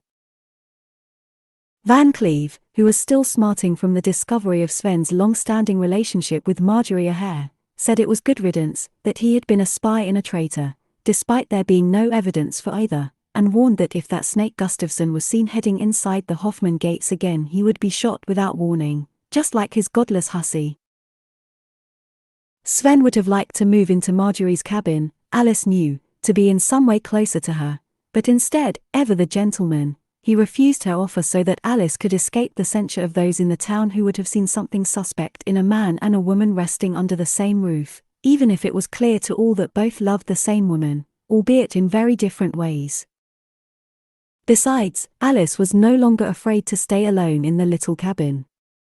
She slept early and deeply, rose at 4:30 a.m. with the sun, splashed herself with icy water from the spring, fed the animals, climbed into whatever clothes she had laid out to dry and cooked herself a breakfast of eggs and bread, scattering the remaining crumbs to the hens and the red cardinals that gathered on the windowsill. She ate while reading one of Marjorie's books, and every other morning she baked a pan of fresh cornbread to take to the jailhouse. Around her the early morning mountain rang with birdsong, the leaves of the trees glowing orange, then blue, then emerald green, the long grass mottled with lilies and sage-grass, and as the screen door closed, huge wild turkeys rose up in an ungainly flap, or small deer skittered back into the woods, as if it were she who was the intruder. She turned Charlie out from the barn into the small paddock that backed the cabin, and checked the chicken coop for eggs. If she had time she would prepare food for the evening, knowing she would be tired when she returned home. Then she saddled Spirit, packed whatever she needed that day into the saddlebags, slammed the broad-brimmed hat onto her head, and rode down the mountain to the library. As she passed along the dirt track, she let the reins hang loose on Spirit's neck, and used both hands to tie a cotton handkerchief around her collar. She barely used the reins anymore. Spirit would gauge where they were going as soon as she started each route, and stride out, ears pricked, just another creature who knew, and loved, her job. Most evenings Alice would stay an hour later at the library alongside Sophia, just for the company, and occasionally Fred would join them, bringing food from the house. Twice she had walked up the track and eaten at Fred's, suspecting she was old news, and that few people were likely to see her make that short journey anyhow. She loved Fred's house, with its scent of beeswax, and its well-worn comforts, less rough and ready than Marjorie's, and with rugs and furniture that told of family money that went back more than one generation. There was a reassuring lack of ornaments. They would eat Fred's food and talk of everything and nothing, breaking off to smile at each other like fools. Some nights Alice would ride the track back to Marjorie's and have no idea what they had even said to each other, the hum of want and need in her ears drumming out whatever conversation had occurred. Sometimes she wanted him so badly she would have to pinch her hand under the table to stop herself reaching out for him. And then she would arrive back at the empty cabin and lie under the covers, her mind trying to conjure what might happen if once, just once, she invited him to come in with her. Sven's lawyer visited every fortnight, and Sven asked if the meetings could take place at Fred's house, and whether she and Fred would sit alongside him. Alice understood that it was because Sven became so anxious, his leg jiggling with uncharacteristic nerves, his fingers tapping on the table, that afterwards he would invariably have forgotten half of what he'd been told. The lawyer tended to speak in the least straightforward way possible, his language ornate and tortured, taking roots around and under what he meant to say rather than just state it outright. He observed that, despite the unexpected disappearance of the relevant ledger, he left a meaningful pause at this point. The Commonwealth was confident of the evidence against Marjorie O'Hare. In her initial interview the old woman had placed Miss O'Hare at the scene, no matter what she claimed afterwards. The library book, spattered with blood, appeared to be the only possible murder weapon, given there were no gunshot or stabbing injuries. No other of the Packhorse librarians rode as far as Miss O'Hare, judging by the other ledgers, so the chances of anyone else using a library book as a weapon at that spot were limited. And then there was the difficult matter of Marjorie's character, the many people who would happily speak up about the long-standing feud between her family and the McCullers, and Marjorie's habit of saying the least palatable things without considering the impact her words might have on those around her. "She will need to be mindful of these things when we come to trial," he said, gathering his papers. "It's important that the jury find her a sympathetic defendant." Sven shook his head mutely. "You won't get Marge to be anyone other than who she is," said Fred. "I'm not saying she has to be someone else. But if she cannot win the sympathy of the judge and the jury, her chances of freedom are severely diminished." The lawyer sat back in his chair and put both hands on the table. "This is not just about truth, Mr. Gustafson. It's about strategy. And no matter what the truth of this matter is, you can bet that the other side is working hardest on theirs." "You like it, then?" "Like what?" Marjorie looked up. "Being a mother. Got myself so swimming in feelings I don't know which way is up half the time," Marjorie said softly, adjusting the cotton vest at Virginia's neck. "Boy, it's even warm up here. Wish we could catch a breeze." Since Virginia's birth, Deputy Dulles had allowed the visits to take place in the empty holding cell upstairs. It was lighter and cleaner than those in the basement, and, they suspected, more acceptable to the redoubtable Mrs. Brady, but on a day like today, when the air hung warm and heavy with moisture, there was little relief. Alice thought suddenly how awful the jailhouse would be in winter, with its exposed windows and cold cement floor. How much worse would the state penitentiary be? She will be free by then, she told herself firmly. No thinking ahead. No thinking beyond today, this next hour. "Didn't think I could love another creature like this," Marjorie continued. Feels like she's taken a layer of skin off me, you know? Sven is truly besotted. Ain't he just? Marjorie smiled to herself at some memory. He's going to be the greatest daddy to you, tiny girl. Her face shadowed, as if there was something she didn't want to acknowledge. And then it was gone, and she was holding the baby up, gesturing to her head, smiling again. You think her hair's going to be dark like mine?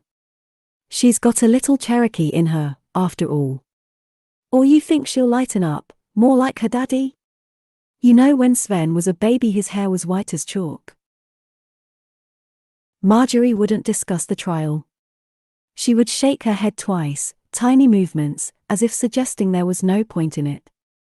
And despite this new softness, there was something steely enough in that movement for Alice not to try to contradict it. She had done the same to Beth and to Mrs. Brady when they visited, and Mrs. Brady had arrived back at the library quite pink with frustration.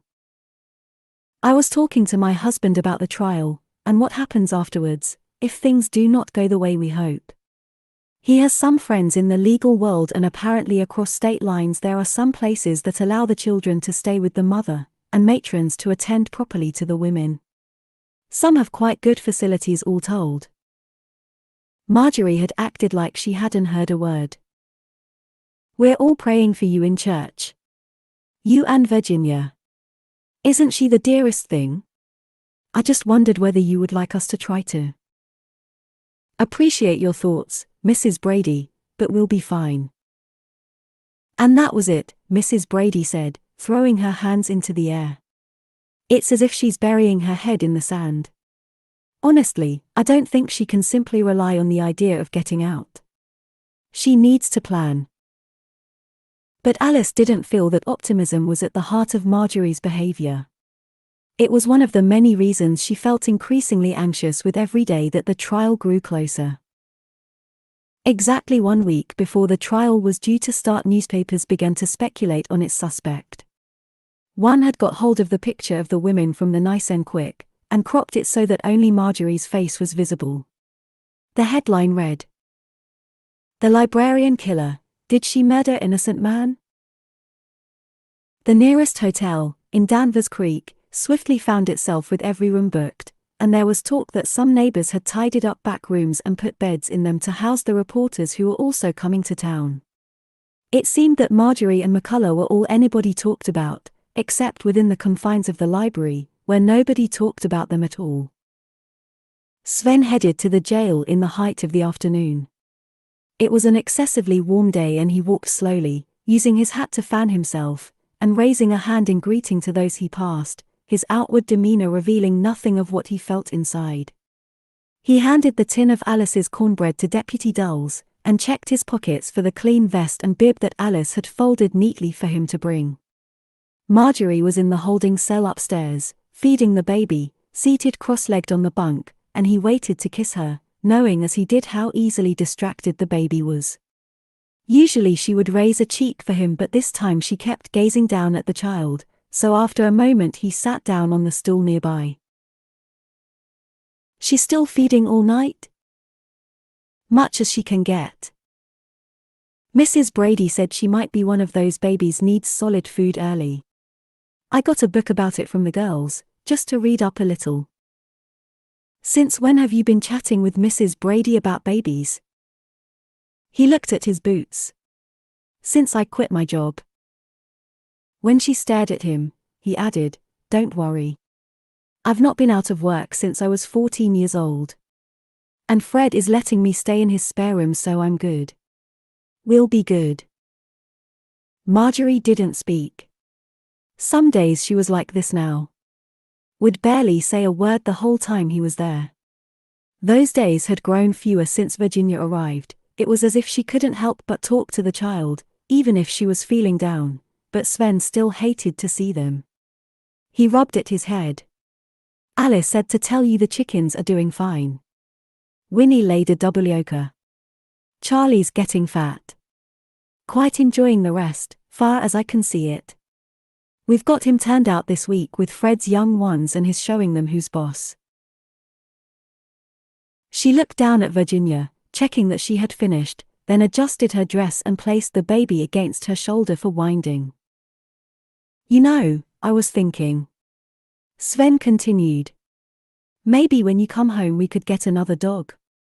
There's a farmer over at Shelbyville got a hunting bitch I've fancied for a long time that he wants to put to pup. She's got a sweet nature. It's good for a child to grow up around a dog. If we get a puppy, he and Virginia could grow up together. What do you say? Sven. I mean, we don't have to get a dog. Could wait till she's a little older. I just thought. You remember I once told you I would never tell you to leave me. Still she kept her eyes on the child. I do indeed. Almost made you write it on a piece of paper for proof. He raised a wry smile. Well, I made a mistake. I need you to go. He leaned forward, his head cocked. I'm sorry, what? And I need you to take Virginia. When she finally looked up at him, her eyes were wide and serious. I was arrogant, Sven. I thought I could live as I wanted, long as I didn't hurt nobody. But I've had time to think in here, and I worked it out. You don't get to do that in Lee County, maybe not in the whole of Kentucky. Not if you're a woman. You play by their rules or they squash you like a bug. Her voice was calm and even, as if she had rehearsed the words in her many silent hours. I need you to take her far away, to New York State or Chicago, maybe even the West Coast, if there's work. Take her somewhere beautiful, somewhere she can have opportunities and a good education and not have to worry about whatever shitty scars her family left on her future before she was even born. Take her from people who will judge her for her name long before she can even spell it. He was nonplussed. You're talking crazy, Marge. I'm not leaving you. For 20 years? You know that's what they're going to give me even if I get manslaughter. And it'll be worse if it's murder. But you didn't do nothing wrong. You think they care a whit about that? You know how this town works. You know they're gunning for me. He looked at her as if she were mad. I'm not going. So you can forget it. Well, I'm not going to see you anymore. So, you don't get a say. What? What are you talking about now? This is the last time I'm going to see you. It's one of the few rights I get in here, the right not to see visitors. Sven, I know you're a good man, and you'll do anything to help me. And, by God, I love you for it. But this is about Virginia now. So I need you to promise me you'll do as I ask, and never bring our daughter back to this place. She leaned back against the wall. But, what about the trial? I don't want you there. Sven stood up. This is crazy talk. I'm not listening to this. Marjorie's voice lifted. She lurched forward and gripped his hand, stopping him. Sven, I have nothing left. I have no freedom, no dignity, no future. The only damn thing I have is hope that for this girl, my heart, the thing I love most in the whole world, it might work out different. So if you love me, like you say you do, give me what I'm asking. I don't want my baby's childhood marked out in visits to the jail. I will not have you both watch me waste away week by week, year by year in the state prison, with lice in my hair and the stink of the slop buckets, beat down by the bigots that run this town and going slowly stir crazy. I will not have her seeing it. You'll make her happy, I know you can, and when you talk of me, you tell her not of this, but of me riding out on Charlie, in the mountains, doing what I love to do. His hand closed around hers. His voice broke, and he kept shaking his head, in a way that suggested he wasn't even sure he was doing it. I can't leave you, Marge. She withdrew her hand. She took the sleeping baby and placed her gently in his arms. Then Marjorie leaned forward, and placed a kiss on the baby's head. She kept her lips there for a moment, her eyes closed tight. She opened them, drinking her in as if she were imprinting some part of her deep within. Bye-bye, sweetheart. Mama loves you very much." She touched the back of his knuckles lightly with her fingertips, an instruction. And then, as Sven sat in shock, Marjorie Hare stood upright, her hand braced on the table, and shouted for the jailer to walk her to her cell. She didn't look back. True to her word, he was the last visitor she saw. Alice arrived that afternoon with a pound cake, and Deputy Dulles said regretfully, for he did love Alice's cakes, that he was real sorry, but Miss Hare was adamant she didn't want to see anyone that day. "Is there a problem with the baby?" "Baby ain't there no more. She left with her daddy this morning." He was real sorry, but rules was rules, and he couldn't force Miss Hare to see Alice. He did, however, agree to take the cake with the promise he'd carry it down to her later. When Kathleen Bligh went 2 days later, she would receive the same response, and Sophia and Mrs. Brady after her. Alice rode home, her mind spinning, and found Sven on the porch with the baby resting on his shoulder, her button eyes wide at the unfamiliar sunlight and the moving shadows of the trees. "Sven?" Alice dismounted, hooked Spirit's reins over the post. "Sven? What on earth is going on?" He couldn't look at her. His eyes were red-rimmed, and he kept his face turned away. "Sven? She's the stubbornest damn woman in Kentucky." On cue, the baby started to cry, the raw, ragged cries of a child who has had to cope with too many changes in a single day and is suddenly, catastrophically, overwhelmed. Sven patted her back ineffectually, and, after a moment, Alice stepped forward and took the baby from him. His face sank into his broad, scarred hands. The baby nuzzled into Alice's shoulder, then pulled her head back, her tiny mouth an O of dismay, as if appalled by the discovery that this was not her mother. "We'll fix it, Sven. We'll make her see sense." He shook his head. "Why would we?" His voice emerged muffled through his rough hands. "She's right. That's the worst of it, Alice. She's right." Through Kathleen, who knew everything and everyone, Alice found a woman in the next town who would wet nurse the baby, her own having recently weaned, for a small sum. Every morning Sven would drive the baby over to the white clapboard farmhouse, and little Virginia would be handed over for food and care. It made all of them a little uneasy to see it. The child belonged with her mother, and Virginia herself had swiftly become withdrawn, her eyes watchful, her thumb plugged warily into her mouth, as if she no longer trusted the world to be a benign and reliable place. But what else could they do? The child was fed, Sven was free to find work. Alice and the girls were able to get by as best they could, and if their hearts were sick and their stomachs tight with nerves, well, that was the way it was. 23. I don't ask you to love me always like this, but I ask you to remember. Somewhere inside of me there will always be the person I am tonight. F. Scott Fitzgerald, Tender is the Night.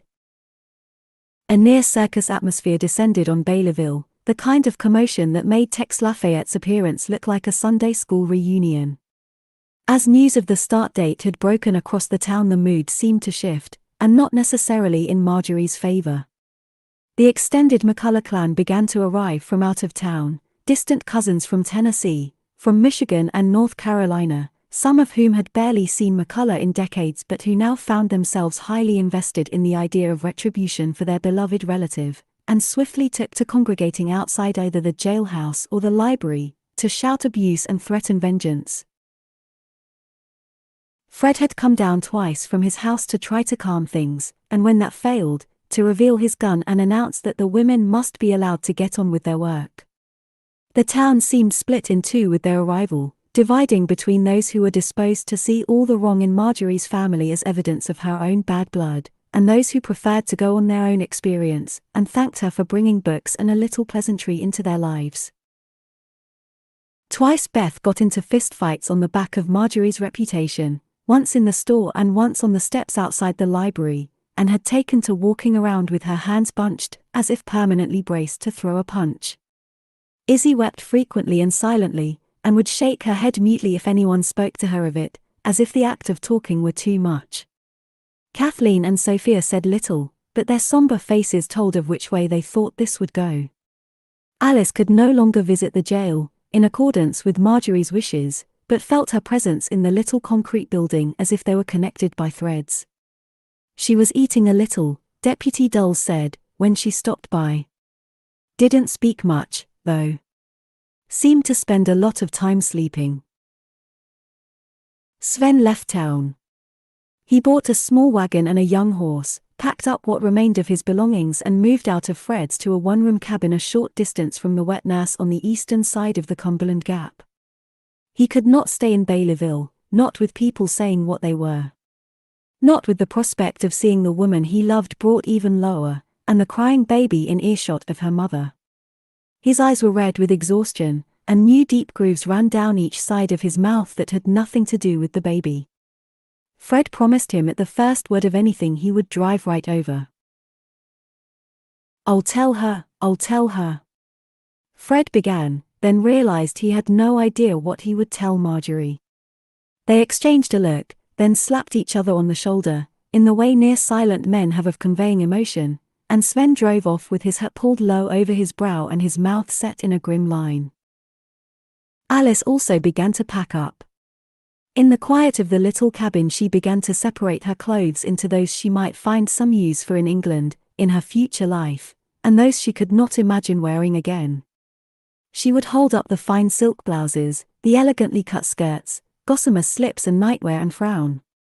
Had she ever been this person? In the emerald floral tea dresses and lace collars? Had she really required all these hair rollers, setting lotions and pearl brooches? She felt as if such ephemera belonged to someone she no longer knew. She waited until she had completed this task before she told the girls. By this stage they had all, by some unspoken agreement, taken to staying at the library together until way beyond their finishing time. It was as if this was the only place they could bear to be. 2 nights before the trial was due to start she waited until Kathleen began gathering her bags, then said, "So, I have some news. I'm leaving. If anyone wants any of my things I'll be leaving a trunk of clothes in the library for you all to go through. You're welcome to any of it." "Leaving where?" "Here." She swallowed. "I have to go back to England." There was a heavy silence. Izzy's hands flew to her mouth. "You can't leave." "Well, I can't stay, unless I go back to Bennett. Van Cleve will come after me once he's got Marjorie safely locked up." "Don't say that," said Beth. There was a lengthy silence. Alice tried to ignore the looks passing between the other women. "Is Bennett so bad?" said Izzy. "I mean, if you could persuade him to move out from his daddy's shadow, maybe you two would have a chance. Then you could stay." How could she explain now how impossible it would be to return to Bennett, feeling as she did about Fred? She would rather be a million miles from Fred than have to walk past him every day and know she had to go back to another man. Fred had barely touched her, yet she felt they understood each other better than she and Bennett ever had. "I can't. And you know Van Cleve won't rest until he's got rid of the Packhorse Library, too. Which will put us all out of a job. Fred saw him with the sheriff and Kathleen saw him twice last week with the governor. He's working a way to undermine us. But if we don't have Marjorie and we don't have you..." Izzy's voice trailed away. "Does Fred know?" said Sophia. Alice nodded.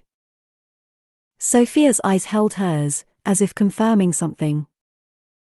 "When are you going?" said Izzy. "Soon as the trial is done."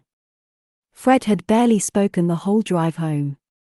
She had wanted to reach out, to touch his hand and tell him she was sorry, that this was so far from what she wanted, but she was so frozen with grief at her possession of the paper ticket that she couldn't move. Izzy rubbed at her eyes and sniffed. "Feels like everything's falling apart. Everything we worked for. Our friendship. This place. Everything is just falling apart." Normally when one of the women expressed such dramatic sentiments the others would leap on her, telling her to stop being ridiculous, that she was crazy, that she simply needed a good night's sleep, or some food, or to get a hold of herself. It was her monthlies talking. It was a measure of how low they all felt that this time nobody said a word. Sophia broke the silence. She took an audible breath and placed both hands palm down on the table. Well, for now we keep going. Beth, I don't believe you've entered your books from this afternoon. If you'd be kind enough to bring them over here, I'll do them for you. And, Alice, if you can give me the exact day you're planning on leaving, I'll adjust the payroll. Overnight 2 trailer homes arrived on the road by the courthouse. Extra state policemen were visible around town, and a crowd began to build outside the jailhouse by tea time on Monday, fueled by a newspaper report in the Lexington Courier headlined, "Moonshiner's daughter killed man with library book in blood feud." "This is trash," Kathleen said, when Mrs. Baedeker handed her a copy at the school. But that didn't stop the people gathering, a few starting to catcall out back so that the sound would reach through the open window of Marjorie's cell.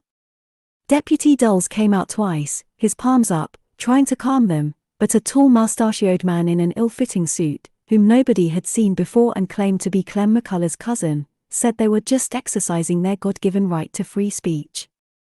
And if he wanted to talk about what a murdering bitch that a hair girl was, then it was nobody else's damn business.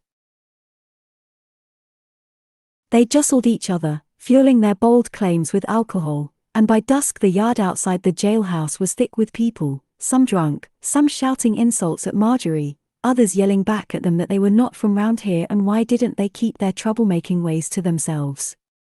The older ladies of the town withdrew behind their doors, muttering, and some of the younger men, emboldened by the chaos, started a bonfire by the garage. It felt, briefly, as if the orderly little town had become a place where almost anything could happen. And none of it good. Word got to the librarians as they returned from their routes, and each put away her horse and sat in silence with the door open for a while, listening to the distant sounds of protest. "Murdering bitch. You gonna get yours, you whore." Now, gentlemen. There are ladies in this crowd. Let's keep things reasonable." "I swear I'm glad Sven isn't here to see it," said Beth. "You know he wouldn't stand to hear Marge talked about that way." "I can't bear it," said Izzy, who was watching through the door. "Imagine how she must be feeling having to listen to all that. She'll be so sad without the baby too." It was all Alice could think about. To be the recipient of such hate, without the prospect of a word of comfort from those who loved you. The way Marjorie had isolated herself made Alice want to weep. It was like an animal that deliberately takes itself off somewhere solitary before it dies. "Lord help our girl," Sophia said quietly. And then Mrs. Brady walked through the door, glancing behind her, her cheeks ruddy and her hair electric with fury. "I swear I thought this town knew better. I am ashamed of my neighbors, I really am. I can only imagine what Mrs. Nofsia would say if she happened to catch wind of this. Fred reckons they'll be out there all night. I simply do not know what this town is coming to. Why Sheriff Archer doesn't take a bullwhip to them I have no idea. I swear we're becoming worse than Harlan." It was then that they heard Van Cleve's voice rising above the swell of the crowd. "You can't say I didn't warn you, people. She's a danger to men and to this town. The court is going to hear what kind of malign influence the Aher girl is, you mark my words. Only one place for her." "Oh, hell, now he's fixing to stir things up," said Beth. "Folks, you will hear how much of an abomination the girl is. Against the laws of nature. Nothing she says can be trusted." "That does it," said Izzy, her jaw clenched. Mrs. Brady turned to look at her daughter, as Izzy climbed to her feet. She grabbed her stick and walked to the door. "Mother? Will you come with me?" They moved as one, pulling on boots and hats in silence. And then, without discussion, they stood together at the top of the steps, Kathleen and Beth, Izzy and Mrs. Brady and, after a moment's hesitation, Sophia, who rose from behind her desk, her face tense but determined, reaching for her purse. The others stopped to look at her. Then Alice, her heart in her throat, held out her arm and Sophia slid her own through it. And the 6 women walked out of the library and, in a tight group, along the shimmering road towards the jailhouse in silence, their faces set and their pace determined. The crowd broke as they arrived, partly through the sheer force of Mrs. Brady, whose elbows were out and whose expression was thunderous, but partly in shock at the colored woman who stood between them, her arms linked with those of Bennett Van Cleve's wife and the Bly widow. Mrs. Brady reached the front of the crowd and pushed her way through so that she was standing with her back to the jail and turned to face them. "Are you not ashamed of yourselves?" she bellowed at them. "What kind of men are you? She's a murderer." In this country we believe in the presumption of innocence unless proven otherwise. So you can take your disgusting words and your slogans and you can darn well leave that girl alone until the law says you have good reason. She pointed at the mustachioed man. "What business do you have in our town anyway? I swear some of you are here just to cause trouble. Because you're sure as anything not from Baileyville. I'm Clem's second cousin. Got a right to be here as much as anyone. I cared about my cousin." "Caring cousin my backside," said Mrs. Brady. "Where were you when his daughters were starving, their hair full of cooties? When they were stealing food from people's gardens because he was too drunk to bother feeding them?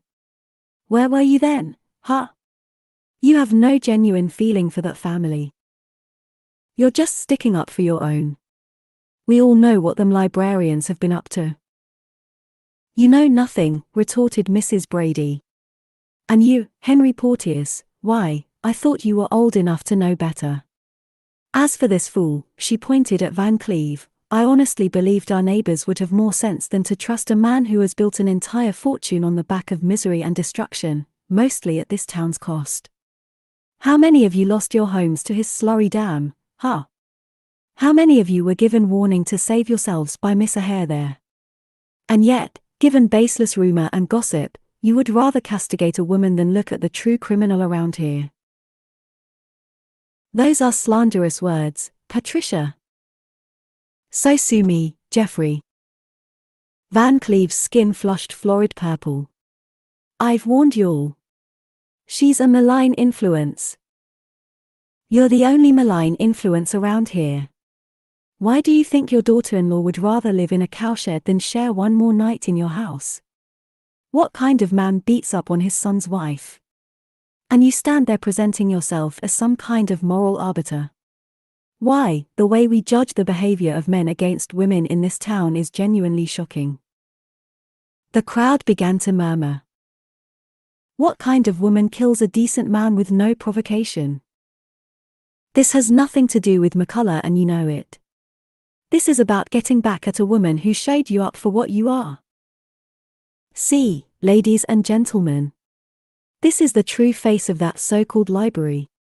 A coarsening of female discourse, behavior contrary to what's proper. Why, do you think it's right that Mrs. Brady should speak in such a way?" The crowd surged forward, and was stopped abruptly by 2 gunshots in the air. There was a scream. People ducked, glancing around nervously.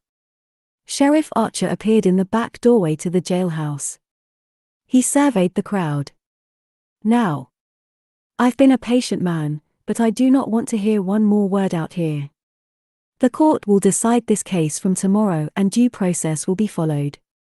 And if one more of you steps out of line you'll be finding yourself in the jailhouse alongside Miss Hare. That goes for you too, Jeffrey, and you, Patricia. I'll put any one of yous away. You hear me?" "We got a right to free speech," a man shouted. "You do. And I got a right to make sure you're speaking it from one of my cells down there." The crowd began to yell again, the words ugly, the voices harsh and clamorous. Alice looked around her and began to tremble, chilled by the venom, the hate etched on faces she had previously waved a cheery good morning to. How could they turn on Marjorie like this? She felt something fearful and panicky rise in her chest, the energy of the crowd charging the air around her. And then she felt Kathleen nudge her, and saw that Izzy had stepped forward. As the protesters railed and chanted around her, pushing and jostling, she limped her way out in front of them, a little unsteady and resting on her stick, until she was underneath the cell window. And as everyone watched, Izzy Brady, who struggled to stand in front of an audience of 5, turned to face the shifting crowd, looked around her, and took a deep breath. And she began to sing. Abide with me, fast falls the eventide. The darkness deepens, Lord, with me abide. She paused, took a breath, her eyes flickering around her. When other helpers fail and comforts flee. Help of the helpless, oh, abide with me. The crowd quieted, unsure at first what was going on, those at the back straining on tiptoe to see. A man cackled and someone cursed him. Izzy stood, her hands clasped in front of her, shaking slightly, and sang out, her voice growing in strength and intensity. Swift to its close ebbs out life's little day. Earth's joys grow dim, its glories pass away. Change and decay in all around I see. O thou who changest not, abide with me. Mrs. Brady, her back straightening, took 2, 3 strides, pushed through the crowd and placed herself beside her daughter, her back against the outside of the jailhouse wall, and her chin lifted. As they sang together, Kathleen, then Beth and, finally, Sophia and Alice, their arms still linked, moved to stand beside them and lifted their voices, too, their heads up and their gaze steady, facing down the crowd. As the men shouted insults, their 6 voices grew in volume, drowning them out, determined and unafraid. Come not in terrors, as the King of Kings, but kind and good, with healing in thy wings. Tears for all woes, a heart for every plea. Come, friend of sinners, and thus abide with me. They sang until the crowd was silent, watched by Sheriff Archer. They sang, pressed shoulder to shoulder, hands reaching blindly for hands, their hearts beating fast but their voices steady. A handful of townspeople stepped forward and joined them, Mrs. Baedeker, the gentleman from the feed shop, Jim Horner and his girls, their hands clasped together and their voices lifting, drowning the sounds of hate, feeling the resonance of each word, sending comfort, while trying to offer a little of that elusive substance to themselves. A few inches away, on the other side of the wall, Marjorie Ahern lay motionless on the bunk, her hair stuck to her face in damp tendrils, her skin pale and hot. She had lain there for almost 4 days now, her breasts aching, her arms empty in a way that made her feel as if someone had reached inside her and simply ripped out whatever kept her upright. What was there to stand up for now? To hope for, even? She was unnaturally still, her eyes closed, the rough Hessian against her skin, listening only dimly to the crowd hurling abuse outside. Someone had managed to throw a stone through the window earlier and it had caught her leg, where a long scratch remained, livid with blood. Hold thou thy cross before my closing eyes. Shine through the gloom and point me to the skies. She opened her eyes at a sound that was both familiar and strange, blinking as she focused, and it gradually registered that the sound was Izzy, her unforgettable sweet voice rising into the air outside the high window, so close she could almost touch it. It told of a world far beyond this cell, of goodness and kindness, of a wide, unending sky into which a voice could soar. She pushed herself up onto her elbow, listening. And then another voice joined hers, deeper and more resonant, and then, as she straightened, there they were, separate voices she could just distinguish from the others, Kathleen, Sophia, Beth, Alice. Heaven's morning breaks and earth's vain shadows flee. In life, in death, O Lord, abide with me. She heard them and realized then that it was to her they were singing, heard Alice's shout as the hymn drew to a close, her voice still clear as crystal. You stay strong, Marjorie. We're with you. We're right here with you. Marjorie Ahern lowered her head to her knees, her hands covering her face and, at last, she sobbed. 24. I loved something I made up, something that's just as dead as Melly is. I made a pretty suit of clothes and fell in love with it. And when Ashley came riding along, so handsome, so different, I put that suit on him and made him wear it whether it fitted him or not. And I wouldn't see what he really was. I kept on loving the pretty clothes, and not him at all. Margaret Mitchell, Gone with the Wind. By common agreement, on the opening day of the trial, the WPA Packhorse Library of Baileyville, Kentucky, remained closed. As did the post office, the Pentecostal, Episcopalian, First Presbyterian and Baptist churches, and the general store, which opened only for an hour at 7 a.m. and then again for the lunch hour to cater to the influx of strangers who had arrived in Baileyville. Unfamiliar cars parked at haphazard angles all along the roadside from the courthouse, mobile homes dotted the nearby fields, and men with sharp suits and trilby hats walked the streets with notebooks in the dawn light, asking for background information, photographs, anything you like, on the murdering librarian Marjorie Hare. When they reached the library, Mrs. Brady waved a broom at them, told them she would take the head off any one of them who ventured into her building without an invitation, and they could put that in their darned paper and print it. She didn't seem to care too much what Mrs. Nofsier might think of that. State policemen stood talking in pairs on the corners of the streets, and refreshment stands had been set up around the courthouse, while a snake charmer invited the crowds to test their nerve and come closer, and the honky-tonks offered special deals on 2-for-1 keg beers at the end of every court day. Mrs. Brady decided there was little point in the girls trying to make their rounds today. The roads were clogged, their minds were all over the place, and each of them wanted to be in court for Marjorie. And anyway, long before 7 that morning there was a queue of people trying to get into the public gallery. Alice stood at the head of it. As she waited, joined by Kathleen and the others, the queue built swiftly behind them, neighbors with lunch pails, somber recipients of library books, people she didn't recognize, who seemed to think of this as fun, chatting merrily, joking and nudging each other. She wanted to scream at them, "This is not some nice day out. Marjorie's innocent. She shouldn't even be here."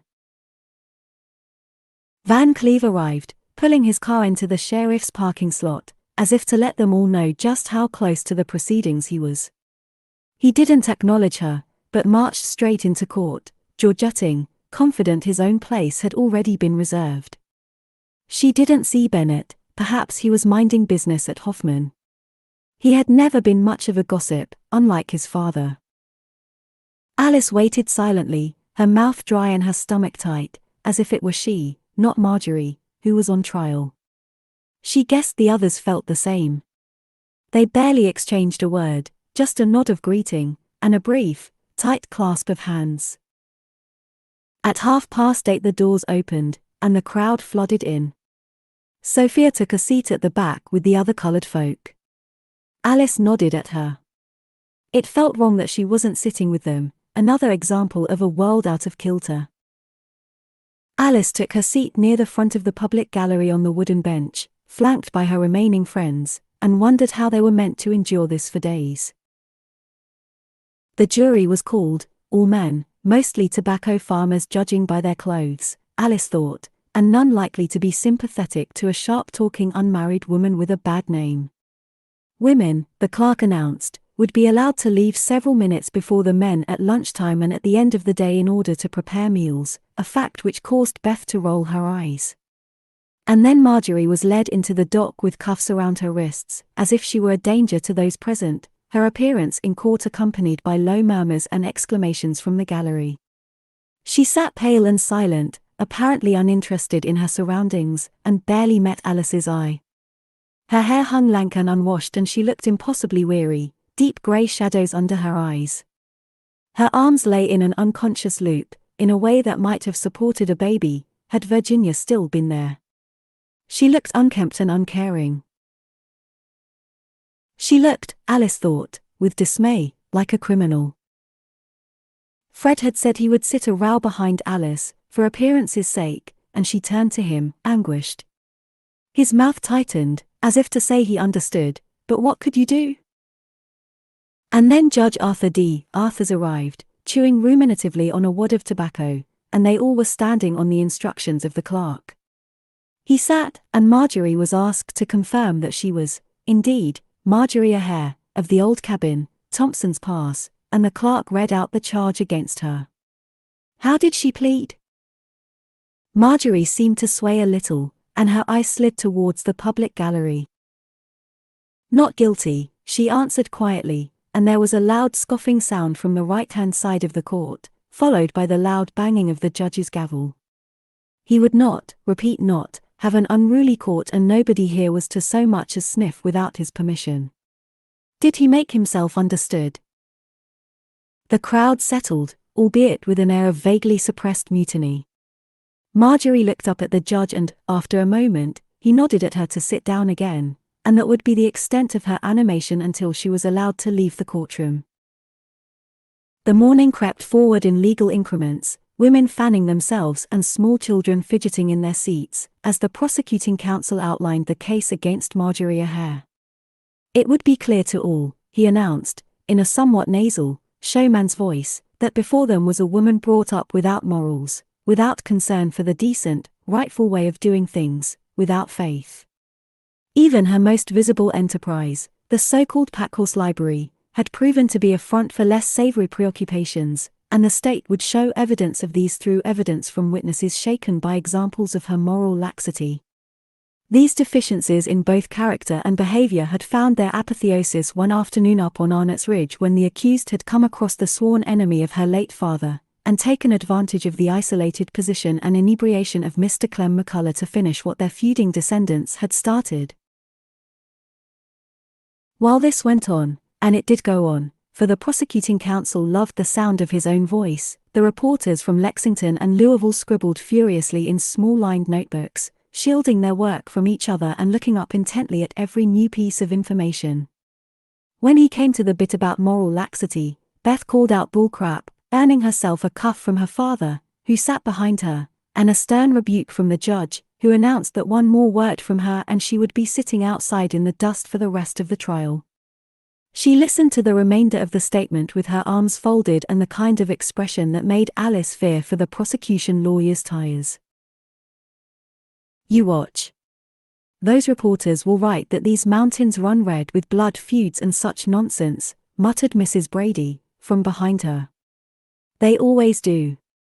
Makes us sound like a bunch of savages. You won't read a word about all the good this library, or Marjorie, has done. Kathleen sat silently on one side of Alice, Izzy the other. They listened carefully, their faces serious and still, and when he finished they exchanged looks that said they now understood what Marjorie was up against. Blood feuds aside, the Marjorie the court had described was so duplicitous, so monstrous, that if they had not known her they might have been afraid to sit just a few feet away from her too. Marjorie seemed to know it. She looked deadened, as if the very thing that made her Marjorie had been squeezed out of her, leaving only an empty shell. Alice wished for the 100th time that Sven had not absented himself. Surely, no matter what she'd told him, Marjorie would have taken some comfort from having him there. Alice kept imagining what it must be like to be sitting in the dock, facing the end of everything she loved and held dear. It hit her then that Marjorie, who loved nothing better than solitude, to be left alone, unexamined, and who belonged outside, like a mule or a tree or a buzzard, was going to be in one of those tiny dark cells for 10, 20 years, if not the rest of her life. And then she had to stand and push her way out of the gallery because she knew she was going to throw up from fear. You okay? Kathleen arrived behind her as she spat into the dust. Sorry, Alice said, straightening. I don't know what came over me. Kathleen passed her a handkerchief and she wiped her mouth. Izzy's holding our seats. But we'd best not be too long. People are already eyeing Em. I just can't bear it, Kathleen. Seeing her like that. Seeing the town like this. It's like they just want the slightest excuse to think badly of her. It should be the evidence on trial, but it feels like it's the fact that she doesn't behave like they think she should.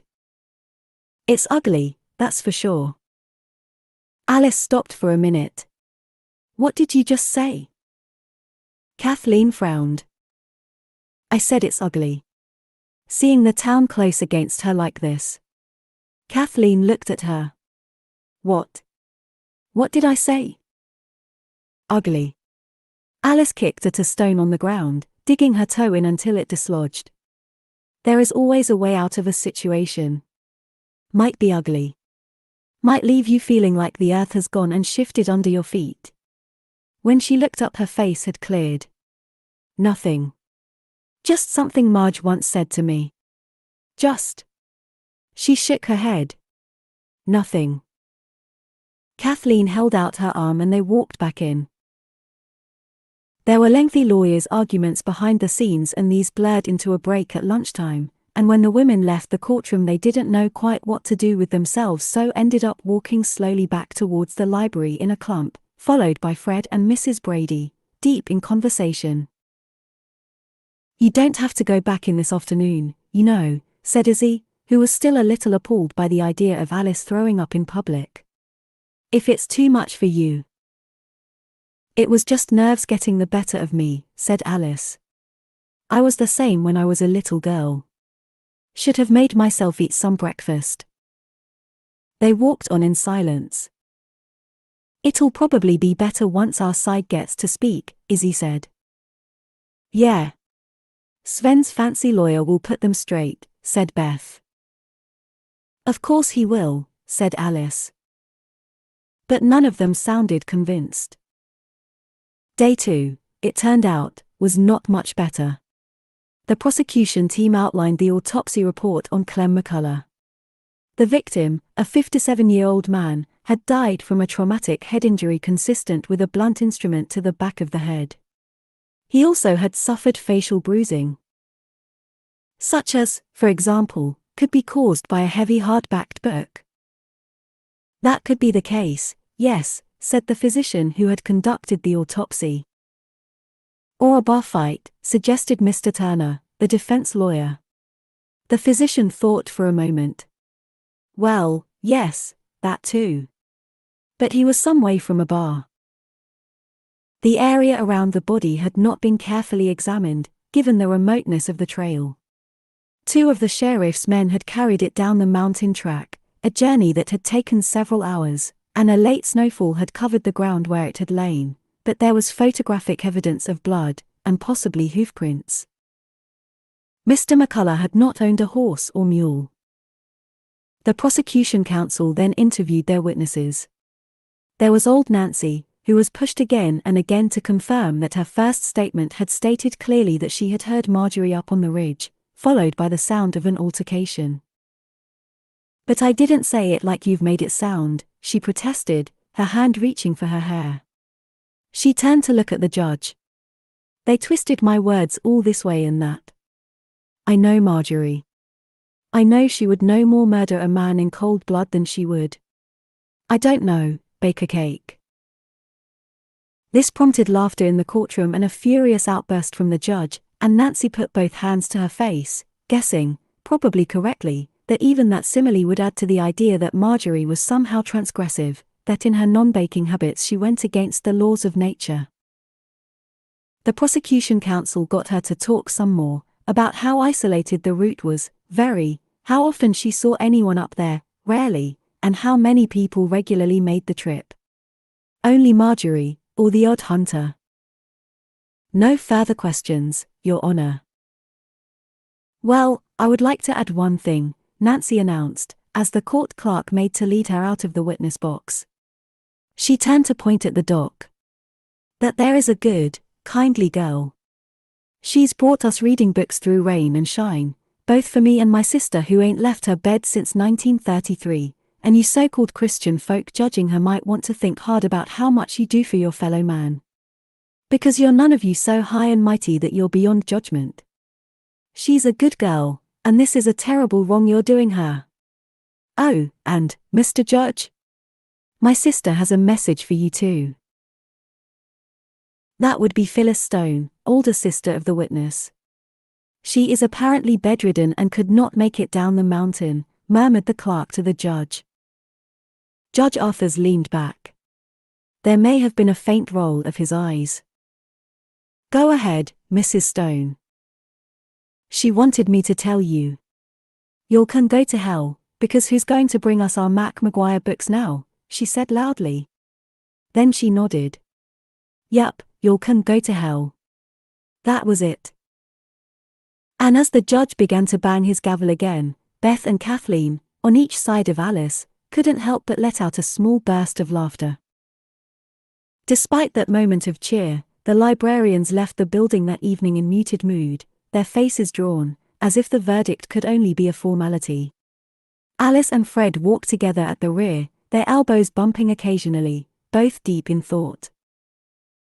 It might improve once Mr. Turner gets his say, said Fred, as they reached the library building. Perhaps. He stopped as the others went inside. Would you like something to eat before you head off? Alice glanced behind her at the people still spilling out of the upper level of the courthouse and felt suddenly mutinous. Why shouldn't she eat where she wanted? How much of a sin could it be, given everything else that was going on? That would be lovely, Fred. Thank you. She walked up to Fred's house alongside him, her back straight, daring anybody to comment, and they moved around each other in the kitchen, preparing a meal, in some strange facsimile of domesticity, one that neither of them felt able to remark upon. They didn't talk of Marjorie, or Sven, or the baby, even though those three souls were lodged almost permanently in their thoughts. They didn't talk of how Alice had divested herself of almost all the belongings she had acquired since arriving in Kentucky, and that just one small trunk now sat in Marjorie's cabin, neatly labeled and awaiting her passage home. They remarked on the good taste of the food, the surprising harvest of apples that year, the erratic behavior of one of his new horses, and a book Fred had read called Of Mice and Men, which he wished he hadn't, despite the quality of the writing, as it was too darn depressing just now.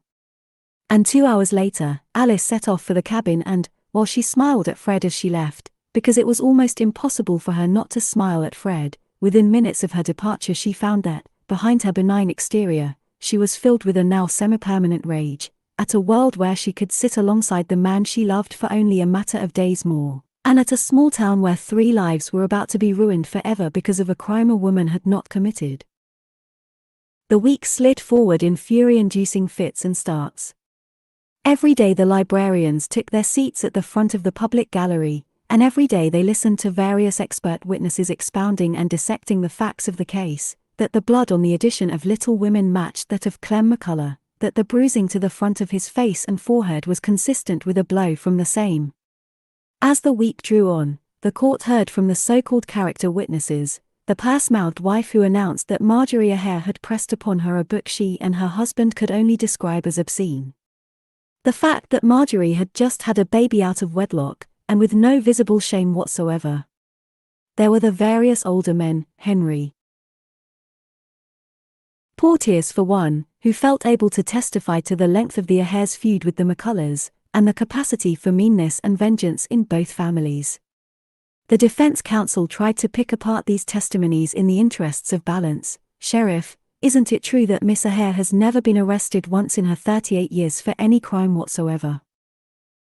It is, the sheriff conceded. Mind you, plenty of moonshiners around here ain't never seen the inside of a cell either.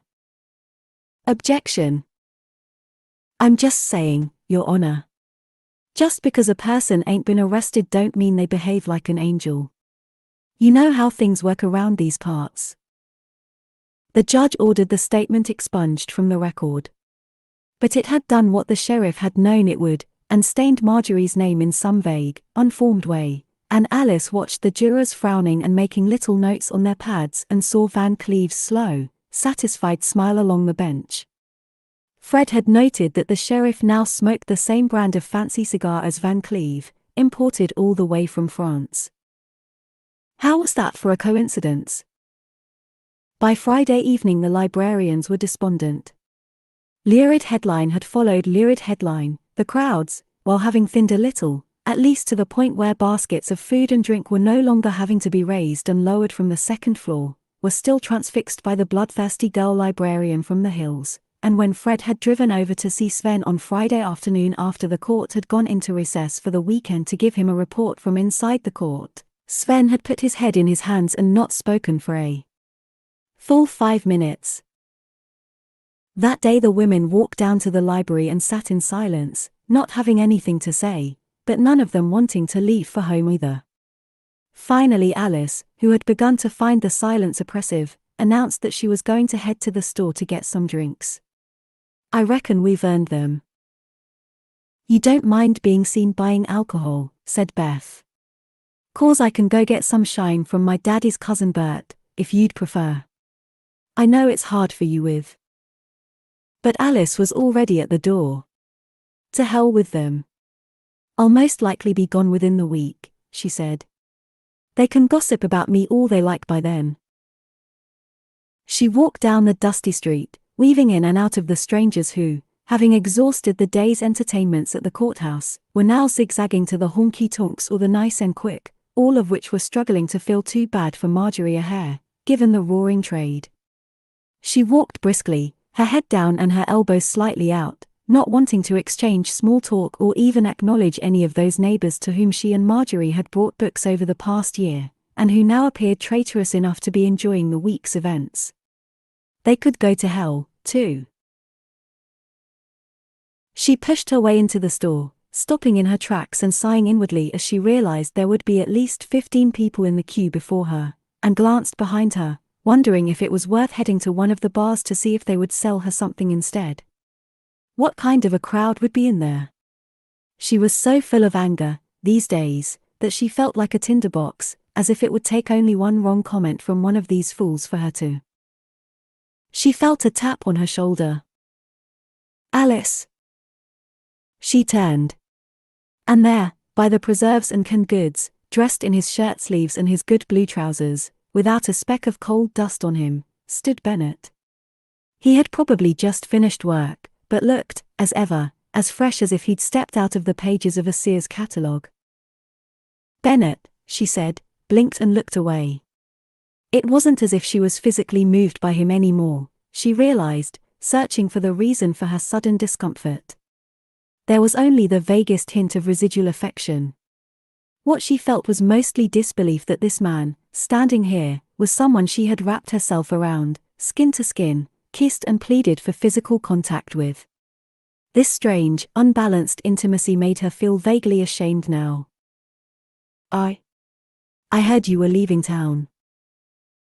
She picked up a can of tomatoes, just for something to do with her hands. "Yep. Trial looks to end on Tuesday. I'll be headed out on Wednesday. You and your father won't have to worry about me hanging around."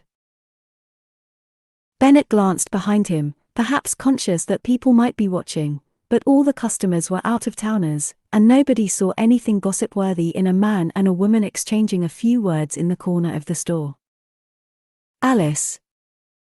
You don't have to say anything, Bennett. I think we've said enough. My parents have engaged a lawyer and—" He touched her sleeve. "Pa says nobody managed to speak to his daughters." She pulled back her hand. "I'm sorry? What?" Bennett looked behind him, his voice low. "Pa said the sheriff never spoke to McCullough's daughters. They wouldn't open the door. They shouted to his men they had nothing to say on the matter and they wouldn't be talking to nobody. He says they are both crazy, like the rest of the family. Says the state's case is strong enough not to need them anyway." He looked at her intently. "Why are you telling me this?" He chewed at his lip. I figured, it might help you." She stared at him then, at his handsome, slightly unformed face, and his baby-soft hands, his anxious eyes. And briefly she felt her own face fall a little.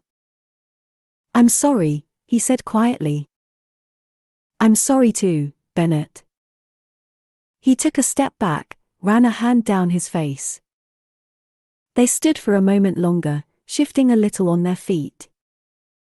"Well," he said eventually. "If I don't see you before you leave, safe travels." She nodded. He headed for the door.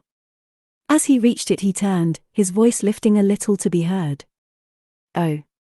Thought you'd like to know I'm fixing to get the slurry dams made up.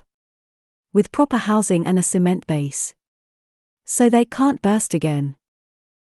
Your father agreed to that?" "He will." The smallest smile, a flash of someone she had once known. "That's good news, Bennett. Really good news." "Yeah. Well." He looked down. "It's a start." With that her husband tipped his hat, opened the door, and was swallowed by the crowds still milling around outside. The sheriff didn't speak to his daughters. Why not? Sophia shook her head. "It doesn't make no sense to me." "Makes perfect sense to me," said Kathleen, from the corner, where she was stitching a broken stirrup leather, grimacing as she forced the huge needle through the leather. They got all the way up to Arnott's Ridge, to a family they was expecting trouble from. They figure the girls wouldn't know nothing about their daddy's movements, given he was a known drunk who used to disappear for days on end. So they knock a few times, get told to GAT, then give up and come back down, and it takes them half a day each way to do it. "McCullough was a sundowner and a mean one at that," said Beth. "Might be the sheriff didn't want to push them too hard in case they told him something he didn't want to hear. They need him to sound like a good man to make Marge seem bad." "But surely our lawyer should have gone asking questions. Mr. Fancy Pants out of Lexington. You think he's going to ride a mule half a day up to Arnott's Ridge to speak with a bunch of angry hillbillies?" "I don't see how this is going to help us none," said Beth. "If they won't talk to the sheriff's men they ain't hardly going to talk to us." "That may be exactly why they would talk to us," said Kathleen. Izzy pointed at the wall. Marjorie put the McCullough house on the list of places not to go to. On no account. "Look, it says so right here." "Well, maybe she was just doing what everyone's done to her," said Alice. "Going on gossip without actually looking at the facts." "Those girls haven't been seen in town for nigh on 10 years, Kathleen murmured. "Word is their daddy wouldn't let them leave the house after their mama disappeared.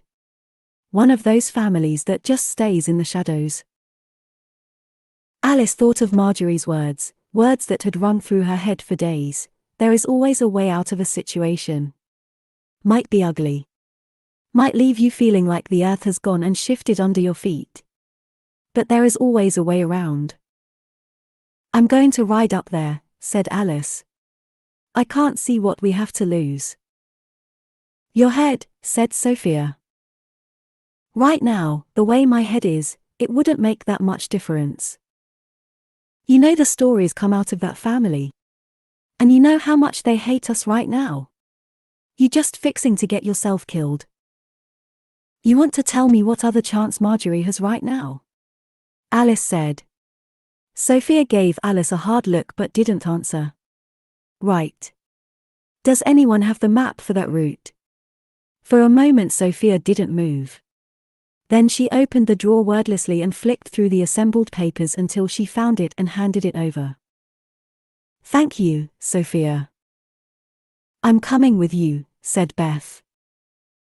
"Then I'm coming, too," said Izzy. Kathleen reached for her hat. "Looks like we got us an outing. Here, 8 tomorrow?" "Let's make it 7, said Beth. For the first time in days Alice found she was smiling. "Lord help the lot of you," said Sophia, shaking her head. 25. It was clear within a couple of hours of setting out why only Marjorie and Charlie ever undertook the route to Arnott's Ridge. Even in the benign conditions of early September, the route was remote and arduous, taking in steep crevasses, narrow ledges and a variety of obstacles to scrabble down or over, from ditches to fences to fallen trees. Alice had brought Charlie, confident he would understand where he was going, and so it proved. He strode out willingly, his huge ears flicking backwards and forwards, following his own well-worn tracks along the creek bed and up the side of the ridge, the horses following on behind. There were no notches on trees here, no red ribbons. Marjorie had plainly never expected anyone but herself to take such a route, and Alice glanced behind her intermittently at the other women, hoping she could trust Charlie as a guide. Around them the air hung thick and moist, and the newly amber forests lay dense with fallen leaves, muffling sound as they made their way along the hidden trails. They rode in silence, focused on the unfamiliar terrain, only breaking off to praise their horses quietly or warn of some approaching obstacle. It occurred to Alice as they headed along the track into the upper reaches of the mountains that they had never ridden together, not all of them, like this. And then that it was entirely possible this would be the last time she rode into the mountains. In a week or so she would be making her way by train towards New York and the huge ocean liner that would take her to England, and a very different kind of existence. She turned in her saddle and looked at the group of women behind her and realized she loved them all, that leaving each of them, not just Fred, would be a wrench almost greater than anything she had endured up to now. She couldn't imagine meeting women with whom she would feel so in tune, so close to in her next life, over polite chit-chat and cups of tea. The other librarians would slowly forget her, their lives busy with work and families, and the ever-changing challenges of the seasons. Oh, they would promise to write, of course, but it wouldn't be the same. There would be no more shared experiences, the cold wind on their faces, the warnings of snakes on tracks, or commiserations when one of them took a fall. She would gradually become a postscript to a story. Do you remember that English girl who rode with us for a while? Bennett Van Cleve's wife? Think we're getting close. Kathleen broke into her thoughts, riding up alongside. Alice pulled Charlie to a halt, unfolding the map from her pocket. According to this, it's not far over that ridge, she said, squinting at the hand-drawn images. She said the sisters live for miles that way, and Nancy would always walk the last part because of the hanging bridge, so I make the McCullough house, somewhere over there. Beth scoffed. You reading that map upside down? I know for a fact the damn bridge is that way. Alice's belly was tight with nerves. If you know better, you want to head off on your own and let us know when you're there? No need to get ornery. You're not from here is all. I just thought Oh, and don't I know it? Like the whole town hasn't spent the last year reminding me. No need to take it like that, Alice. Shoot. I just meant some of us might have more knowledge of the mountains than. Shut up, Beth. Even Izzy was irritated. We wouldn't even have got this far if it wasn't for Alice. Hold up, said Kathleen. Look. It was the smoke that alerted them, a thin apologetic whisper of grey that they might not have spotted had the trees nearby not lost their leaves from the crown, so that the wavering plume was briefly visible against the leaden sky. The women stopped in the clearing, just able to make out the shack squatting on the ridge, its shingle roof missing a couple of tiles, its yard unkempt. It was the only house for miles and everything about it spoke of neglect and an antipathy towards casual visitors. A mean-looking dog tethered to a chain set up a fierce, staccato bark, already aware of their presence through the trees. Think they'll shoot at us, said Beth, and spat noisily. Fred had instructed Alice to take his gun and it was slung over her shoulder by its strap. She couldn't work out whether it was a good or a bad thing for the McCullough family to see she had it in her possession. Wonder how many of them are in there.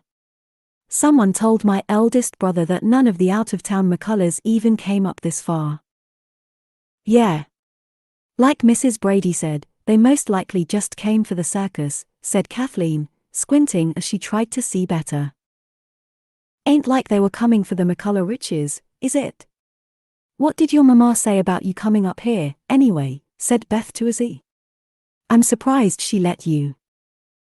Izzy pushed Patch forward over a small ditch, clearing it with a grunt. Izzy? She doesn't exactly know. Izzy? Alice turned in her saddle. Oh, hush, Alice. You know as well as I do that she would never have let me. Izzy rubbed at her boot. They all faced the house. Alice shivered. If anything happens to you, your mother is going to have me in that dock alongside Marjorie. Oh, Izzy. This is not safe. I would never have let you come had you told me. Alice shook her head. So why did you come, Izzy, said Beth. Because we are a team. And a team sticks together. Izzy lifted her chin. We are the Baylorville Packhorse Librarians and we stick together. Beth punched her lightly on the arm as her horse moved forward. Well, goddamn to that. Will you ever stop cursing, Beth Pinker? And Izzy punched her back and squealed as the horses collided.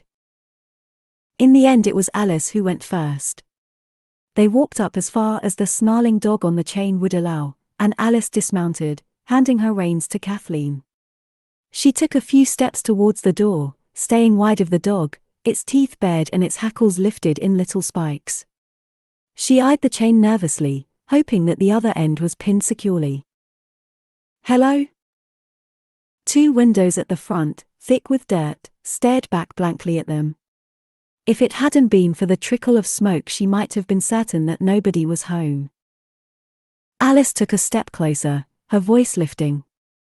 Miss McCullough. You don't know me, but I work at the Packhorse Library down in town. I know you didn't want to talk to the sheriff's men, but I would very much appreciate it if you could help us at all. Her voice bounced off the mountainside. There was no movement from within the house. Alice turned and looked at the others uncertainly. The horses stamped their feet impatiently, their nostrils flaring as they eyed the growling dog. It would really only take a minute. The dog turned its head and quieted briefly. For a moment the mountain was possessed of a dead silence. Nothing stirred, not the horses, the birds in the trees. Alice felt her skin prickle, as if this presaged something terrible. She thought of the description of McCullough's body, his eyes pecked clean out of his head. Lying not too far from here, for months. I don't want to be here, she thought, and felt something visceral and fearful trickle down her spine. She looked up and saw Beth, who nodded at her, as if to say, go on, try again. Hello? Miss McCullough. Anybody? Nothing stirred. Hello? A voice broke into the silence. You all can git and leave us alone. Alice turned on her heel to find two barrels of a gun visible through the gap in the door. She swallowed and was about to speak again, when Kathleen appeared on foot beside her. She put a hand on Alice's arm. Verna? Is that you? I don't know if you remember me, but it's Kathleen Hannigan, now Bly. I used to play with your sister down at Split Creek. We made corn dollies with my ma one harvest time, and I think she made one for you. With a spotted ribbon? Would you remember that?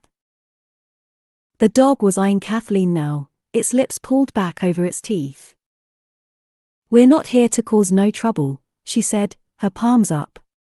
We're just in something of a fix with our good friend and we'd be real grateful for the chance to speak with you for a moment or two about it. We got nothing to say to any of yous. Nobody moved. The dog stopped growling briefly, its nose pointing towards the door. The two barrels didn't budge. I ain't coming to town, said the voice from inside. I'm not coming. I told the sheriff what day our pa disappeared and that's that. You ain't getting nothing else. Kathleen took a step closer. We understand, Verna. We would just really welcome a couple minutes of your time to talk. Just to help our friend. Please? There was a long silence. What happened to her? They looked at each other. You don't know, said Kathleen. Sheriff just said they found my PA's body. And the murderer to go with it. Alice spoke up. That's pretty much it. Except, Miss Verna, it's our friend who is standing trial and we would swear on the Bible that she is not a murderer. Miss Verna, you may know of Marjorie O'Hare. You know her daddy's name travels before her. Kathleen's voice had lowered, as if they were in some casual conversation. But she's a good woman, a little unconventional, but not a cold-blooded killer. And her baby face is growing up without a mother because of gossip and rumor. Marjorie Hare had a baby. The gun lowered an inch. Who'd she marry? They exchanged awkward glances. Well, she ain't exactly married. But that doesn't mean nothing, Izzy called hurriedly. Doesn't mean she isn't a good person. Beth brought her horse a few steps closer towards the house, and held up a steel bag. You want some books, Miss McCullough? For you or your sister? We got recipe books, storybooks, all kinds of books. Lots of families up in the mountains happy to take them. You don't have to pay, and we'll bring you new ones when you like. Kathleen shook her head at Beth and mouthed, I don't think she can read. Alice, anxious, tried to talk over them. Miss McCullough, we're truly, truly sorry about your father. You must have loved him very much. And we're really sorry to trouble you with this matter. We wouldn't be here unless we were desperate to help our friend. I ain't sorry, the girl said. Alice swallowed the rest of her sentence. Her shoulders slumped a little. Beth's mouth closed in dismay. Well, I appreciate it's natural you would harbor ill feelings towards Marjorie, but I would beg you just to hear. Not her. Verna's voice hardened. I ain't sorry about what happened to my pa. The women looked at each other, confused. The gun lowered slowly another inch, and then disappeared. You the Kathleen used to have braids pinned upside your head? That's me. You rode all the way up here from Baylorville? Yes, said Kathleen. There was a brief pause. Then you'd best come in. As the librarians watched, the rough wooden door slid open a fraction, and then, after a moment, opened a little wider, creaking on its hinges.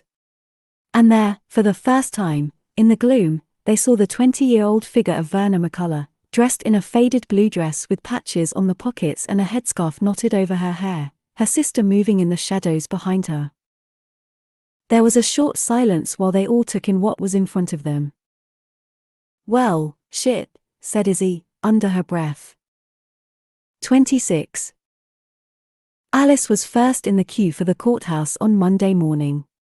She had barely slept and her eyes were sore and gritty. She had brought fresh-baked cornbread to the jail earlier in the morning, but Officer Dulles glanced down at the tin and observed apologetically that Marjorie wasn't eating. Barely touched a thing over the weekend. He looked genuinely concerned. You take it anyway. Just in case you can get her to eat something later. You didn't come yesterday. I was busy.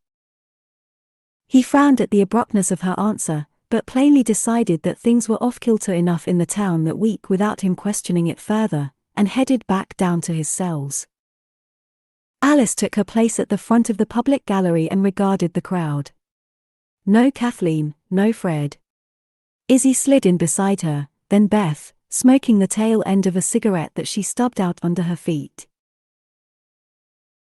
Heard anything? Not yet, said Alice. And then she startled. There, 2 rows back, sat Sven, his face somber, and his eyes shadowed, as if he hadn't slept for weeks. He kept his eyes to the front and his hands on his knees. There was something in the rigidity of his bearing that suggested a man working hard to keep himself contained, and the sight of him made her swallow painfully. She flinched as his hand reached across and squeezed her own, and she returned the pressure, trying to keep her breath steady in her chest. A minute later Marjorie was led in, her head down, and her gait slow. She stood, her expression unreadable, no longer even bothering to meet anybody else's eye. Come on, Marge, she heard Beth mutter beside her. And then Judge Arthurs entered the courtroom and everybody rose. Miss Marjorie Hare here is a victim of unhappy circumstance. She was, if you like, in the wrong place at the wrong time. Now only God will ever know the truth of what happened on the top of that mountain, But we do know that it is only the flimsiest of evidence that takes a library book, one which by all accounts may have travelled halfway across Lee County, and places it near a body that may have come to rest some 6 months earlier. The defense counsel looked up as the doors at the back opened and everyone swiveled in their seats to see Kathleen Bly march in, sweaty and a little breathless. "Excuse me. I'm very sorry. Excuse me." She ran to the front of the court where she stooped to speak to Mr. Turner. He glanced behind him and then stood, one hand on his tie, as the people in the court murmured their surprise. "Your Honor? We have a witness who would very much like to say something before the court." "Can it wait?" "Your Honor, this has a material bearing on the case." The judge sighed. "Approach the bench please, counsels." The two men stood at the front. Neither attempted to lower their voices much, one from urgency and the other from frustration, so the court got to hear pretty much everything that was said. "It's the daughter," said Mr. Turner. "What daughter?" said the judge. "McCullough's daughter. Verna." The prosecution counsel glanced behind him and shook his head. "Your Honor, we have had no prior notice of such a witness and I object in the strongest terms to the introduction of such at so late." The judge chewed ruminatively. Did the sheriff's men not go up to Arnott's Ridge to try to talk to the girl? The prosecution counsel stammered, "Well, why yes. But she wouldn't come down. She hasn't left that house in several years, according to those familiar with the family." The judge leaned back in his chair. "Then I would say if this is the victim's daughter, possibly the last witness to see him alive, and she is now content to make her way down into the town to answer questions about his last day, then she may well have information pertinent to the case. Wouldn't you agree, Mr. Howard?" The prosecution counsel glanced behind him again. Van Cleve was straining forward in his seat, his mouth compressed with displeasure. "Yes, Your Honor." "Good. I will hear the witness." He waved a finger. Kathleen and the lawyer spoke for a minute in hushed voices, and then she ran to the back of the court. "When you're ready, Mr. Turner." "Your Honor, the defense calls Miss Verna McCullough, daughter of Clem McCullough." "Miss McCullough. If you could make your way to the witness box, I would be much obliged." There was a hum of interest. People strained in their seats. The door opened at the back of the court, revealing Kathleen, her arm through that of a younger woman, who walked a little behind her. And as the court watched in silence, Verna McCullough made her way slowly and deliberately to the front of the courtroom, every stride an apparent effort. Her hand rested on the small of her back and her belly sat low and huge in front of her. A murmur of shock, and a second wave of exclamation as the same thought occurred to each person, went up around the room. "You live at Arnott's Ridge?"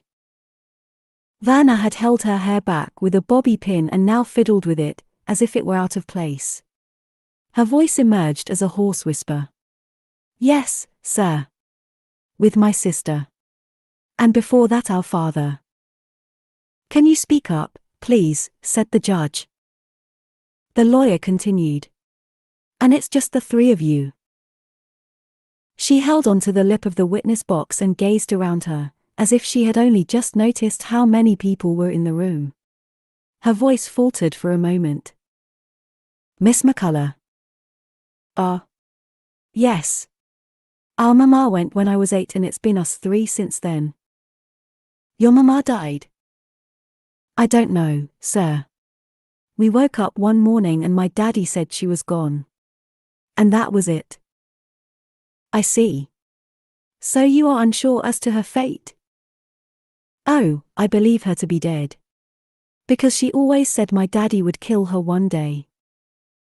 "Objection," said the state prosecutor. "Strike that from the record, please. We will leave it on file that Miss McCullough's mother's whereabouts are unknown." "Thank you, Miss McCullough. And when did you last see your father?" "That would be 5 days before Christmas." "And have you seen him since?" "No, sir. Did you look for him? No, sir. You weren't troubled when he didn't come home for Christmas? It was not unusual behavior for our daddy. I think it may be no secret that he liked to drink. I believe he was known to the sheriff. The sheriff nodded, almost reluctantly. Sir, would it be possible for me to sit down? I'm feeling a little faint. The judge motioned to the clerk to bring her a chair, and the court waited while it was positioned and she was able to sit. Someone brought her a glass of water. Her face was only just visible above the witness box, and most in the public gallery leaned forward to try to see her better. So when he didn't come home on the 20th of December, Miss McCullough, you didn't see anything particularly untoward in that behavior? No, sir. And when he left, did he tell you where he was going? To a bar? For the first time, Verna hesitated a good while before she spoke. She glanced at Marjorie, who was looking at the floor. No, sir. He said. She swallowed, and then turned towards the judge.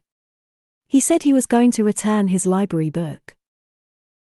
There was an outburst from the public gallery, a sound that might have been shock or a burst of laughter, or a mixture of both. It was hard to tell. Marjorie, in the dock, lifted her head for the first time. Alice looked down to find that as he was gripping her hand, her knuckles white. The defense lawyer turned to face the jury. Can I check that I heard that correctly, Miss McCullough? You said your father set out to return a library book? Yes, sir. He had recently been receiving books from the WPA Packhorse Library and he believed it was a great thing. He had just read a fine book and said it was his civic duty to return it as soon as possible so that some other person could have the benefit of reading it. The heads of Mr. Howard, the state prosecutor, and his second were pressed together in urgent conversation. He raised his hand, but the judge dismissed him with a wave. Go on, Miss McCullough. Me and my sister, well, we did warn him in the strongest terms not to set out because the conditions were bad, what with the snow and ice and all, and that he might slip and fall, but he had taken a fair bit to drink and he would not be told. He was insistent that he didn't want to be late back with his library book. Her gaze flickered around the courtroom as she spoke, her voice now level and certain. So Mr. McCullough set out by himself, on foot, into the snow. He did, sir. Taking the library book. To walk to Baileyville. Yes, sir. We warned him it was a foolish enterprise. And you never saw or heard from him again? No, sir. Anne, you didn't think to look for him? Me and my sister, we don't leave our home, sir. After our mama went, our daddy never liked for us to come to town, and we didn't like to disobey him, what with his temper and all. We went around the yard before nightfall and shouted for him, just in case he had taken a fall, but most times he would just come back when it pleased him. So you just waited for him to return? Yes, sir. He had threatened to leave us before now, so I guess when he didn't return, some part of us thought maybe he had finally done so. And then back in April the sheriff came up to tell us he was dead. Anne. Miss McCullough. May I ask one more question? You have been most courageous making this trip down the mountain and completing this difficult testimony, and I am much obliged to you. One final question, do you remember what book it was that your father enjoyed so much, and felt such an obligation to return? Why, yes, I do, sir. Most clearly. And here Verna McCullough turned her pale blue eyes on those of Marjorie O'Hare, and to those nearest it was possible that the faintest smile played around her lips. It was a book by the name of Little Women. The court exploded into a wall of noise, so that the judge was forced to bang his gavel 6, 8 times before enough people noticed, or could hear enough, to quiet it. There was laughter, disbelief, and shouted fury from different parts of the court, and the judge, his brows an overhanging ledge, grew puce with anger. Silence! I will not have this court held in disrespect, do you hear me? The next person to make a sound will be in contempt of court. Silence in the court. The room quieted. The judge waited a moment to be sure that everyone had got the message. Now, counsels, will you approach the bench? There was some muttered conversation, this time inaudible in the court, under which a low hum of whispers had begun to escalate dangerously. Across the courtroom, Mr. Van Cleve looked like he was about to combust. Alice saw him get up once, twice, but the sheriff turned and physically forced him to sit down. She could see Van Cleve pointing, his mouth working, as if he couldn't believe he, too, didn't have the right to go up and debate with the judge. Marjorie sat very still, disbelieving. "Go on," muttered Beth, her knuckles white where she gripped the bench. "Go on. Go on." And then, after an age, the two lawyers made their way back to their seats and the judge banged his gavel again. "Can we call the physician back, please?" There was a low murmur as the physician was recalled to the witness box. The public gallery was full of people shifting in their seats, pulling faces at each other. The defense counsel rose. "Dr. Tasker. One further question. In your professional opinion, would it be possible that the bruising to the victim's face might have been caused by the weight of a large hard-backed book falling onto it? For example, if he had slipped and fallen backwards." He motioned to the clerk and held up the copy of Little Women. "One the size of this edition, for example. Here, I'll let you feel the weight of it." The physician weighed the book in his hands and considered this for a moment. "Why, yes. I would imagine that would be a reasonable explanation." "No further questions, Your Honor." It took the judge 2 more minutes of legal conversation to conclude. He banged his gavel to quiet the court. Then, abruptly, he rested his head in his hands, and stayed like that for a full minute. When he raised it, he eyed the court with what seemed to be an impossibly weary expression. "It seems to me in the light of this new evidence I am minded to agree with the defense counsel that this can no longer be positioned with any certainty as a murder trial. All solid evidence seems to suggest this was an unfortunate accident. A good man set out to do a good deed, and due to the prevailing conditions, shall we say, suffered an untimely end." He took a deep breath and placed his hands together. Given the Commonwealth evidence in this case is largely circumstantial, and heavily dependent on this one book, and given the witness's clear and unwavering testimony as to its prior whereabouts, I am moved to strike this trial and instead record a verdict of accidental death. Miss McCullough, I thank you for your efforts in doing your civic duty, and I wish to convey my public and heartfelt condolences, once again, for your loss. Miss O'Hare, you are hereby free to leave the court. Clerks, if you could release the prisoner." This time the court did erupt. Alice found herself suddenly enveloped by the other women, who were jumping up and down, yelling, tears streaming from their eyes, arms and elbows and chests pressed together in a giant hug. Sven vaulted over the barrier of the public gallery and was there as the jailer undid Marjorie's handcuffs, his arms closing around Marjorie just as she began to sink to the floor in shock. He half walked, half carried her swiftly out of the back exit, Deputy Dulles shielding them before anyone could really work out what was happening. Through it all, Van Cleve could be heard yelling that this was a travesty. An absolute travesty of justice. And those with particularly good hearing could just make out Mrs. Brady retorting, "Shut your fat mouth for once in your life, you old goat." In all the hubbub nobody noticed Sophia quietly leave the colored section of the public gallery, her bag tucked neatly under her arm, disappearing through the door and briskly making the short walk to the library, picking up speed as she went. And only those with the very keenest hearing would have heard Verna McCullough, as she was steered out past the librarians, her hand still on the small of her back and her face grimly determined as she muttered under her breath, "Good riddance." Nobody felt Marjorie should be left alone, so they brought her to the library and locked both doors, mindful that Kentucky's most widely circulated newspapers, as well as half of the town, suddenly wanted to talk to her. She said barely a word during the short walk there, her movements slow and oddly frail, as if she had been ill, though she did eat half a bowl of bean soup that Fred brought down from the house, her eyes fixed on it as she ate, as if it were the only thing of any certainty around her.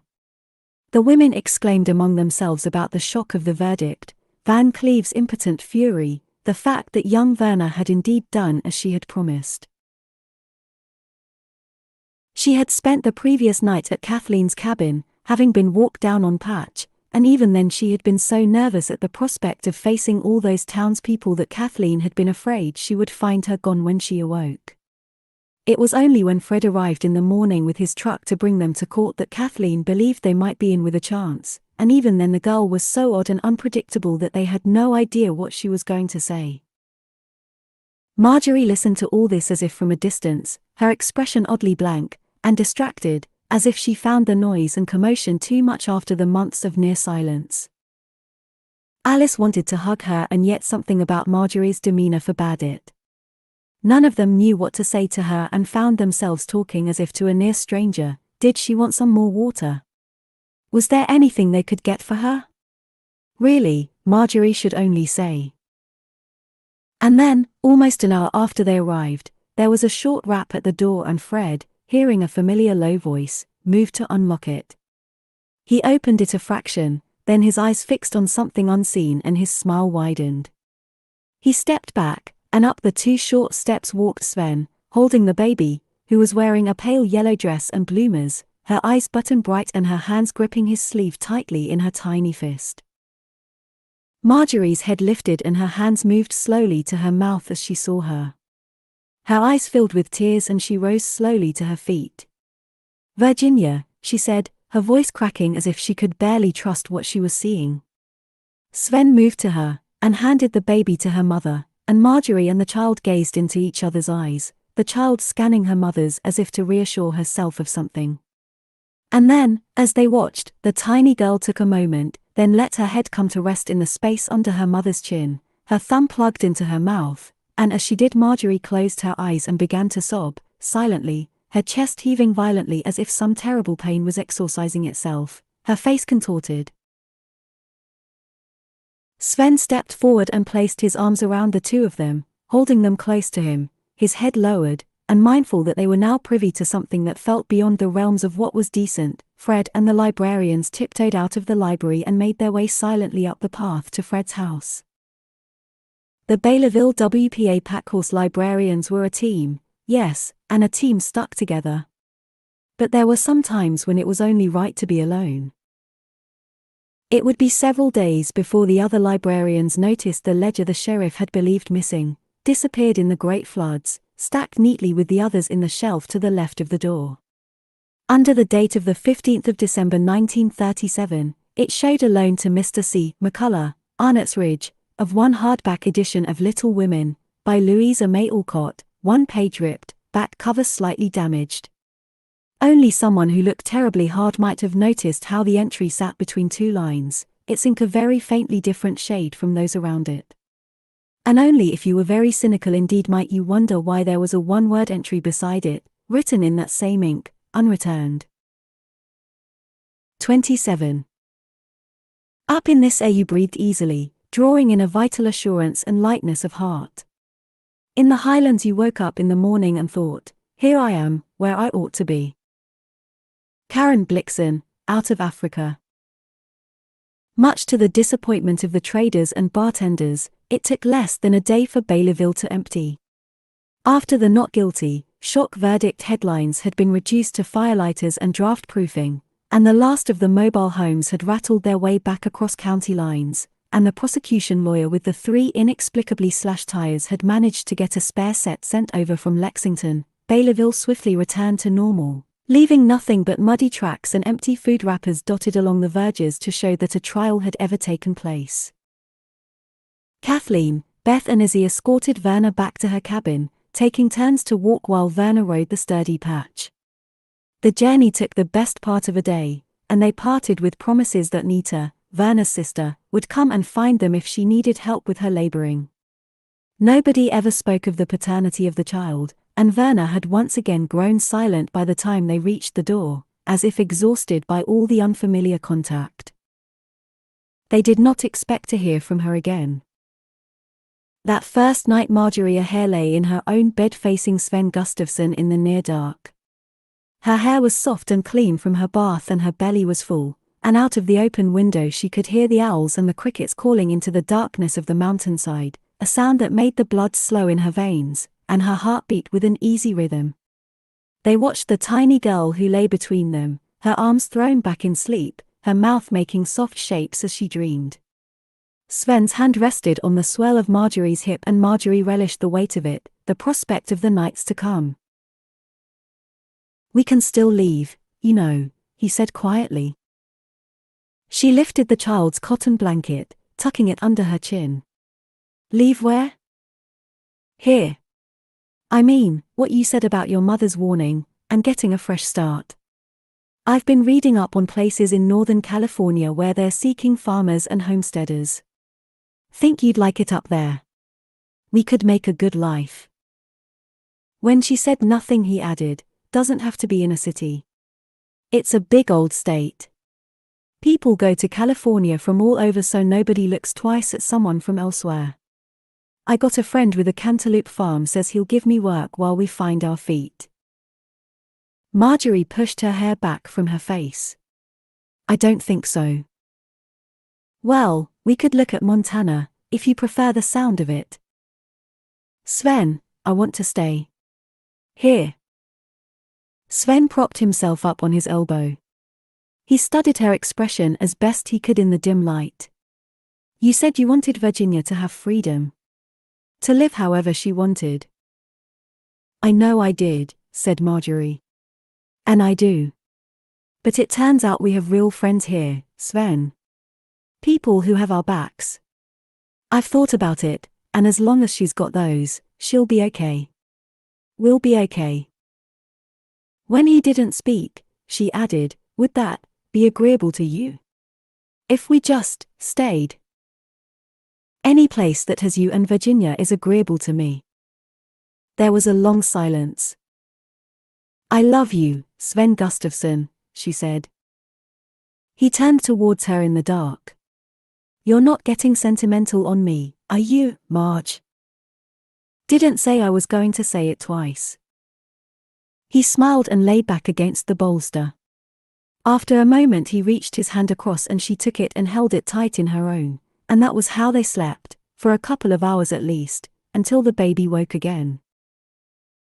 It had been shocking to Alice how quickly her feelings of delight and elation at Marjorie's return home had turned to cold stone as she grasped that this meant there was no longer a single obstacle left to her own immediate departure. That was it. The trial was over, and so was her time in Kentucky.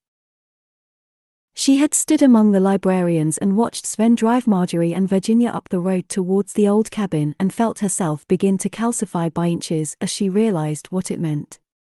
She managed to maintain her smile as they all drifted away, exclaiming to each other, hugging and kissing, had promised she might see them at the Nice and Quick later for a celebration.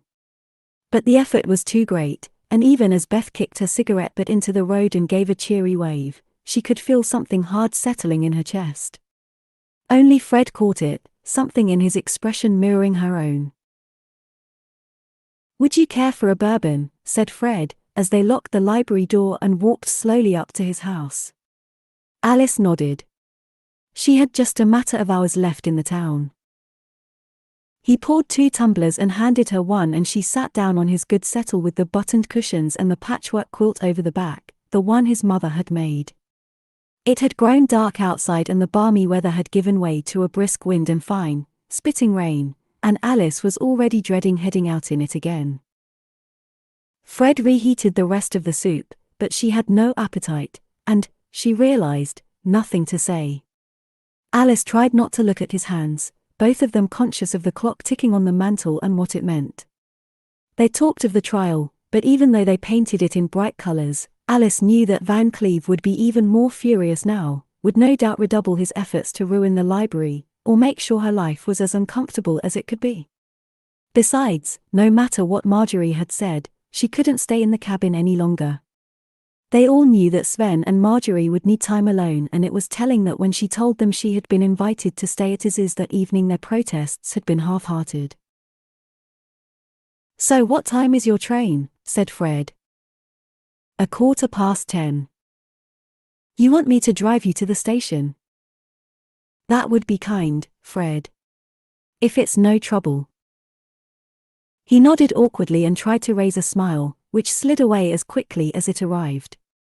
She felt the same residual pain she always did at his discomfort, knowing that she was the cause of it.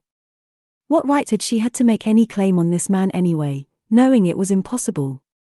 She had been selfish to allow his feelings to come anywhere near her own. Sunk in misery that neither of them felt able to articulate, their conversation had swiftly become strained. Alice, sipping a drink she could barely taste, wondered briefly if it had been a good idea coming here at all. Perhaps she should have gone straight to Izzy's. What was the point in prolonging all this heartbreak? Oh. Got another letter this morning at the library. In all the commotion I forgot to give it to you.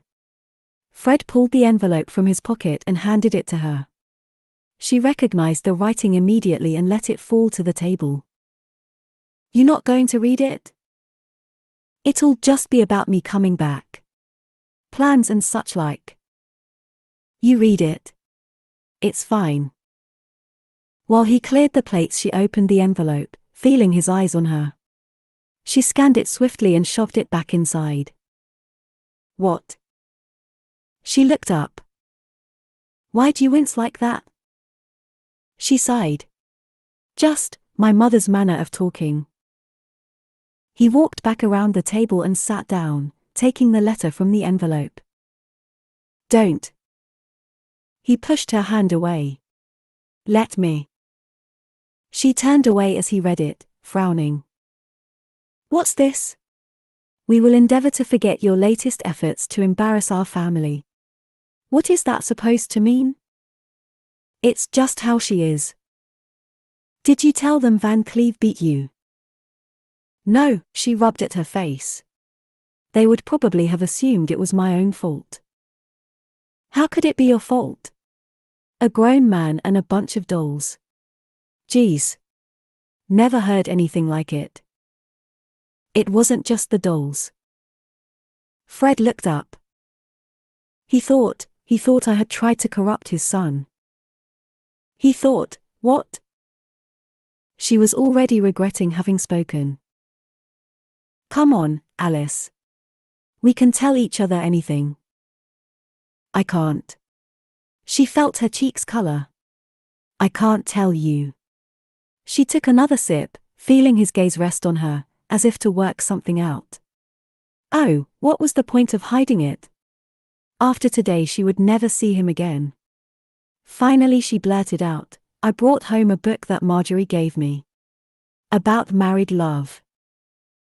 Fred clenched his jaw a little, as if he didn't want to think about Alice and Bennett and any kind of intimacy.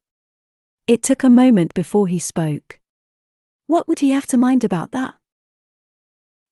They both, thought I shouldn't be reading it. Well, maybe he felt that as you were in your honeymoon period But that's the thing.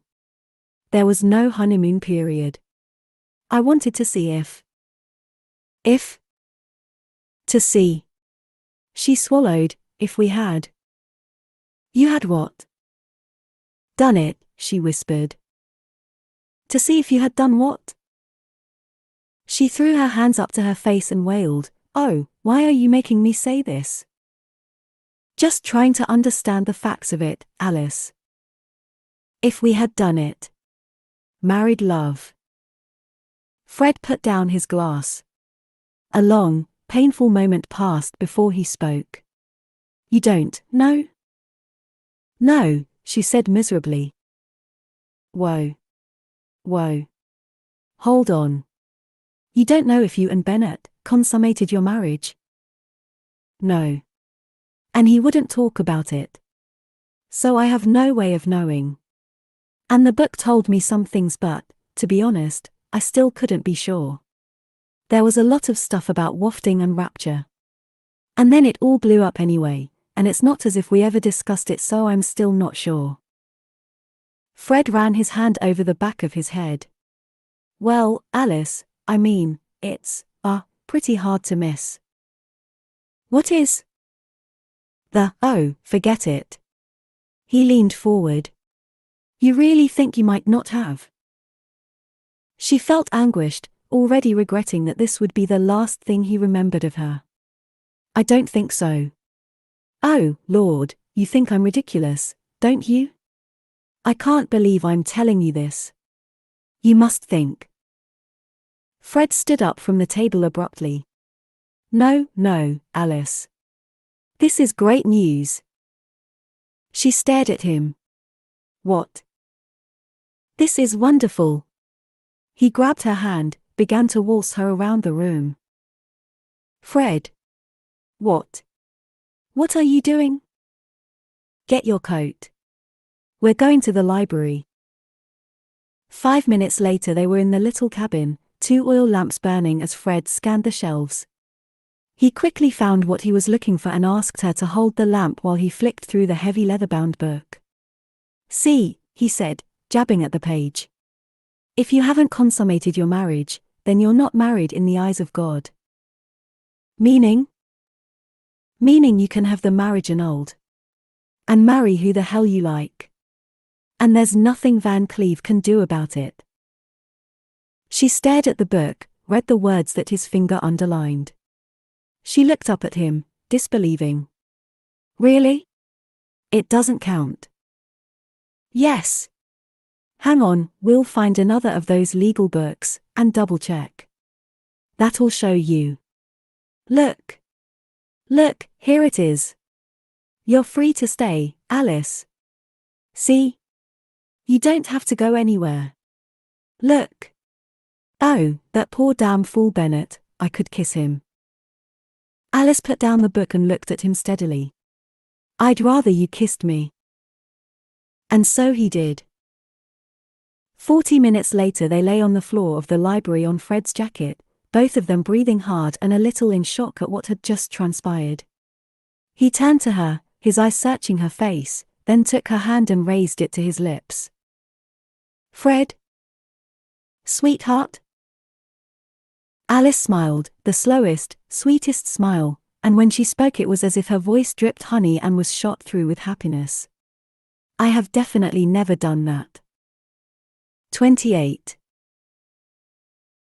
From the body of the loved one's simple, sweetly colored flesh, which our animal instincts urge us to desire, there springs not only the wonder of a new bodily life, but also the enlargement of the horizon of human sympathy, and the glow of spiritual understanding which one could never have attained alone. Dr. Marie Stopes, Married Love. Sven and Marjorie were married in late October, on a clear, crisp day where the mists had lifted from the hollows by dawn and the birds sang loudly about the importance of a blue sky and squabbled noisily on branches.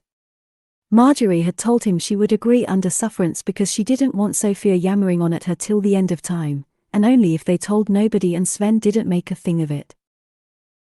Sven, who was agreeable in almost all things where Marjorie was concerned, greeted this invitation with a hard no. If we marry, we do it in public, with the town, our child and all our friends in attendance, he said, his arms folded. That's what I want. Or we don't marry at all. And so they were wed in the small Episcopalian church up at Salt Lick, whose minister was a little less picky than some about children born out of wedlock, and in attendance were all the librarians, Mr. and Mrs. Brady, Fred and a fair number of the families they had brought books to.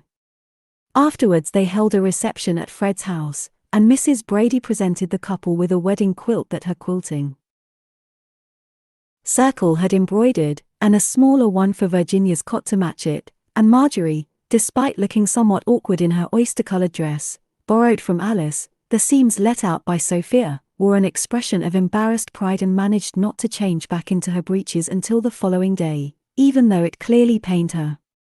They ate food brought by neighbors. Marjorie hadn't intended so many people to come, and had been a little taken aback by the endless stream of guests. Someone started up a hog roast outside and Sven wore a look of intense happiness, showing off Virginia to everyone, and there was fiddling and some fine dancing.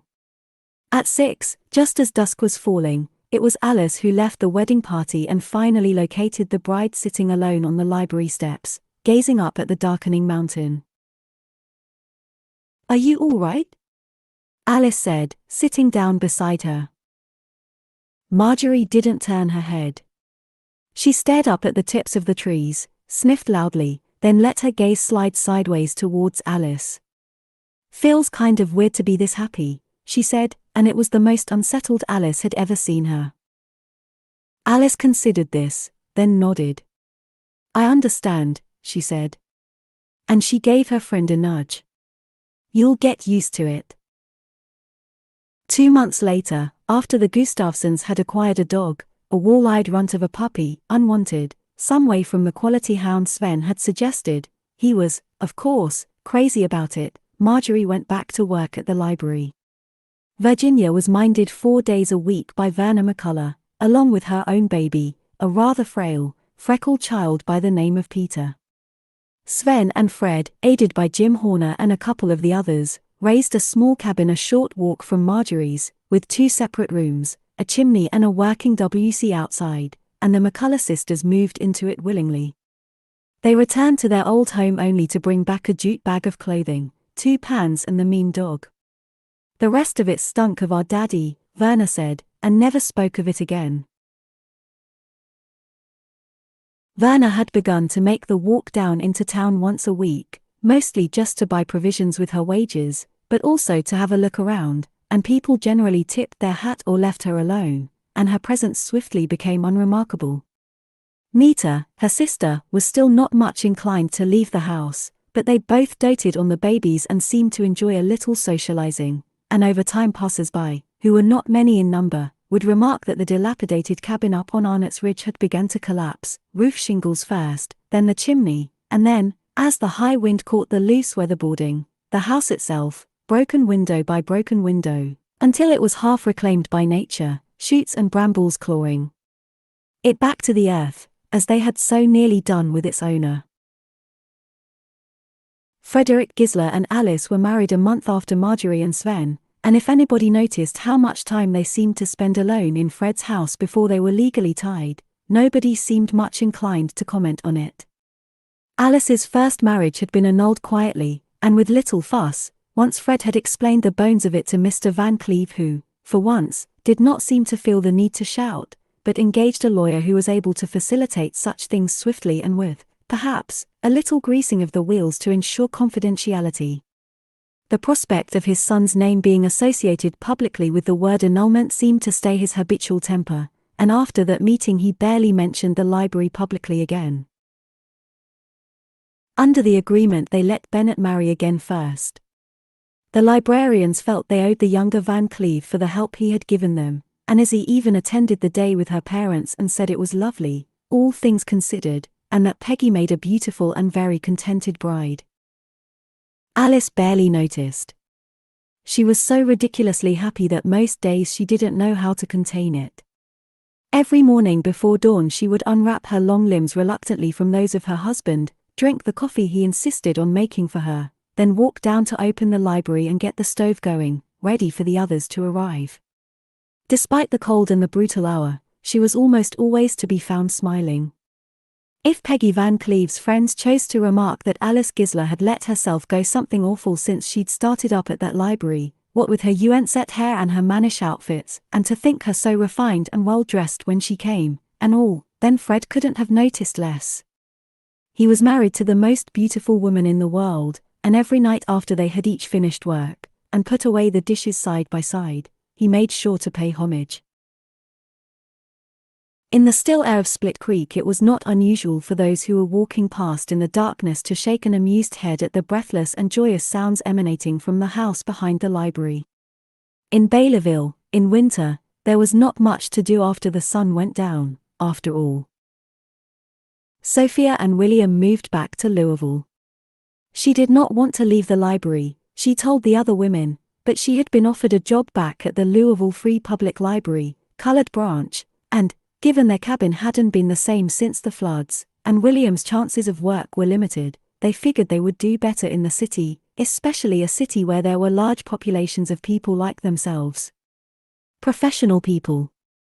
Izzy cried, and the others didn't feel much better about it, but there was no arguing with good sense, and not much arguing with Sophia. Some time later, when they started to receive the letters she forwarded from the city, and the photograph of her promotion, they framed it, and put it up on the wall, next to the one of them all together, and felt a little better about it. Though it had to be said, the shelves were never quite as well organized again. Kathleen, true to her word, did not remarry, although there was no shortage of men who stopped by asking to court her once a decent amount of time had passed. She had no time for all that, she told the other librarians, what with the washing and the cleaning and looking after her children on top of her work. Besides, there was not a man who could measure up to Garrett Bligh in the whole state. Though she would admit, when pushed, that she had been a little taken aback at how Jim Horner had scrubbed up at Alice's wedding, having received the attention of a professional barber and put on his good suit. His face was quite pleasing, liberated from all that hair, and his general appearance was much improved out of his dirty overalls. She would not marry again, oh, no, she was adamant, but within a few months it was not unusual for the two of them to be seen taking a stroll around the town with their children and maybe attending a local fair together in the spring. It was good for his girls to have a feminine influence after all, and if there were some sly looks and raised eyebrows, well, that was their business. And Beth could stop looking at her like that. Thank you very much. Beth's life remained largely unchanged immediately following the trial. She remained at home with her father and brothers, complained bitterly about them at every turn, smoked in private, drank in public, then surprised everybody 6 months later by announcing that she had saved every penny she had ever earned and was about to leave on an ocean liner to see the continent of India. They laughed at this at first. Beth was possessed, after all, of the strangest sense of humor, but she pulled the ticket from her stole bag to show them. "How on earth did you raise all that money?" said Izzy, confused. "You told me your daddy took half of it towards running the house." Beth grew uncharacteristically tongue-tied and stammered out some response to do with extra work and savings that were her own and not knowing why everyone in this darn town needed to know each other's business anyway. And when, a month after she had departed, the sheriff uncovered an abandoned still over by Johnson's fallen-down cow barn, the ground around it littered with cigarette butts, it was decreed that the two things could not possibly be related. Or, at least, that was how they put it to her father. Her first letter came from a place called Surat and had the fanciest postmark you ever saw and contained a picture of her wearing a brightly colored embroidered robe called a sari and holding a peacock under her arm. Kathleen exclaimed that it wouldn't shock her a whit if Beth ended up marrying the King of India because that girl was plumb full of surprises. To which Marjorie responded dryly that that would certainly surprise them all. Izzy cut a record, with her father's permission. Within 2 years she had become one of Kentucky's most popular singers, known for the purity of her voice and her penchant for performing in floor-length flowing dresses. She recorded a song about a murder in the hills that was popular across 3 states and performed an on-stage duet with Tex Lafayette at a music hall in Knoxville that left her quite overcome for the best part of a week afterwards, not least because he held her hand during the high notes. Mrs. Brady said that when it reached number 4 in the gramophone charts, it was the proudest moment in her life. Second only, she admitted privately, to the letter she had received from Mrs. Lena C. Nofsia some 2 months after the close of the trial, thanking her for her extraordinary efforts in keeping the WPA Packhorse Library, Baylorville, running in a time of crisis. We women face many unexpected challenges when we choose to step outside what are considered our habitual boundaries. And you, dear Mrs. Brady, have proven yourself more than a match to any such challenge that has arisen.